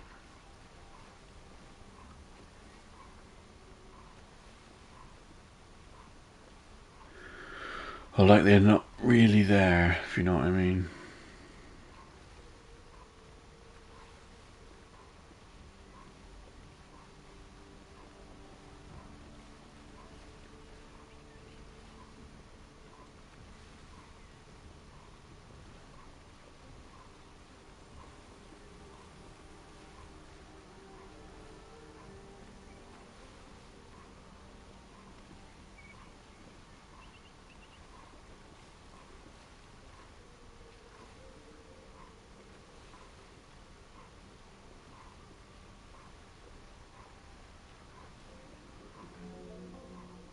The most impressive pyramids of ancient Egypt date from the Old Kingdom and can be found on the sites of Giza, Saqqara, and Dashur.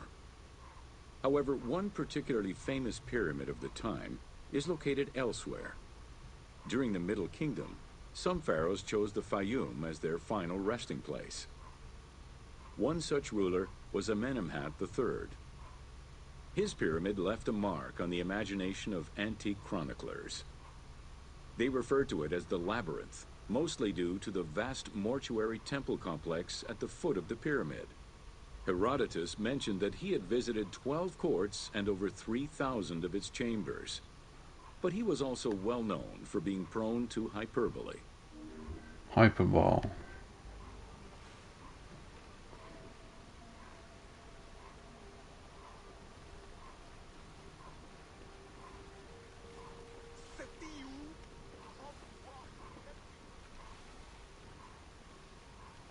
Oh shit, what was that view? Ugh. My mind. It's being annoying.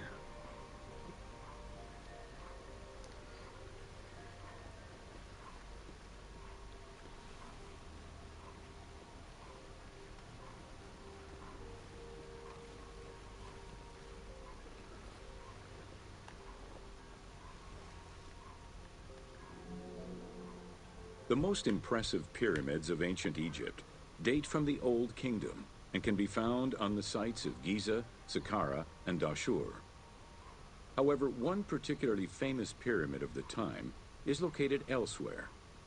During the Middle Kingdom, some pharaohs chose the Fayum as their final resting place. One such ruler was Amenemhat III. His pyramid left a mark on the imagination of antique chroniclers. They refer to it as the Labyrinth, mostly due to the vast mortuary temple complex. Amenemhat's pyramid was built with a brick core and covered with stone slabs, designed to be impenetrable. The burial chamber, made out of a single block of sandstone, is unique in its design. Richard Lepsius and Flinders Petrie both explored the pyramid site, measuring 385 meters by 158 meters, and identified it as the location of the labyrinth.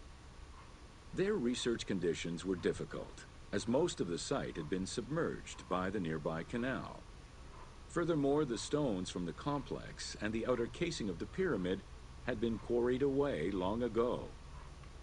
Ubisoft decided to give life back to this lost monument and the many crypts that were said to be devoted to the sacred crocodile god, Sobek. Wait, they did what?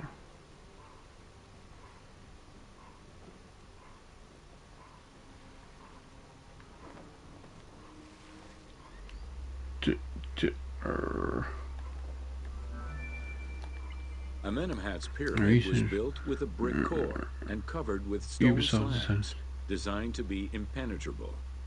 The burial chamber, made out of a single block of sandstone, is unique in its design. Richard Lepsius and Flinders Petrie both explored the pyramid site, measuring 385 meters by 158 meters, and identified it as the location of the labyrinth.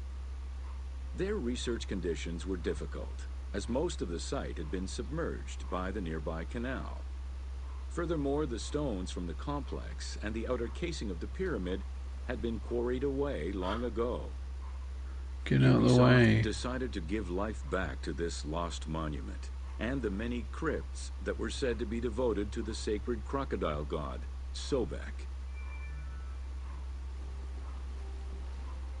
Oh, no, move. Oh, you need to give them a wide berth, don't you?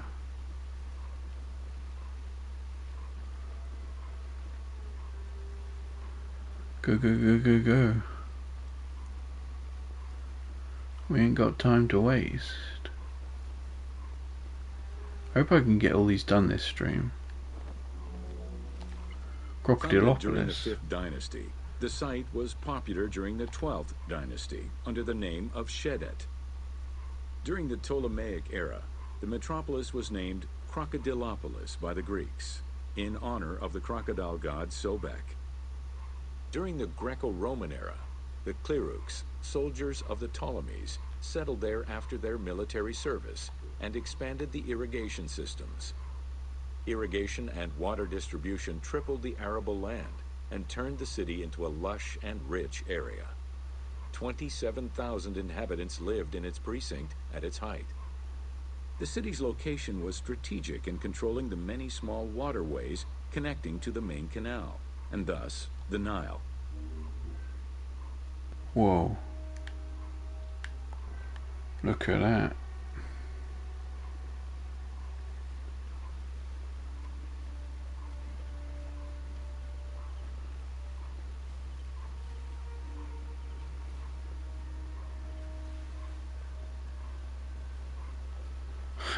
That's all I seem to say in this game. Wow, look at that. Wow. Someone said that sounds like Waluigi. Oh shit, we're going off. We're going on foot. Oh yeah, take a horse.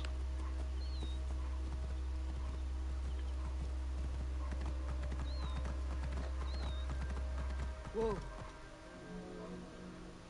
The region's main cult was that of Sobek of Shedet, a divinity associated with water and fertility. both very important to an area that depended on irrigation. Many local villages had the title Town of Sobek added to their official designations.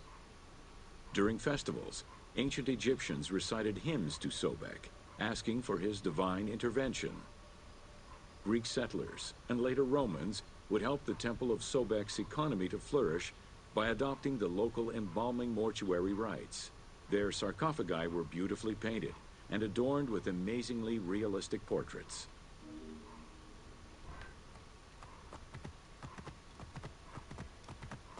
Whoa. Wait, did we look at the picture? Oh, fuck. Pick. The region's Yeah, main we looked cult at that. was that of Sobek of Shedet, a divinity associated with water and fertility. Sounded like a both very robot then. important to an area Yeah, we that looked at depended on that. irrigation.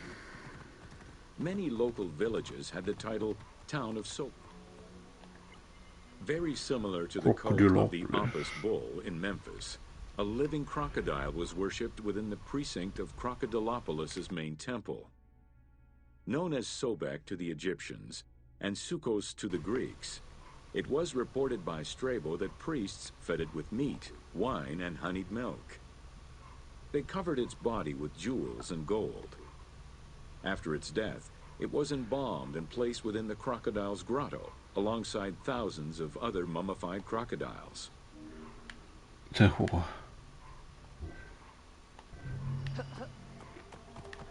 film. Got one over here. Was that 3 minutes? Okie dokie. 3 minutes is good. I don't know why I'm wishing this away. It's quite interesting. Quite interesting. That was a good TV show on it.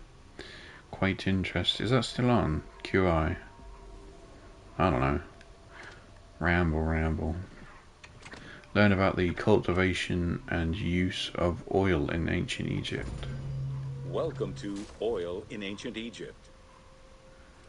Black gold, as Baby Pane put it. Castor, sesame, In Just and Cause 2. moringa were the source of the most common oils in ancient Egypt. Oil was used for various purposes: cosmetics, medical treatments, nutrition, perfume, athletics, and rituals, to name a few. The team decided to use oil as an explosive to add more gameplay opportunities for the player. Red barrels explode. Pretty cool. Ancient Egyptians originally used castor oil in wick lamps, but also for cosmetics, such as facial and hair treatments. There is mention in some papyrus of castor oil being prescribed to treat constipation and help pregnant women. Castor beans were found in ancient Egyptian tombs as early as 4000 BCE. Castor oil was made by pressing the beans from the plant of the same name.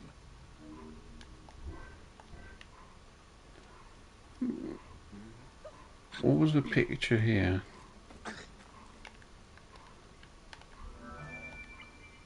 Castor, sesame, and moringa were the source of the most common oils in ancient Egypt. Oil was used for various purposes: cosmetics, medical treatments, nutrition, perfume, athletics, and rituals, to name a few. The team decided to use oil as an explosive to add. Olive trees were present, though scarce, in ancient Egypt's early history, and olives were mostly imported from Syria and Palestine. Their use and cultivation remained uncommon until the mass arrival of Greek settlers during the reign of the Ptolemies, when demand increased sharply. Olive trees were normally found in the region of the Fayum and the lands surrounding Alexandria.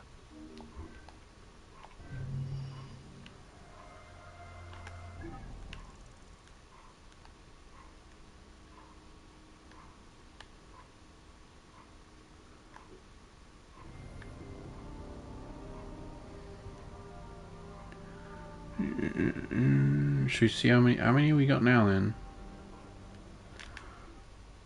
Just what? What is that? 20. Is it? About 20. Get on with it. Learn about the various domesticated animals of ancient Egypt. Welcome to Domesticated Animals of Ancient Egypt. Agriculture and domesticated livestock were introduced 6,000 years ago. Archaeologists have found traces of cattle, donkeys, pigs, and dogs. Dromedary are thought to have been introduced during the Persian invasion.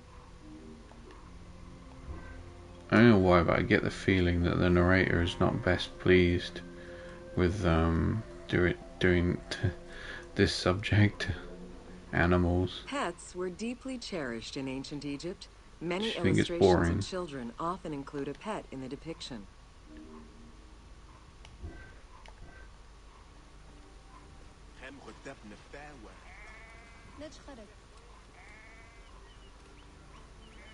Oh fuck, what was the first one? Wait, hang on, what am I gonna do? I'm gonna fast travel to a different one. See what happens. I wanna restart it.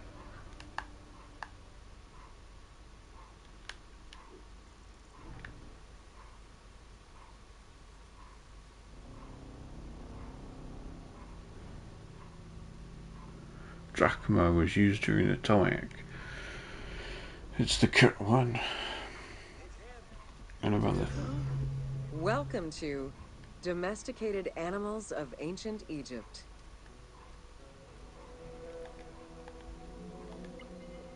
Agriculture and domesticated livestock were introduced 6,000 years ago. I'm not going to do them all Archaeologists have again. found traces of cattle, donkeys, pigs, and dogs.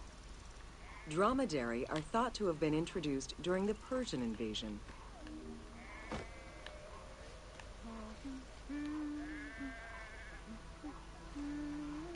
There was a goat there, I thought she was going... Oh wait. Hey, can I do that?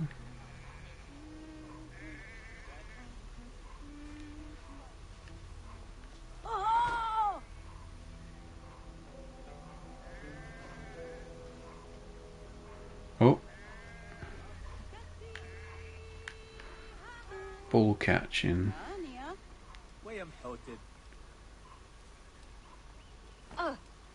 Excuse me.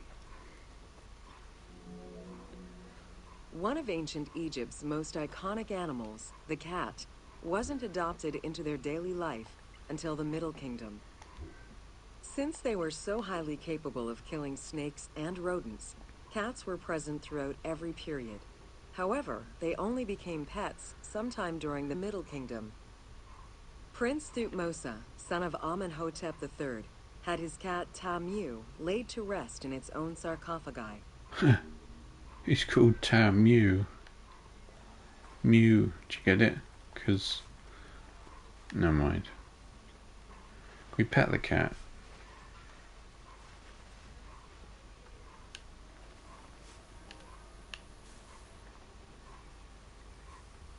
No.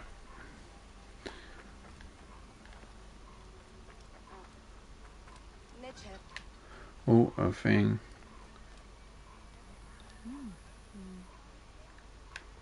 Oh, I don't know. Prayers. The earliest Mechanical reference dog. to dogs dates back to 5000 BCE.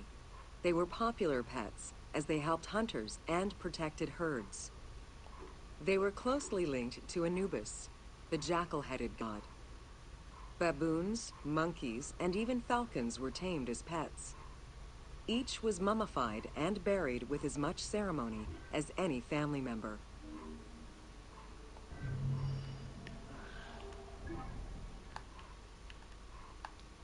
Right.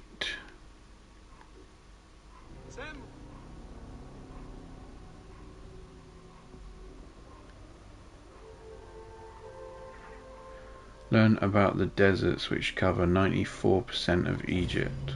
Welcome to Deserts of Egypt. Deserts of Egypt.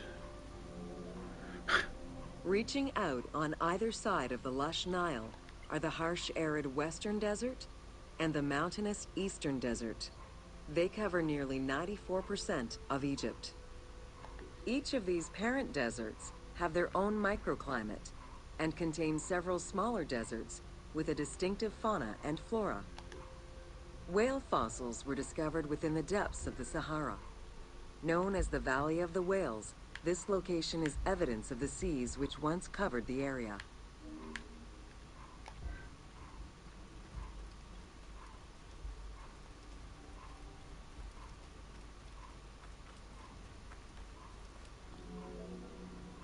The White Desert in the northeast of the Sahara owes its name to its white limestone soil, contrasting with the yellow sand. The wind has eroded the rocks of the White Desert into stone mushrooms, the most famous of which is referred to as the Finger of God.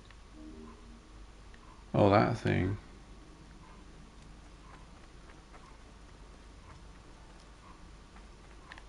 What did you say? Eroded?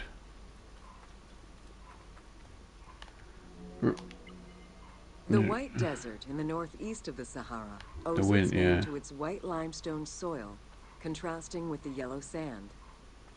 The wind has eroded the rocks of the White Desert into stone mushrooms, the most famous of which is referred to as the Finger of God.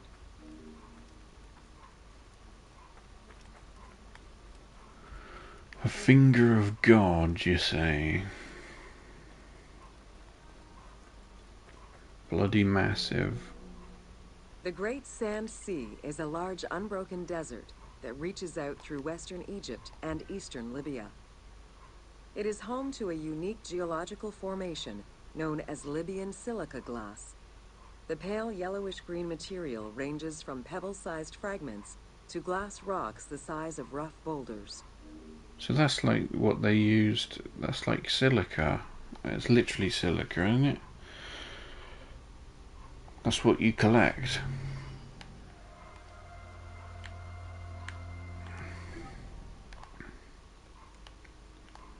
Right, let's just check then. Okay. Cool, blimey, we did quite a lot. Oh god, we got a lot over there. Right, let's do this one.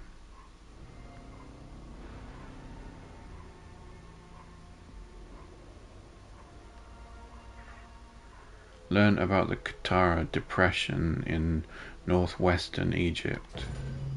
Welcome to the Qattara Depression. The Qattara Depression is located in the northwest part of Egypt. Reaching 18,000 square kilometers, the basin is 133 meters below sea level and covered with salt. It is the second lowest point in Africa, after the Afar Depression.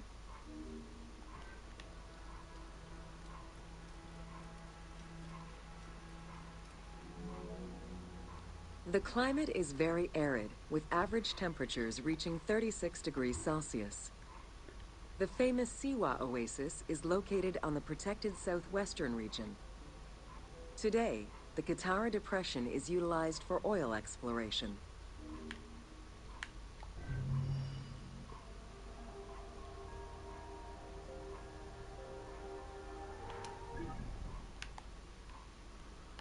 Should we save Siwa for last?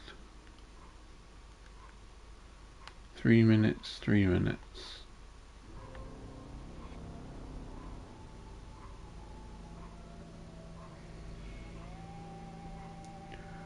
Cool, blimey, we might not make it.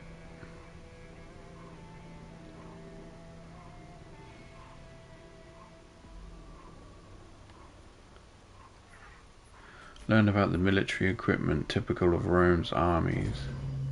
Welcome to Roman military equipment.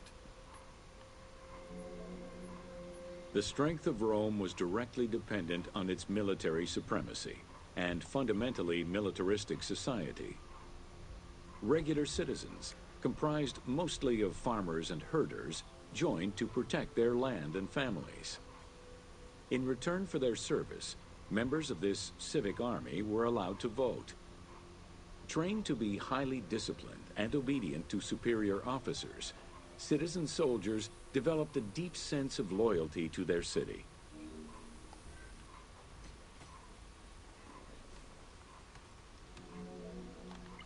The quality of the armor of a Roman foot soldier was intrinsically linked to his social status and wealth. Chainmail was the most commonly used type of armor. Scale armor, made famous in today's media, came into use after Caesar's time. Foot soldiers carried large and oblong shields, while the cavalry used smaller ones of Greek origin. Soldiers were expected to carry their own kit, including the tools required for the construction of forts and tents.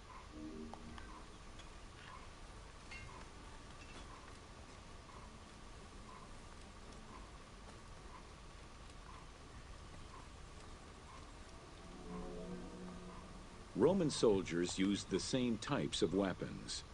The stomach and face were the most targeted parts of the body. As such, a legionary was equipped with two close combat weapons, a dagger and a short sword, known as a gladius. One of the most ingenious Roman weapons was the javelin.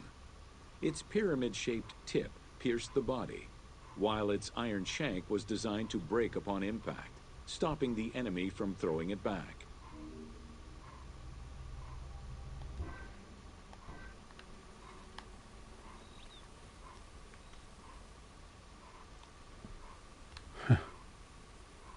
Bench.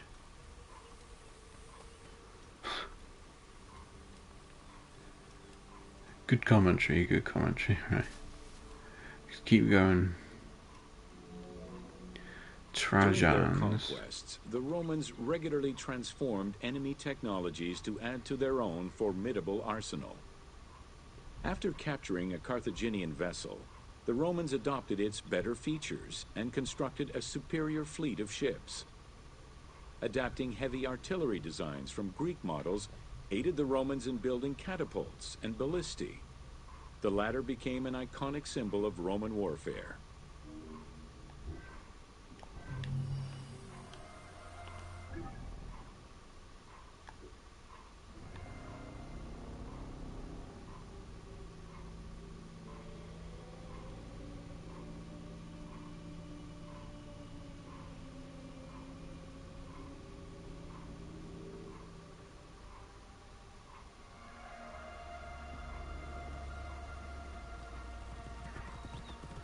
Learn about the fortifications discovered in Cyrenaica and their purpose. Welcome to the Forts of Cyrenaica. Cyrenaica was a Libyan region under Roman control, gifted to Rome by one of Cleopatra's ancestors. The remains and foundations of ancient fortifications were discovered in the 19th century in the southwest of Cyrenaica, as well as a Roman garrison dating back to the 1st century CE. Evidence shows that these forts were of Libyan origin, rebuilt and modified by Roman engineers when Cyrenaica was part of the empire.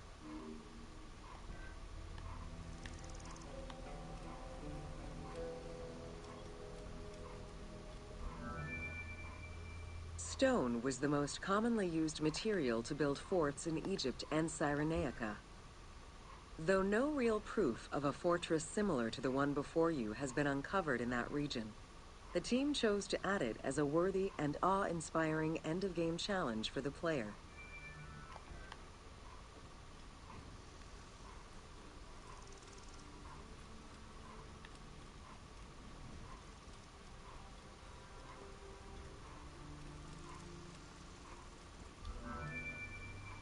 The forts of Cyrenaica were intended to prevent invaders from gaining access to the main route that led to the country's 5 most important cities. These forts were built close to coastal plains and deserts for added defense. 3 of these cities were recreated by the team: Balagrae, Apollonia, and Cyrene. Had it existed, the fort before you would have protected the road leading to Balagrae.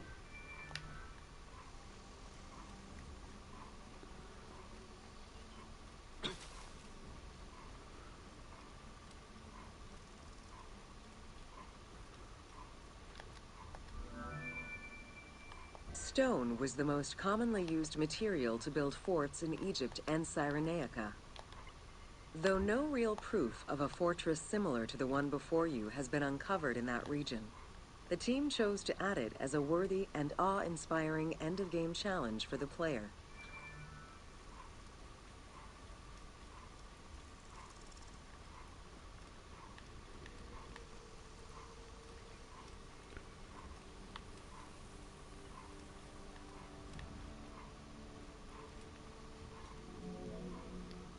Other than reference to an attack around 404 CE and a military reorganization by Emperor Justinian during the 6th century CE, we still know little of the Roman military presence in Cyrenaica.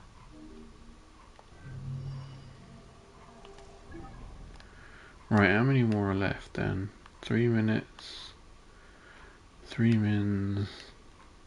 If they're all like 3 mins, we might be able to do it. 3 mins.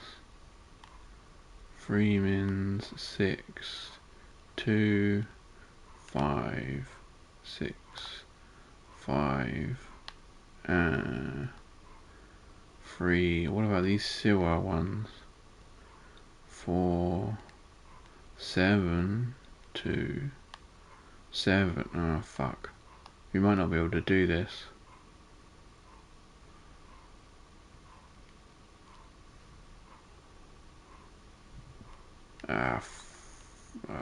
Bloody hell. Let's just keep going then.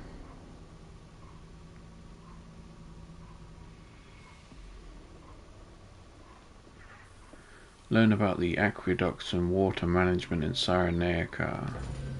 Welcome to Roman Aqueducts. Water management was taken seriously by the Romans. Cyrenaica benefited greatly from Roman administration, with the construction of aqueducts and canals. The source of water varied depending on the location. Many aqueducts were built at the foot of the mountains, offering greater flow from the melting snow.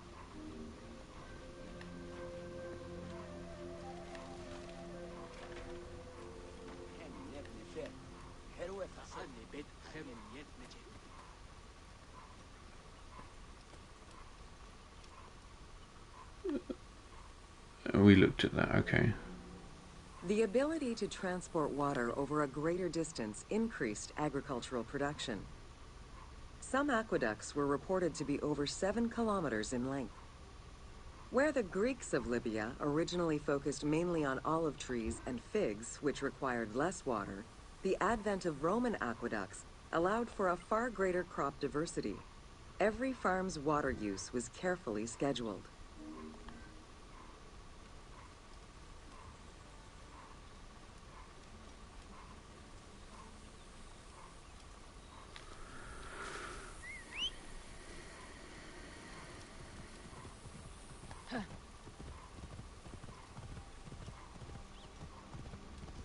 Whoa.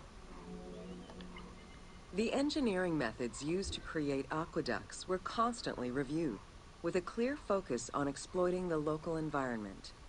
Materials, water usage, cleaning regulations, and a deep understanding of how to exploit gravity itself were all important concerns.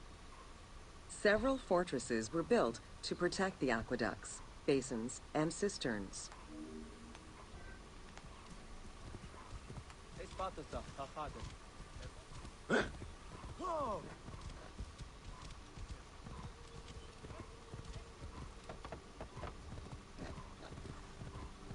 Coming through. Whoa. Additional water was collected with wells and cisterns, but aqueducts were the main supply of fresh water. The water was distributed based on the collective needs of the city, before the private needs of an individual. Whoa. Almost all aqueducts ended in a fountain where the water circulated to clean the streets and supply bathhouses and latrines, thus improving the cleanliness of Cyrenaica's cities. Whoa. Additional water was collected with wells and cisterns, but aqueducts were the main supply of fresh water. The water was distributed based on the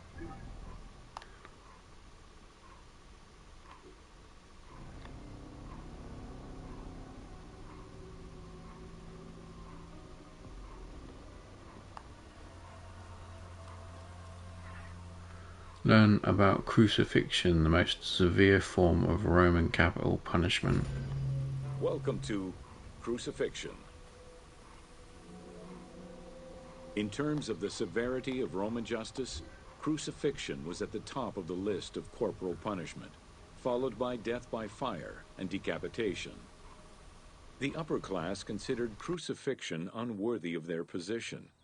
Those lucky enough to have Roman citizenship were also exempt from such treatment.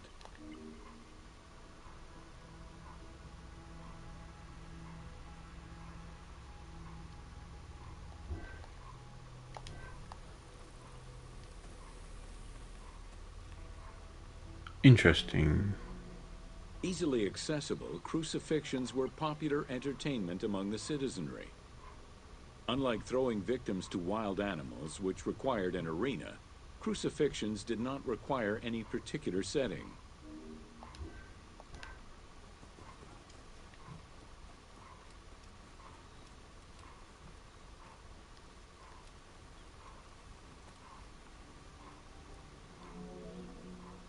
Those subjected to crucifixion were almost always slaves, traitors, and lower-class citizens. Roman deserters were crucified because the betrayal of the soldiers was perceived as endangering the lives of Roman citizens. The martyrdom of St. Andrew.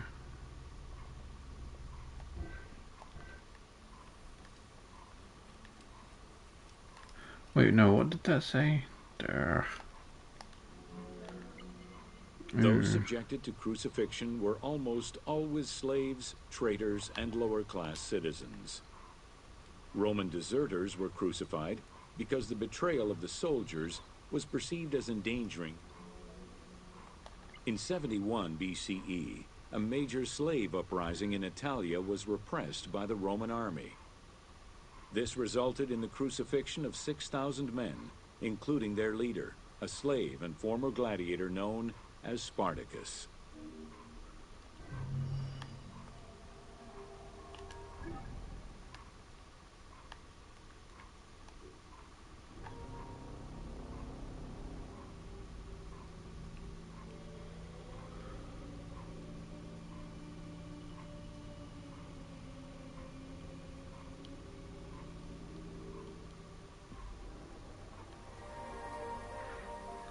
Understand how magic and religion was an essential aspect of ancient Egyptian life. Welcome to Amulets and Rituals. Ancient Egyptians believed the world was a chaotic place, filled with supernatural forces. They knew that art and words gave life and power to things. Carved with images from hieroglyphs or in the shapes of gods, amulets were highly personal objects that warded off dangers and disease while attracting success. Some amulets were temporary, intended to solve a specific problem, while others were meant to be worn forever into the afterlife.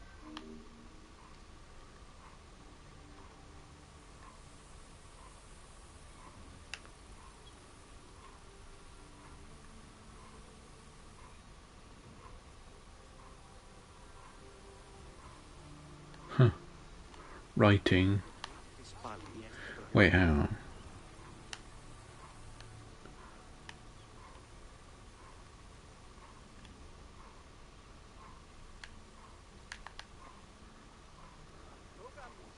Screenshot.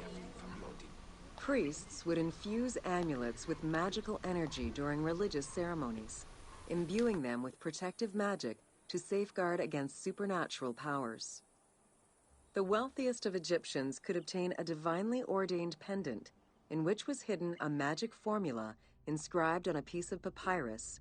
It would act as a unique spell tailored to the owner.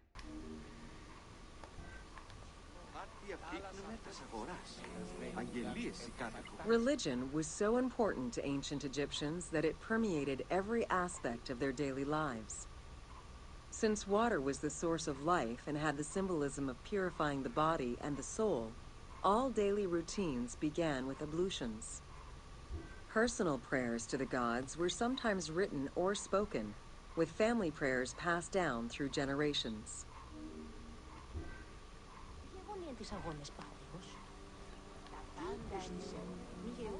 There was a complete calendar of each of the religious days, both good and bad, illustrating the appropriate daily rituals. Along with wine, milk, and ointments, offerings to the gods consisted of small amulets to life-size statues and family shrines.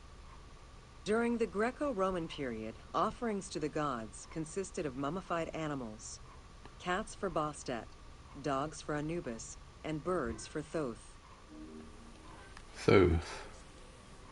I was saying Toth. Thoth.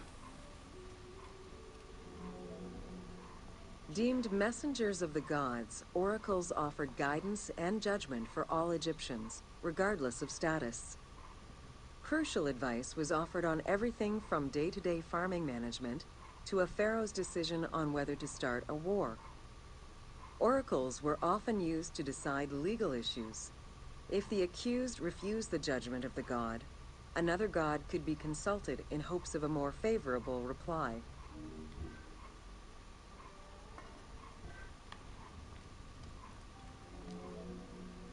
It was oracles that guided the Greek sailor Batos to the coast of Libya, where he founded a colony known as Cyrene. During Alexander the Great's campaign to conquer Persia, he consulted the oracle at the Temple of Amun within the oasis of Siwa, and was subsequently ordained a divine being.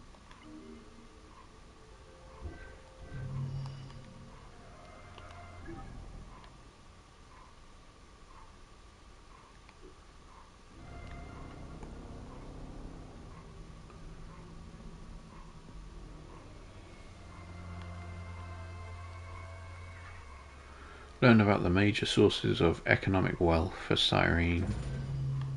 Welcome to Major Exports of Cyrene. Cyrene. Shit. Cyrene's main source of economic wealth was in the cultivation and export of poppies and silphium.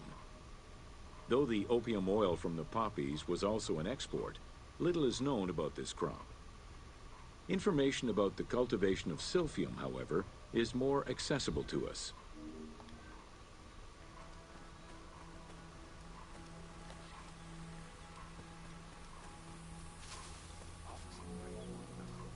Silphium, with its yellow flower, was considered a gift from the sun god. Grown solely in this region near the Mediterranean Sea, silphium extract was exported at high prices and was so crucial to the wealth of Cyrenaica that it was depicted on their coins.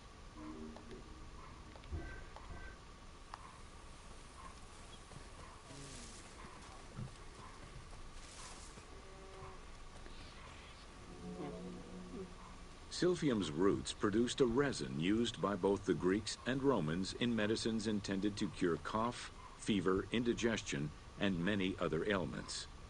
It was also used as a contraceptive. In a compilation of culinary recipes from the 4th century BCE, the herb is mentioned in various recipes, including a flamingo dish.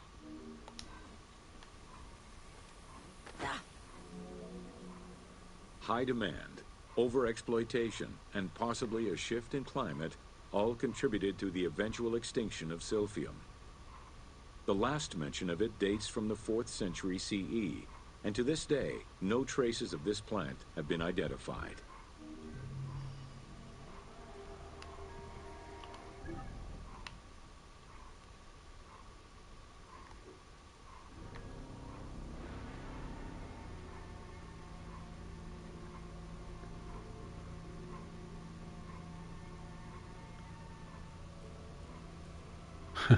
You can tap X to encourage him.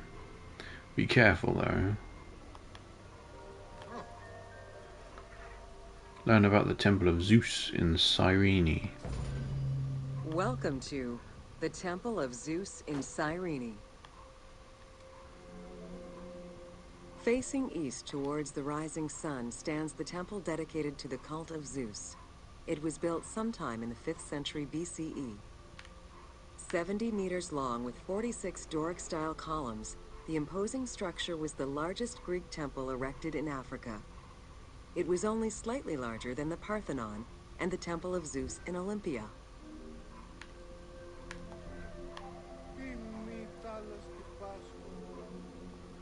The exterior was designed with the decorative elements common to Doric architecture. The dimensions of the columns were different, giving visitors an impression of uniqueness when viewing each facade.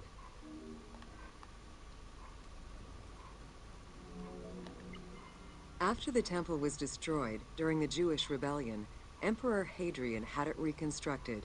He chose not to rebuild the outer portico, but did restore the new Corinthian columns in marble. The temple was later completed under Marcus Aurelius. In the time of Augustus, a faithful but smaller imitation of the Olympian Zeus was used to be worshipped. Hadrian then installed a new 12-meter-high statue matching the Zeus in Olympia. It was made of chiseled marble with the head, arms, and feet carved in the round.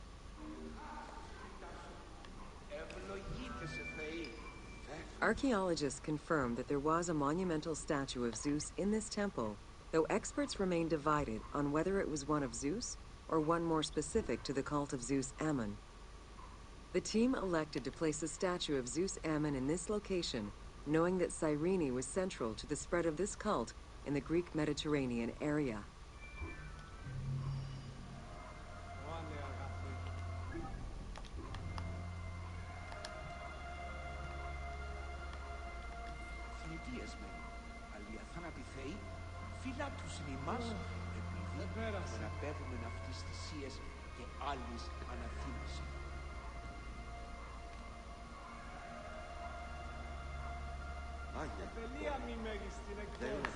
I've probably read that before.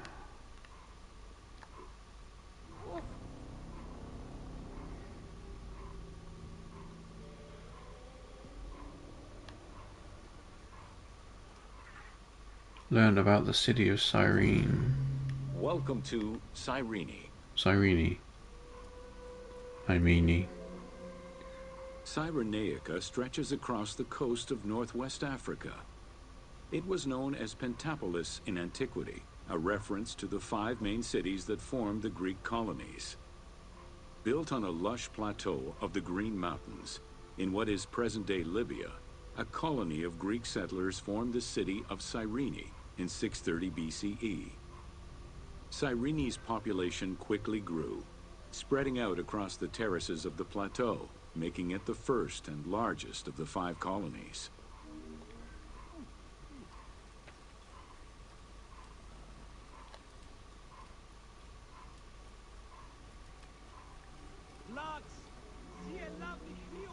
The city of Cyrene was founded by Batos Aristotle, guided by the Oracle of Delphi.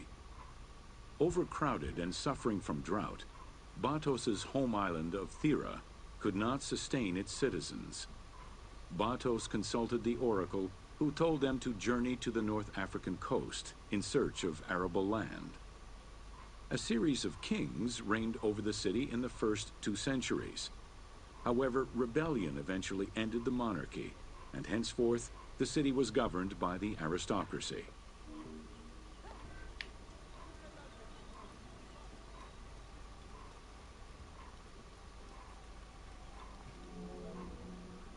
The key features of Cyrene were temples dedicated to gods, Apollo, Demeter, and Zeus, alongside Ptolemaic gods such as Isis and Serapis.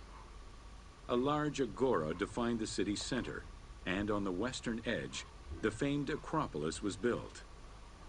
A fortification wall was added around the harbor at the end of the 2nd century CE. As the city grew, more buildings were constructed beyond the walls.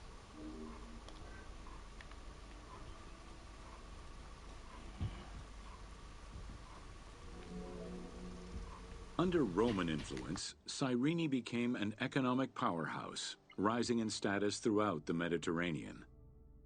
Cyrene's school of medicine rivaled all others except for that of the Greek city Kos. Some of the great minds in ancient math, astronomy, and geography were born or established in the various schools of the city, which included an institute of philosophy founded by Aristippus, a pupil of Socrates.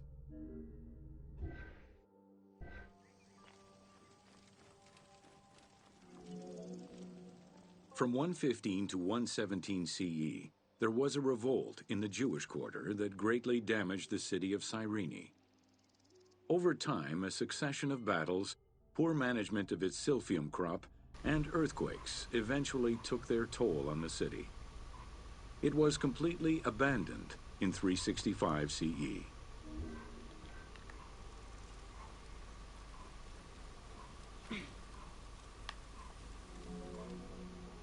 The nearby port of Apollonia was an ideal location, with its natural cove, sheltered by 2 islands and rocky inlets.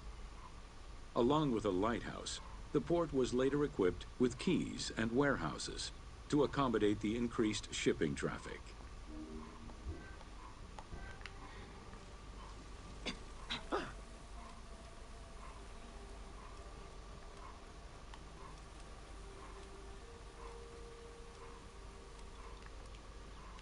Oh shit, ladder.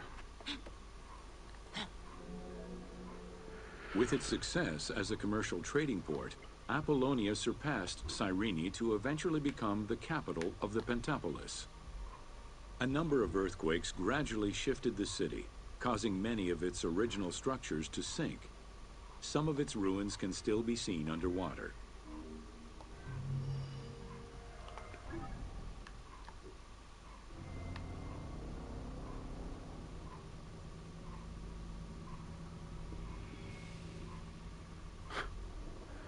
Romans were said to have no luxury in taste, but Caesar did. Learn about the sanctuary of Apollo and the amphitheatre of Cyrene. Amphitheatre. Welcome to Important Monuments of Cyrene. The sanctuary of Apollo sits on a prominent edge of the plateau of Cyrene, overlooking the Mediterranean Sea. It could be accessed either by the road from Apollonia, via the necropolis, or by the Sacred Way, coming from the agora of the city.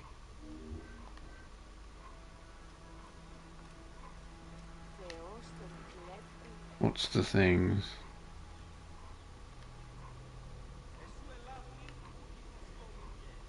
Blending. The abundance of temples and statues throughout the city reflect the various Greco-Roman and Egyptian cult influences over the centuries. Temples dedicated to Apollo, Cyrene, and Zeus stood alongside those of Ptolemaic gods, such as Serapis and Isis. Numerous fountains were decorated to represent other gods, including the city's namesake, Cyrene.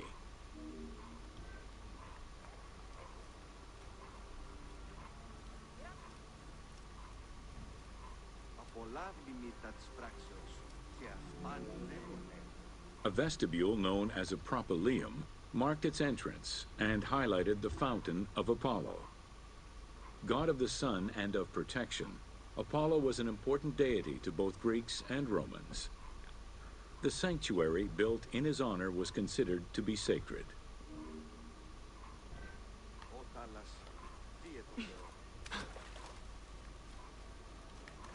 Oh, you can't go. I thought you could go in there. What was this about then? A vestibule known as a propylaeum marked its entrance, and the imposing temple was built on a natural cornice, stretching more than 200 meters in length and roughly 50 meters in width, and was surrounded by a vast Doric colonnade. Sections uncovered by archaeologists indicate restorations to the columns were made between 115 and 116 CE.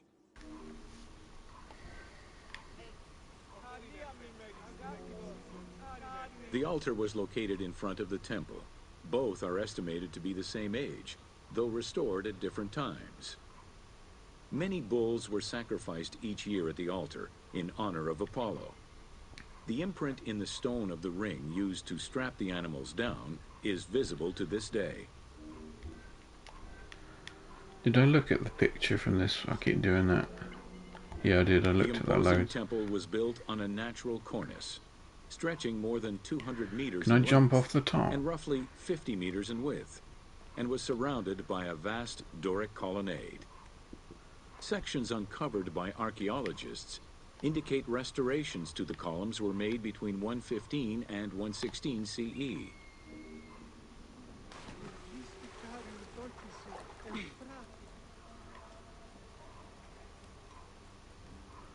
Actually, I think I might want a picture of that.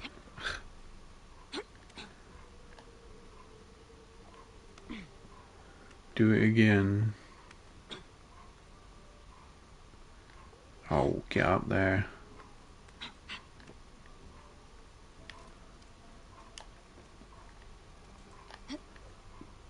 Fuck. Why didn't she dive?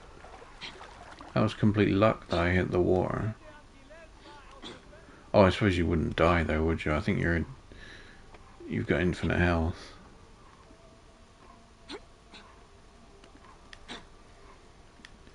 Why did she not? Did I not angle the camera properly?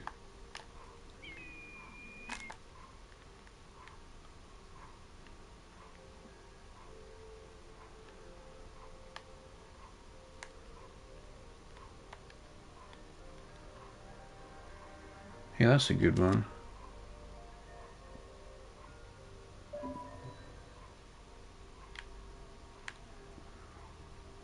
I think I want it more underneath. Huh? Oh, what am I doing?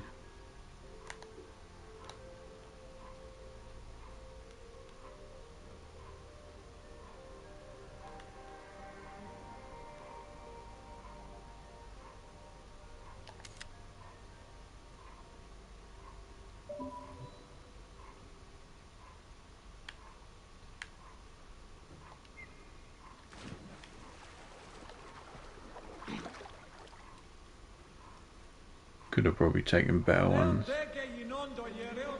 Took a better one of Bayek in the afterlife. Carved during the Roman era, the Apollo Cytharide was discovered near the temple. It is considered an important archaeological find. The statue of Apollo was in pieces when it was uncovered. Remarkably, most fragments were found, and the restored statue is currently at the British Museum. The team extrapolated the statue's final look based on the current partial reconstruction, and placed it inside the temple to reflect the patron deity of the area.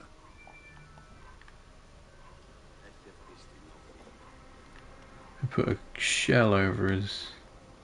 Never mind.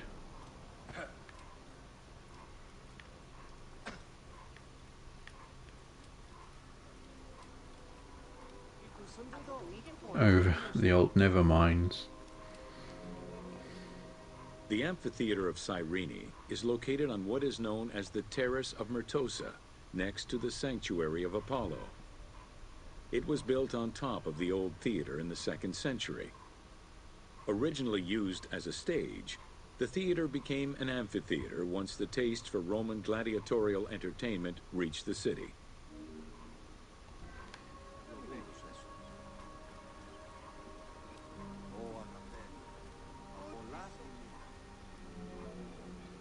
Entrances were placed at both ends of the amphitheater.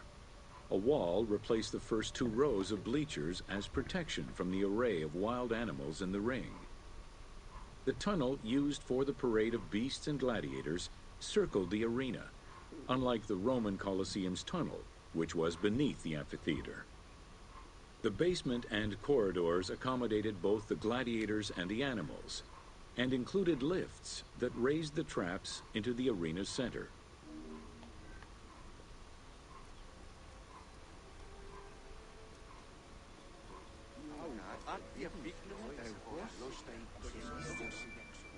Since the original theater was close to the cliffside, The expansion didn't allow for a perfect circle. Instead, junctions of the semicircle formed the arena into an oval shape. This elliptical formation still ensured an excellent view from all angles. The team decided to create a perfectly round theater for technical reasons and used the structure of the Roman theater as their reference. Wait, hang on. Did I look at... I'm sure I did.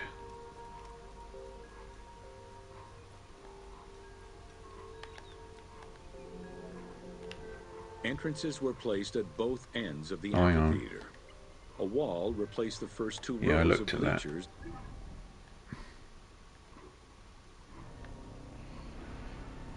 God, we barely have enough time to do this.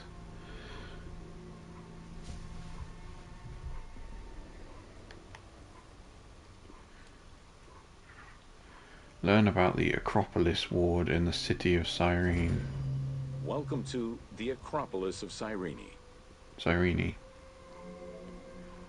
Located on the western edge of the city, Cyrene's Acropolis was smaller than the one in Athens, though its high vantage point provided protection for the city.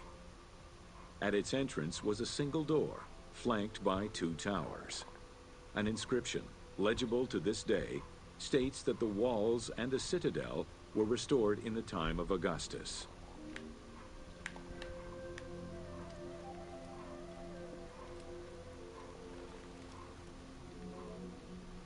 A number of statuettes have been excavated from the site, including one of Berenice, the daughter of Magus, the king of Cyrene, and half-brother of Ptolemy II.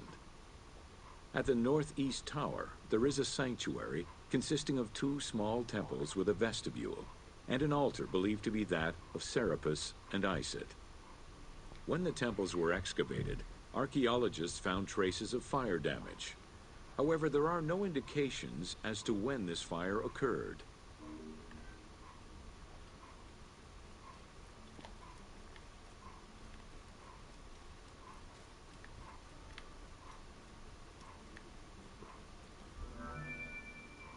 In the 20th century, a fortification was built above the ward to defend against an invading army.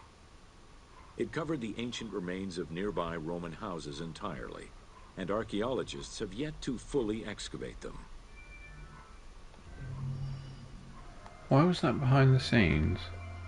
In the 20th century, a fortification was built above the I don't know. ward to defend against an invading army. Oof, what do we got? 6 minutes. Holy shit, we missed this one.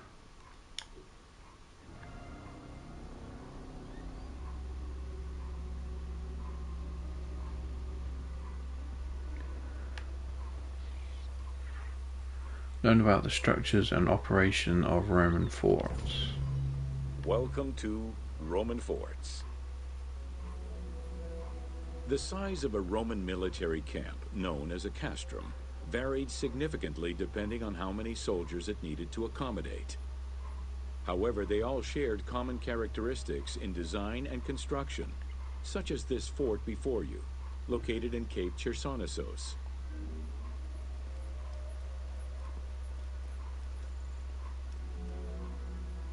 Rectangular in shape, the forts were heavily fortified by ramparts and a ditch system. The walls were reinforced with parapets, essentially an extension at the roofline which allowed a protective barrier for patrolling soldiers. Depending on the availability of materials, some forts were built with stone, timbers, stacked turf, and particularly in the eastern part of the empire, baked brick.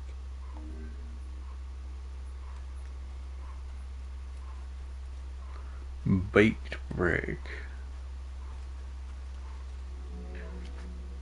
Access doors on all four sides were each flanked by guard towers.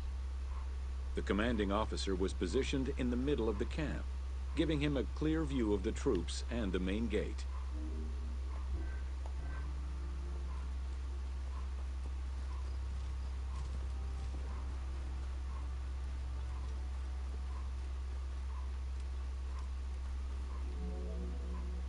Along with sleeping barracks for the soldiers, the fort also had a granary that was expected to hold rations for a year or longer.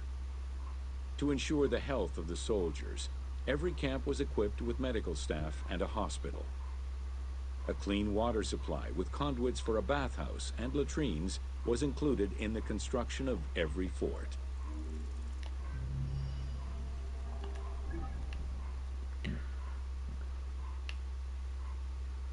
How many we got left then? Let's do this 6-minute one.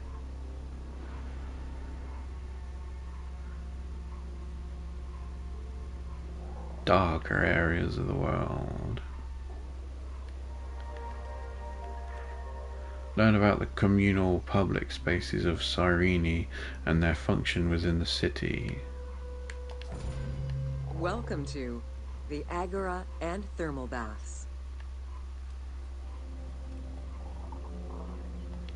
Cyrene's Agora was the public marketplace and political hub of the city. Its central courtyard was open to the sky, while market stalls and shops ran along the sides, some neatly tucked away under long-roofed colonnades. As in other Greek cities, the Agora included a central hearth, known as a Prytaneum. This place served as Cyrene's official embassy, where guests were welcomed to the city.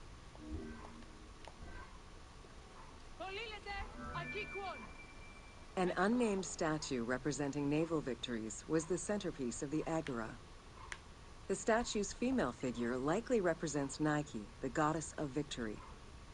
It was likely very similar to the victory of Samothrace, which currently resides in the Louvre Museum and served as a reference for the team.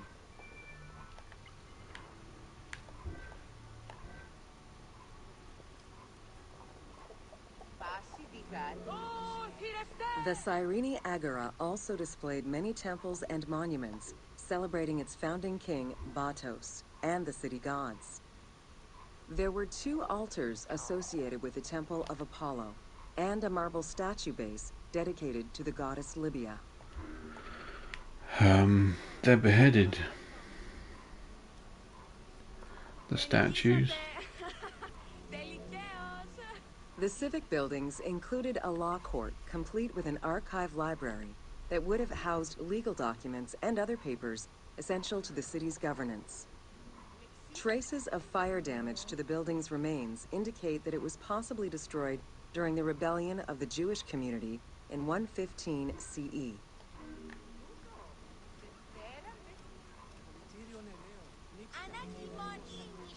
Public baths were common in Roman and Greek cities, and Cyrene held true to this tradition. 2 thermal baths from different eras were discovered among the ruins. An inscription at the entrance of one of the baths is presumed to be attributed to the owner. It dates the building to the Hellenistic period.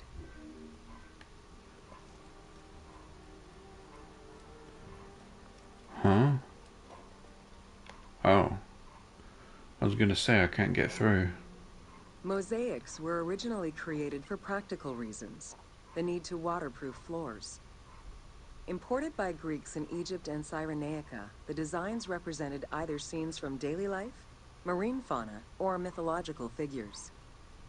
In addition to traditional Greek motifs, they also integrated concepts specific to Egyptian culture, such as the Nelumbo. The best Limbo? examples What's of that? mosaics recovered to date, however, come from Alexandria.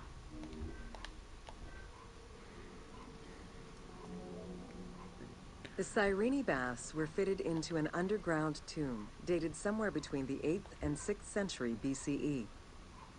Bath seats were carved directly in the rock, allowing for more comfortable ablutions. As with many of the public buildings, the thermal baths were elaborately decorated. Statues such as Aphrodite and Eros the Archer were discovered within. You don't say. The Frigidarium, a pool of cold water, was the first room visitors entered. It was followed by the Tepidarium, or tepid water area, and then the hot water room called the Caldarium. Water for the thermal baths was sourced from a natural spring. Burning stones were deposited into the water to create steam as required. The flowing water of the spring ended in a cistern and fountain referred to as the Aqua Augusta.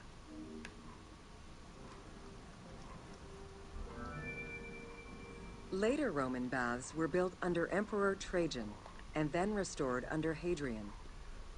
After the earthquake of 365 CE, they were replaced by baths of Byzantine design, with stones from the old thermal baths used in the reconstruction. The team relied on documentation describing the baths built under Trajan in order to create the location available in the game.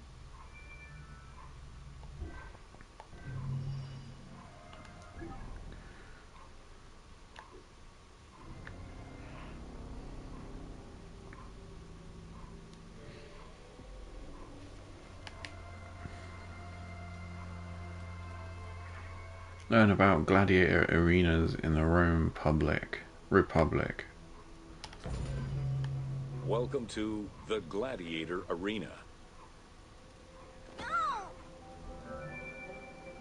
While gladiators would not perform in Cyrene until later in the Roman era, the team decided to include a gladiatorial arena for two reasons.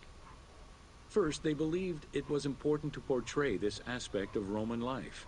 And second, they felt it would add interesting gameplay possibilities.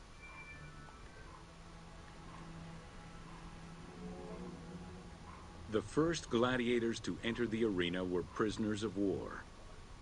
It was a spectacle of violent clashes between men and against wild beasts that lasted nearly 1,000 years.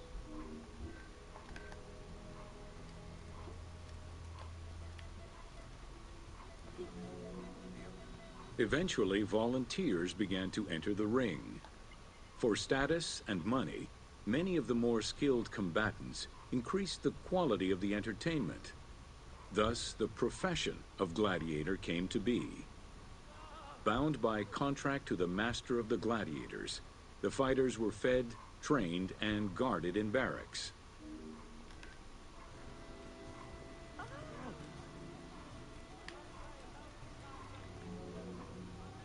Gladiators were separated into heavy and light armored fighters, each with their own set of specific armor and weapons.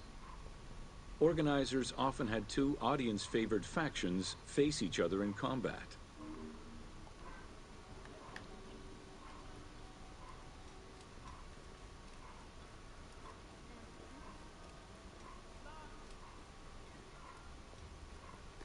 Oh fuck, did we look at that one?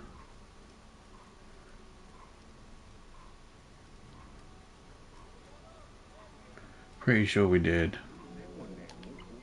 Gladiators were Yeah, we separated looked at into that. heavy and Dang. light armored fighters, each with their own set of specific armor and weapons. Organizers often had two audience-favored factions face each other. The events were highly organized. Fights were held with a background of music and supervised by a referee. Death, either in the course of combat or by decision, was not always the only way out for the loser. Several were released due to their performance and gained great notoriety as celebrities.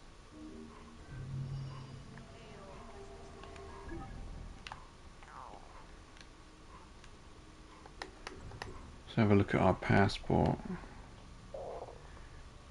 Oh, we got 4 left. Oh, we should be able to do that then. How long do they take? Ah, shit. 7 mins. 2 mins, 4 mins. Let's fast learn.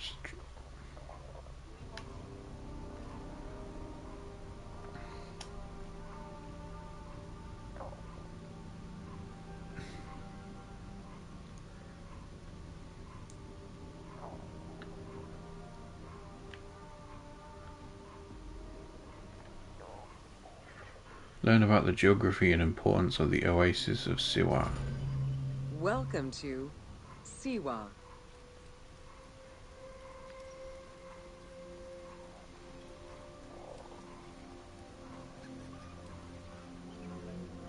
Aerial view The of Siwa Siwa. Oasis is in the western desert of Egypt. Geographically, the Siwan Oasis is located in a depression 20 meters below sea level. Its natural springs and warm climate aided in the bountiful production of date trees. Though clearly influenced to some degree by Egyptian and African culture, the area's isolation resulted in a unique society and language. While they worshipped the same deities, Siwan temple architecture differed from traditional Egyptian temples.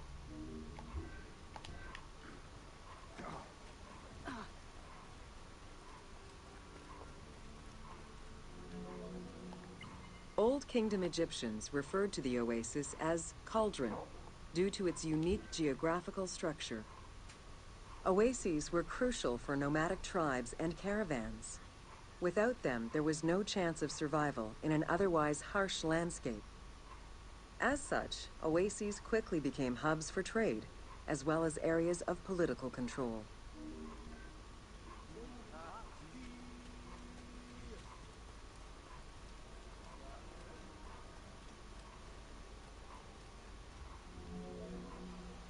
Because of the dry climate, there is very little rainfall to sustain the oases. Instead, underground rivers flood the natural basins. Since many oases have a north-south orientation parallel to the Nile, some geologists suggest they were once tributaries of the mighty river. There is evidence that ancient Egyptians attempted to create some oases.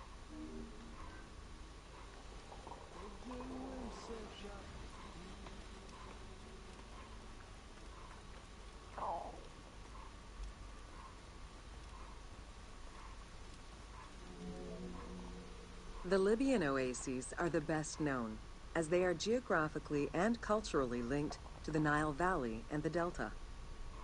These western oases have a distinct geology from the other regions of Egypt. The most famous and important oases are Karga, Dakhla, Farafra, Baharia, and Siwa.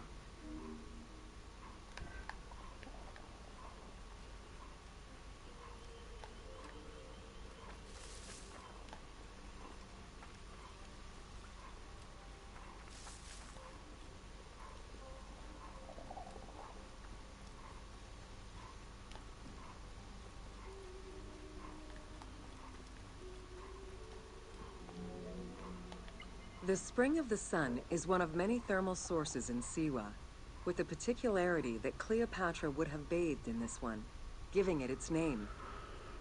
The presence of the source beneath was attested already by Herodotus during the 5th century BCE, when the oasis was called Amuneion by the Greeks of Cyrene.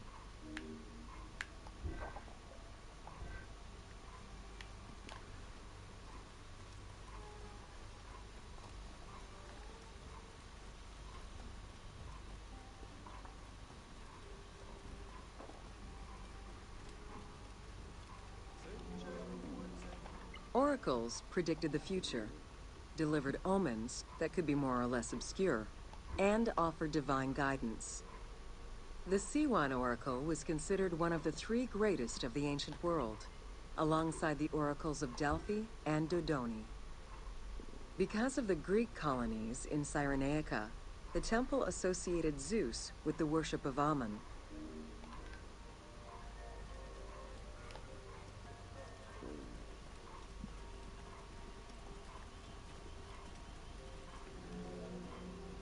It is no wonder that Alexander the Great made the perilous journey to Siwa in order to consult the oracle, emulating the actions of mythical heroes such as Hercules and Perseus. This action earned the approval of the oracle, who validated his claim as Pharaoh of Egypt. He was confirmed as the son of Amun, conferring upon him the most legitimate claim to date of all Egypt's foreign invaders. Perseus. Oh, hang on. What's that? Oh. Nothing. What was I going to say? Perseus. Oh, that's the thing in Grand Theft Auto, isn't it? A shop. The powerful and the Or a rich car. would send gifts I or don't know. travel great distances in order to ensure their good fortune by gaining the blessing of the Oracle of Siwa. Every successful blessing only increased the soothsayer's prestige. Runner Eubotus, a famous citizen of Cyrene, consulted the oracle in order to know if he would win the 93rd Olympic Games race in 408 BCE. He did, enhancing the standing of the C1 oracle in the process. Huh. Oracle. The Temple of the Oracle of Amun was built in the 6th century BCE by Pharaoh Amasis. In the game, its entrance is guarded by ram-headed sphinxes, the animal representing Amun. They were inspired by similar statuary located at the British Museum. Another option would have a Greek-influenced representation of Zeus Amun, a human-headed sphinx with horns. This representation of Zeus Amun was very popular in Siwa.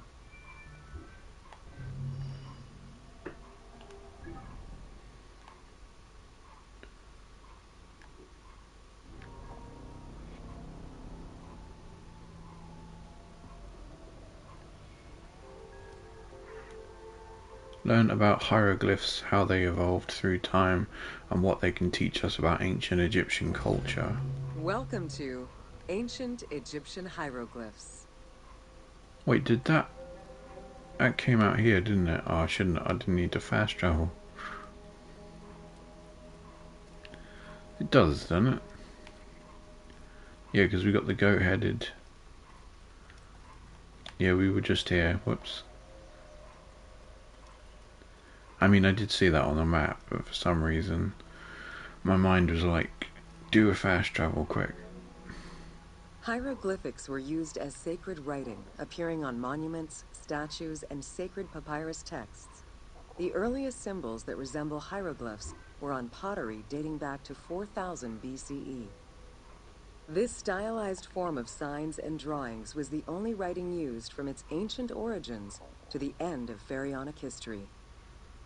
Ancient Egyptians referred to hieroglyphs as the writing of the gods.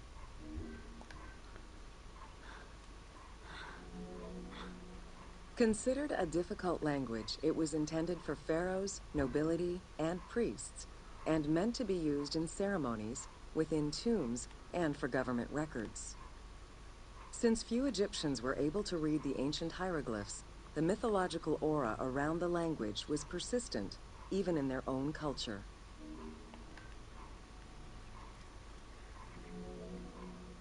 The structure of hieroglyphs offers insight into Egyptian culture, not just in what the translations say, but in the structure of the symbols themselves. They were found on tomb walls, on sarcophagi, on statues, and on pottery, and were meticulously recorded in countless ancient papyri. In many temples, priests would perform rituals and daily offerings. These were accompanied by hieroglyphs used as spells. In tomb paintings, the hieroglyphs are represented with formulas to recite. These spoken words were meant to be spells which would allow the deceased to benefit from the offerings for all eternity.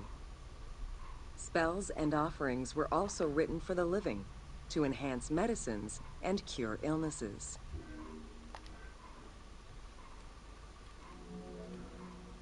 The most famous of ancient Egyptian documents is the Book of the Dead. Written in hieroglyphs and hieratic texts, it depicts important spells and rituals.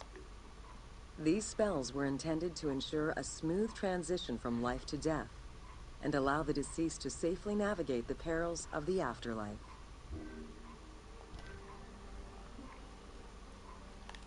Wait, hang on. The most famous of ancient Egyptian documents is No, the Book move. of the Dead. Written in hieroglyphs and hieratic texts, Sorry, I'm rushing now. even after it was deciphered, the reading of hieroglyphs remained difficult at times due to the many directions in which they can be read.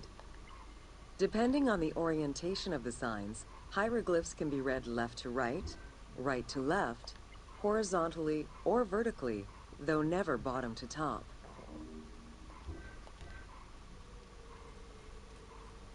Huh. A clue on which way to read is to first notice which direction the figurative signs are facing.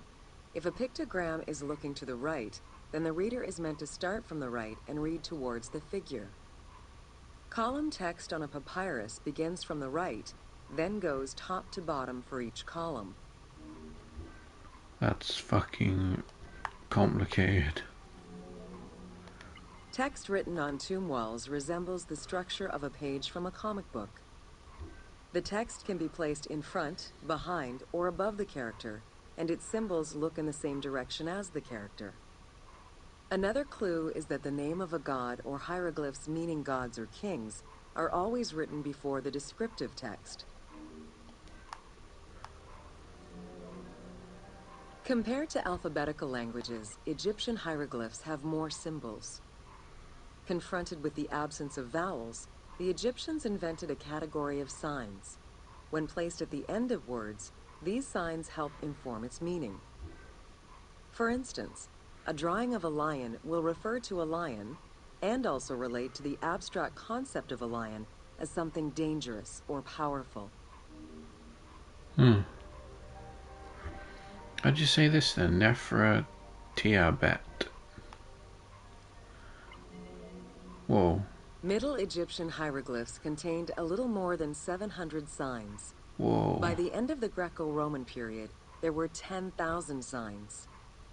Egyptologist Sir Alan Gardner created a list classifying common hieroglyphic signs and their variants.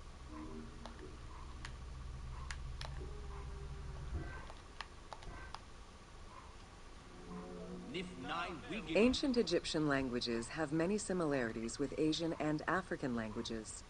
They have evolved in similar ways to the various forms of written Egyptian. These languages belong to the Hamito-Semitic group. There were 5 clear evolutions in the Egyptian language, each with their own distinctive structure. These languages are known as Old Egyptian, Middle Egyptian, Late Egyptian, Demotic, and Coptic. Coptic is the only living language that allows linguists to define the vowel structure and to distinguish different dialects. While hieroglyphs and hieratic script give us an idea as to how the ancient Egyptian language was structured and written, the way it was spoken is still up for debate. The team opted for English as the spoken language, with the characters using ancient Egyptian and Greek words and accents. The language that is spoken in the background by the crowds is largely based on Sir Alan Gardner's Egyptian grammar.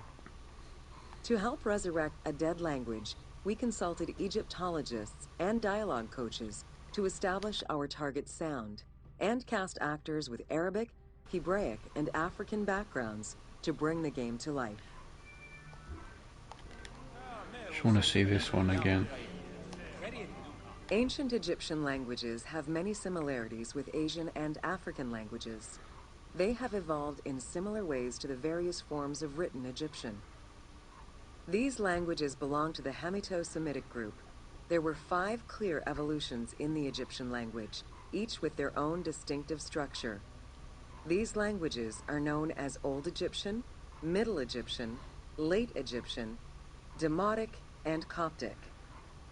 Coptic is the only living language that allows linguists to define the vowel structure and to distinguish different dialects. Right. After Alexander the Great's arrival in Egypt and the establishment of his reign, Greek became the language used by the governing bodies. The inability to read hieroglyphs caused resentment among the Greek population. It's from this tension that the Rosetta Stone was created.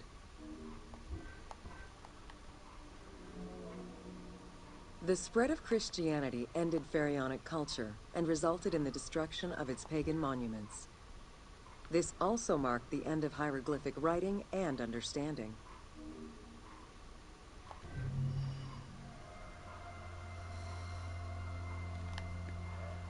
What's down here then? I've been there before, I think. Right, what do we got? 2 left.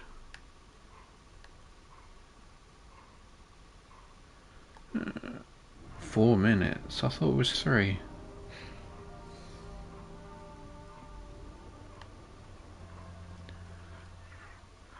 Understand the significance of the mummies for ancient Egyptians. We did that before. Welcome to Osiris, the first mummy.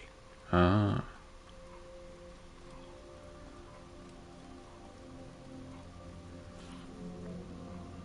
The oldest mummies recovered date from the Old Kingdom, though Egyptologists believe that mummification was in use much earlier than that. At first, the body was mummified through environmental desiccation, by leveraging the dryness of the environment and the heat of the climate. Early experimentations in mummification were conducted with the use of resin made from tree sap. Strips of linen were only used on some superficial parts of the epidermis of the hands or jaw. Some of her hair's grey. Is that just a reflection?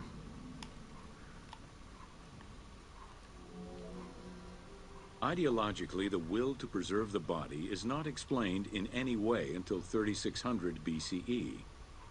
This is when the Egyptian belief that the body housed the soul was finally documented for modern Egyptologists to eventually decipher. It was not until the arrival of the myth of Osiris in the Egyptian religion around the 5th dynasty that mummification was thoroughly conceptualized. The practice was thereafter grounded in both a mythological and ideological point of view.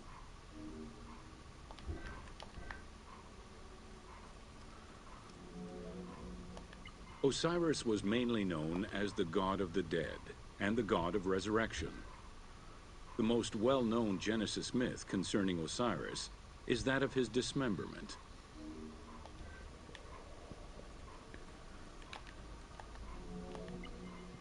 Ideologically, the will to preserve the body is not explained in any. It is Plutarch who gives the most simplified and complete summary of the story. Within Egyptian mythology, Osiris represented the first king to rule Egypt. Jealous of his power, his brother Seth attempted to usurp his throne. After several unsuccessful attempts, Seth succeeded in killing his brother by dismembering him and scattering the pieces of his body all over Egypt.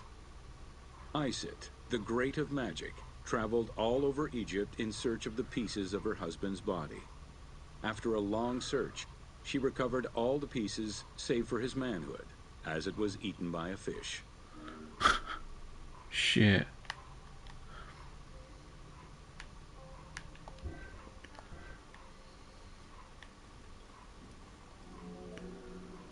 Isit then reassembled the body of her husband by binding it together with strips of linen. Aided by her sister Nephthys, another powerful magician, they gave Osiris the breath of life. This not only brought him back from the dead, but also allowed him to recover his virility long enough to impregnate Isit, thus ensuring his succession before, once more, dying. Hey? Thus Horus was born.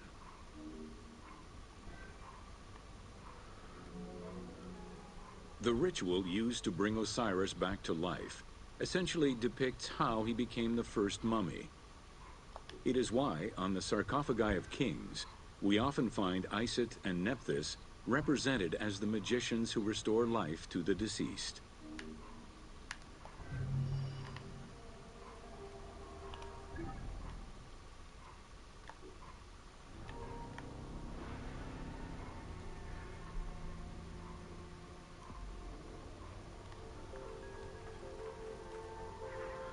Learn about the balance of science and magic that was ancient Egyptian medicine. Welcome to Ancient Egyptian Medicine. Evidence of advanced medical procedures have been found on mummies, and ancient Egyptians left detailed medical writings from diagnosis to follow-up treatment. One of the oldest known surgical studies is the Edwin Smith Papyrus. It's one of the first documents in history that notes an association between the integrity of the brain and cognitive functions, including cases of ocular complications and paralysis following head trauma. Vinegar-treated marble stone from Memphis was used as an anesthetic.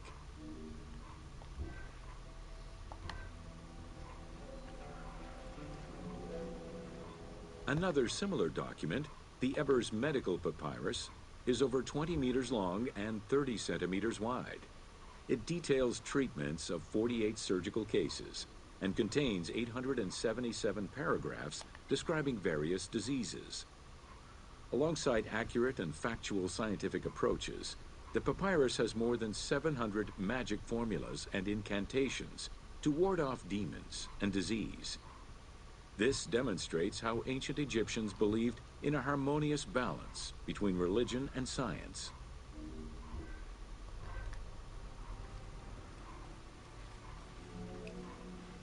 Remedies were considered as medicine and carried by doctors and priests. Village doctors often had another job alongside their medical duties and the preparation of medicines. A cure for blindness was made of fermented honey, ochre, and coal. The science behind it was that honey functioned as an antiseptic and antibacterial, while ochre would reduce the swelling. All of their knowledge did not always suffice. Ramses II died of an infection caused by an abscessed tooth. Trophy earned archaeologist. All tours completed. You have unlocked White Senu in story mode. All discovery tours have been completed, including reset tours. You may now go to the gear page to change Senu's appearance. Oh, I wish I knew that earlier. That would be quite cool, wouldn't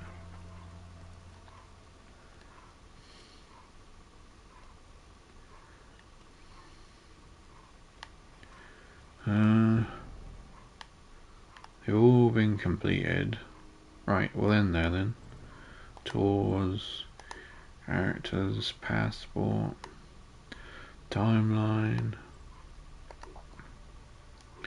Controls, how are they different?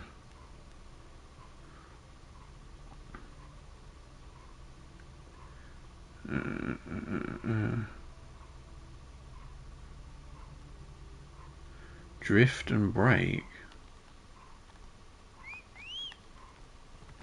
We drift with a horse. Whoa.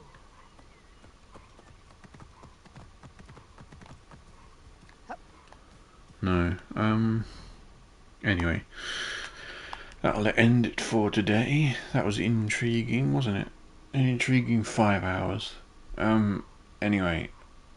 That was fun. My name's Waldowski, and thank you to every single one of you who watched, and I may see you tomorrow. Cut.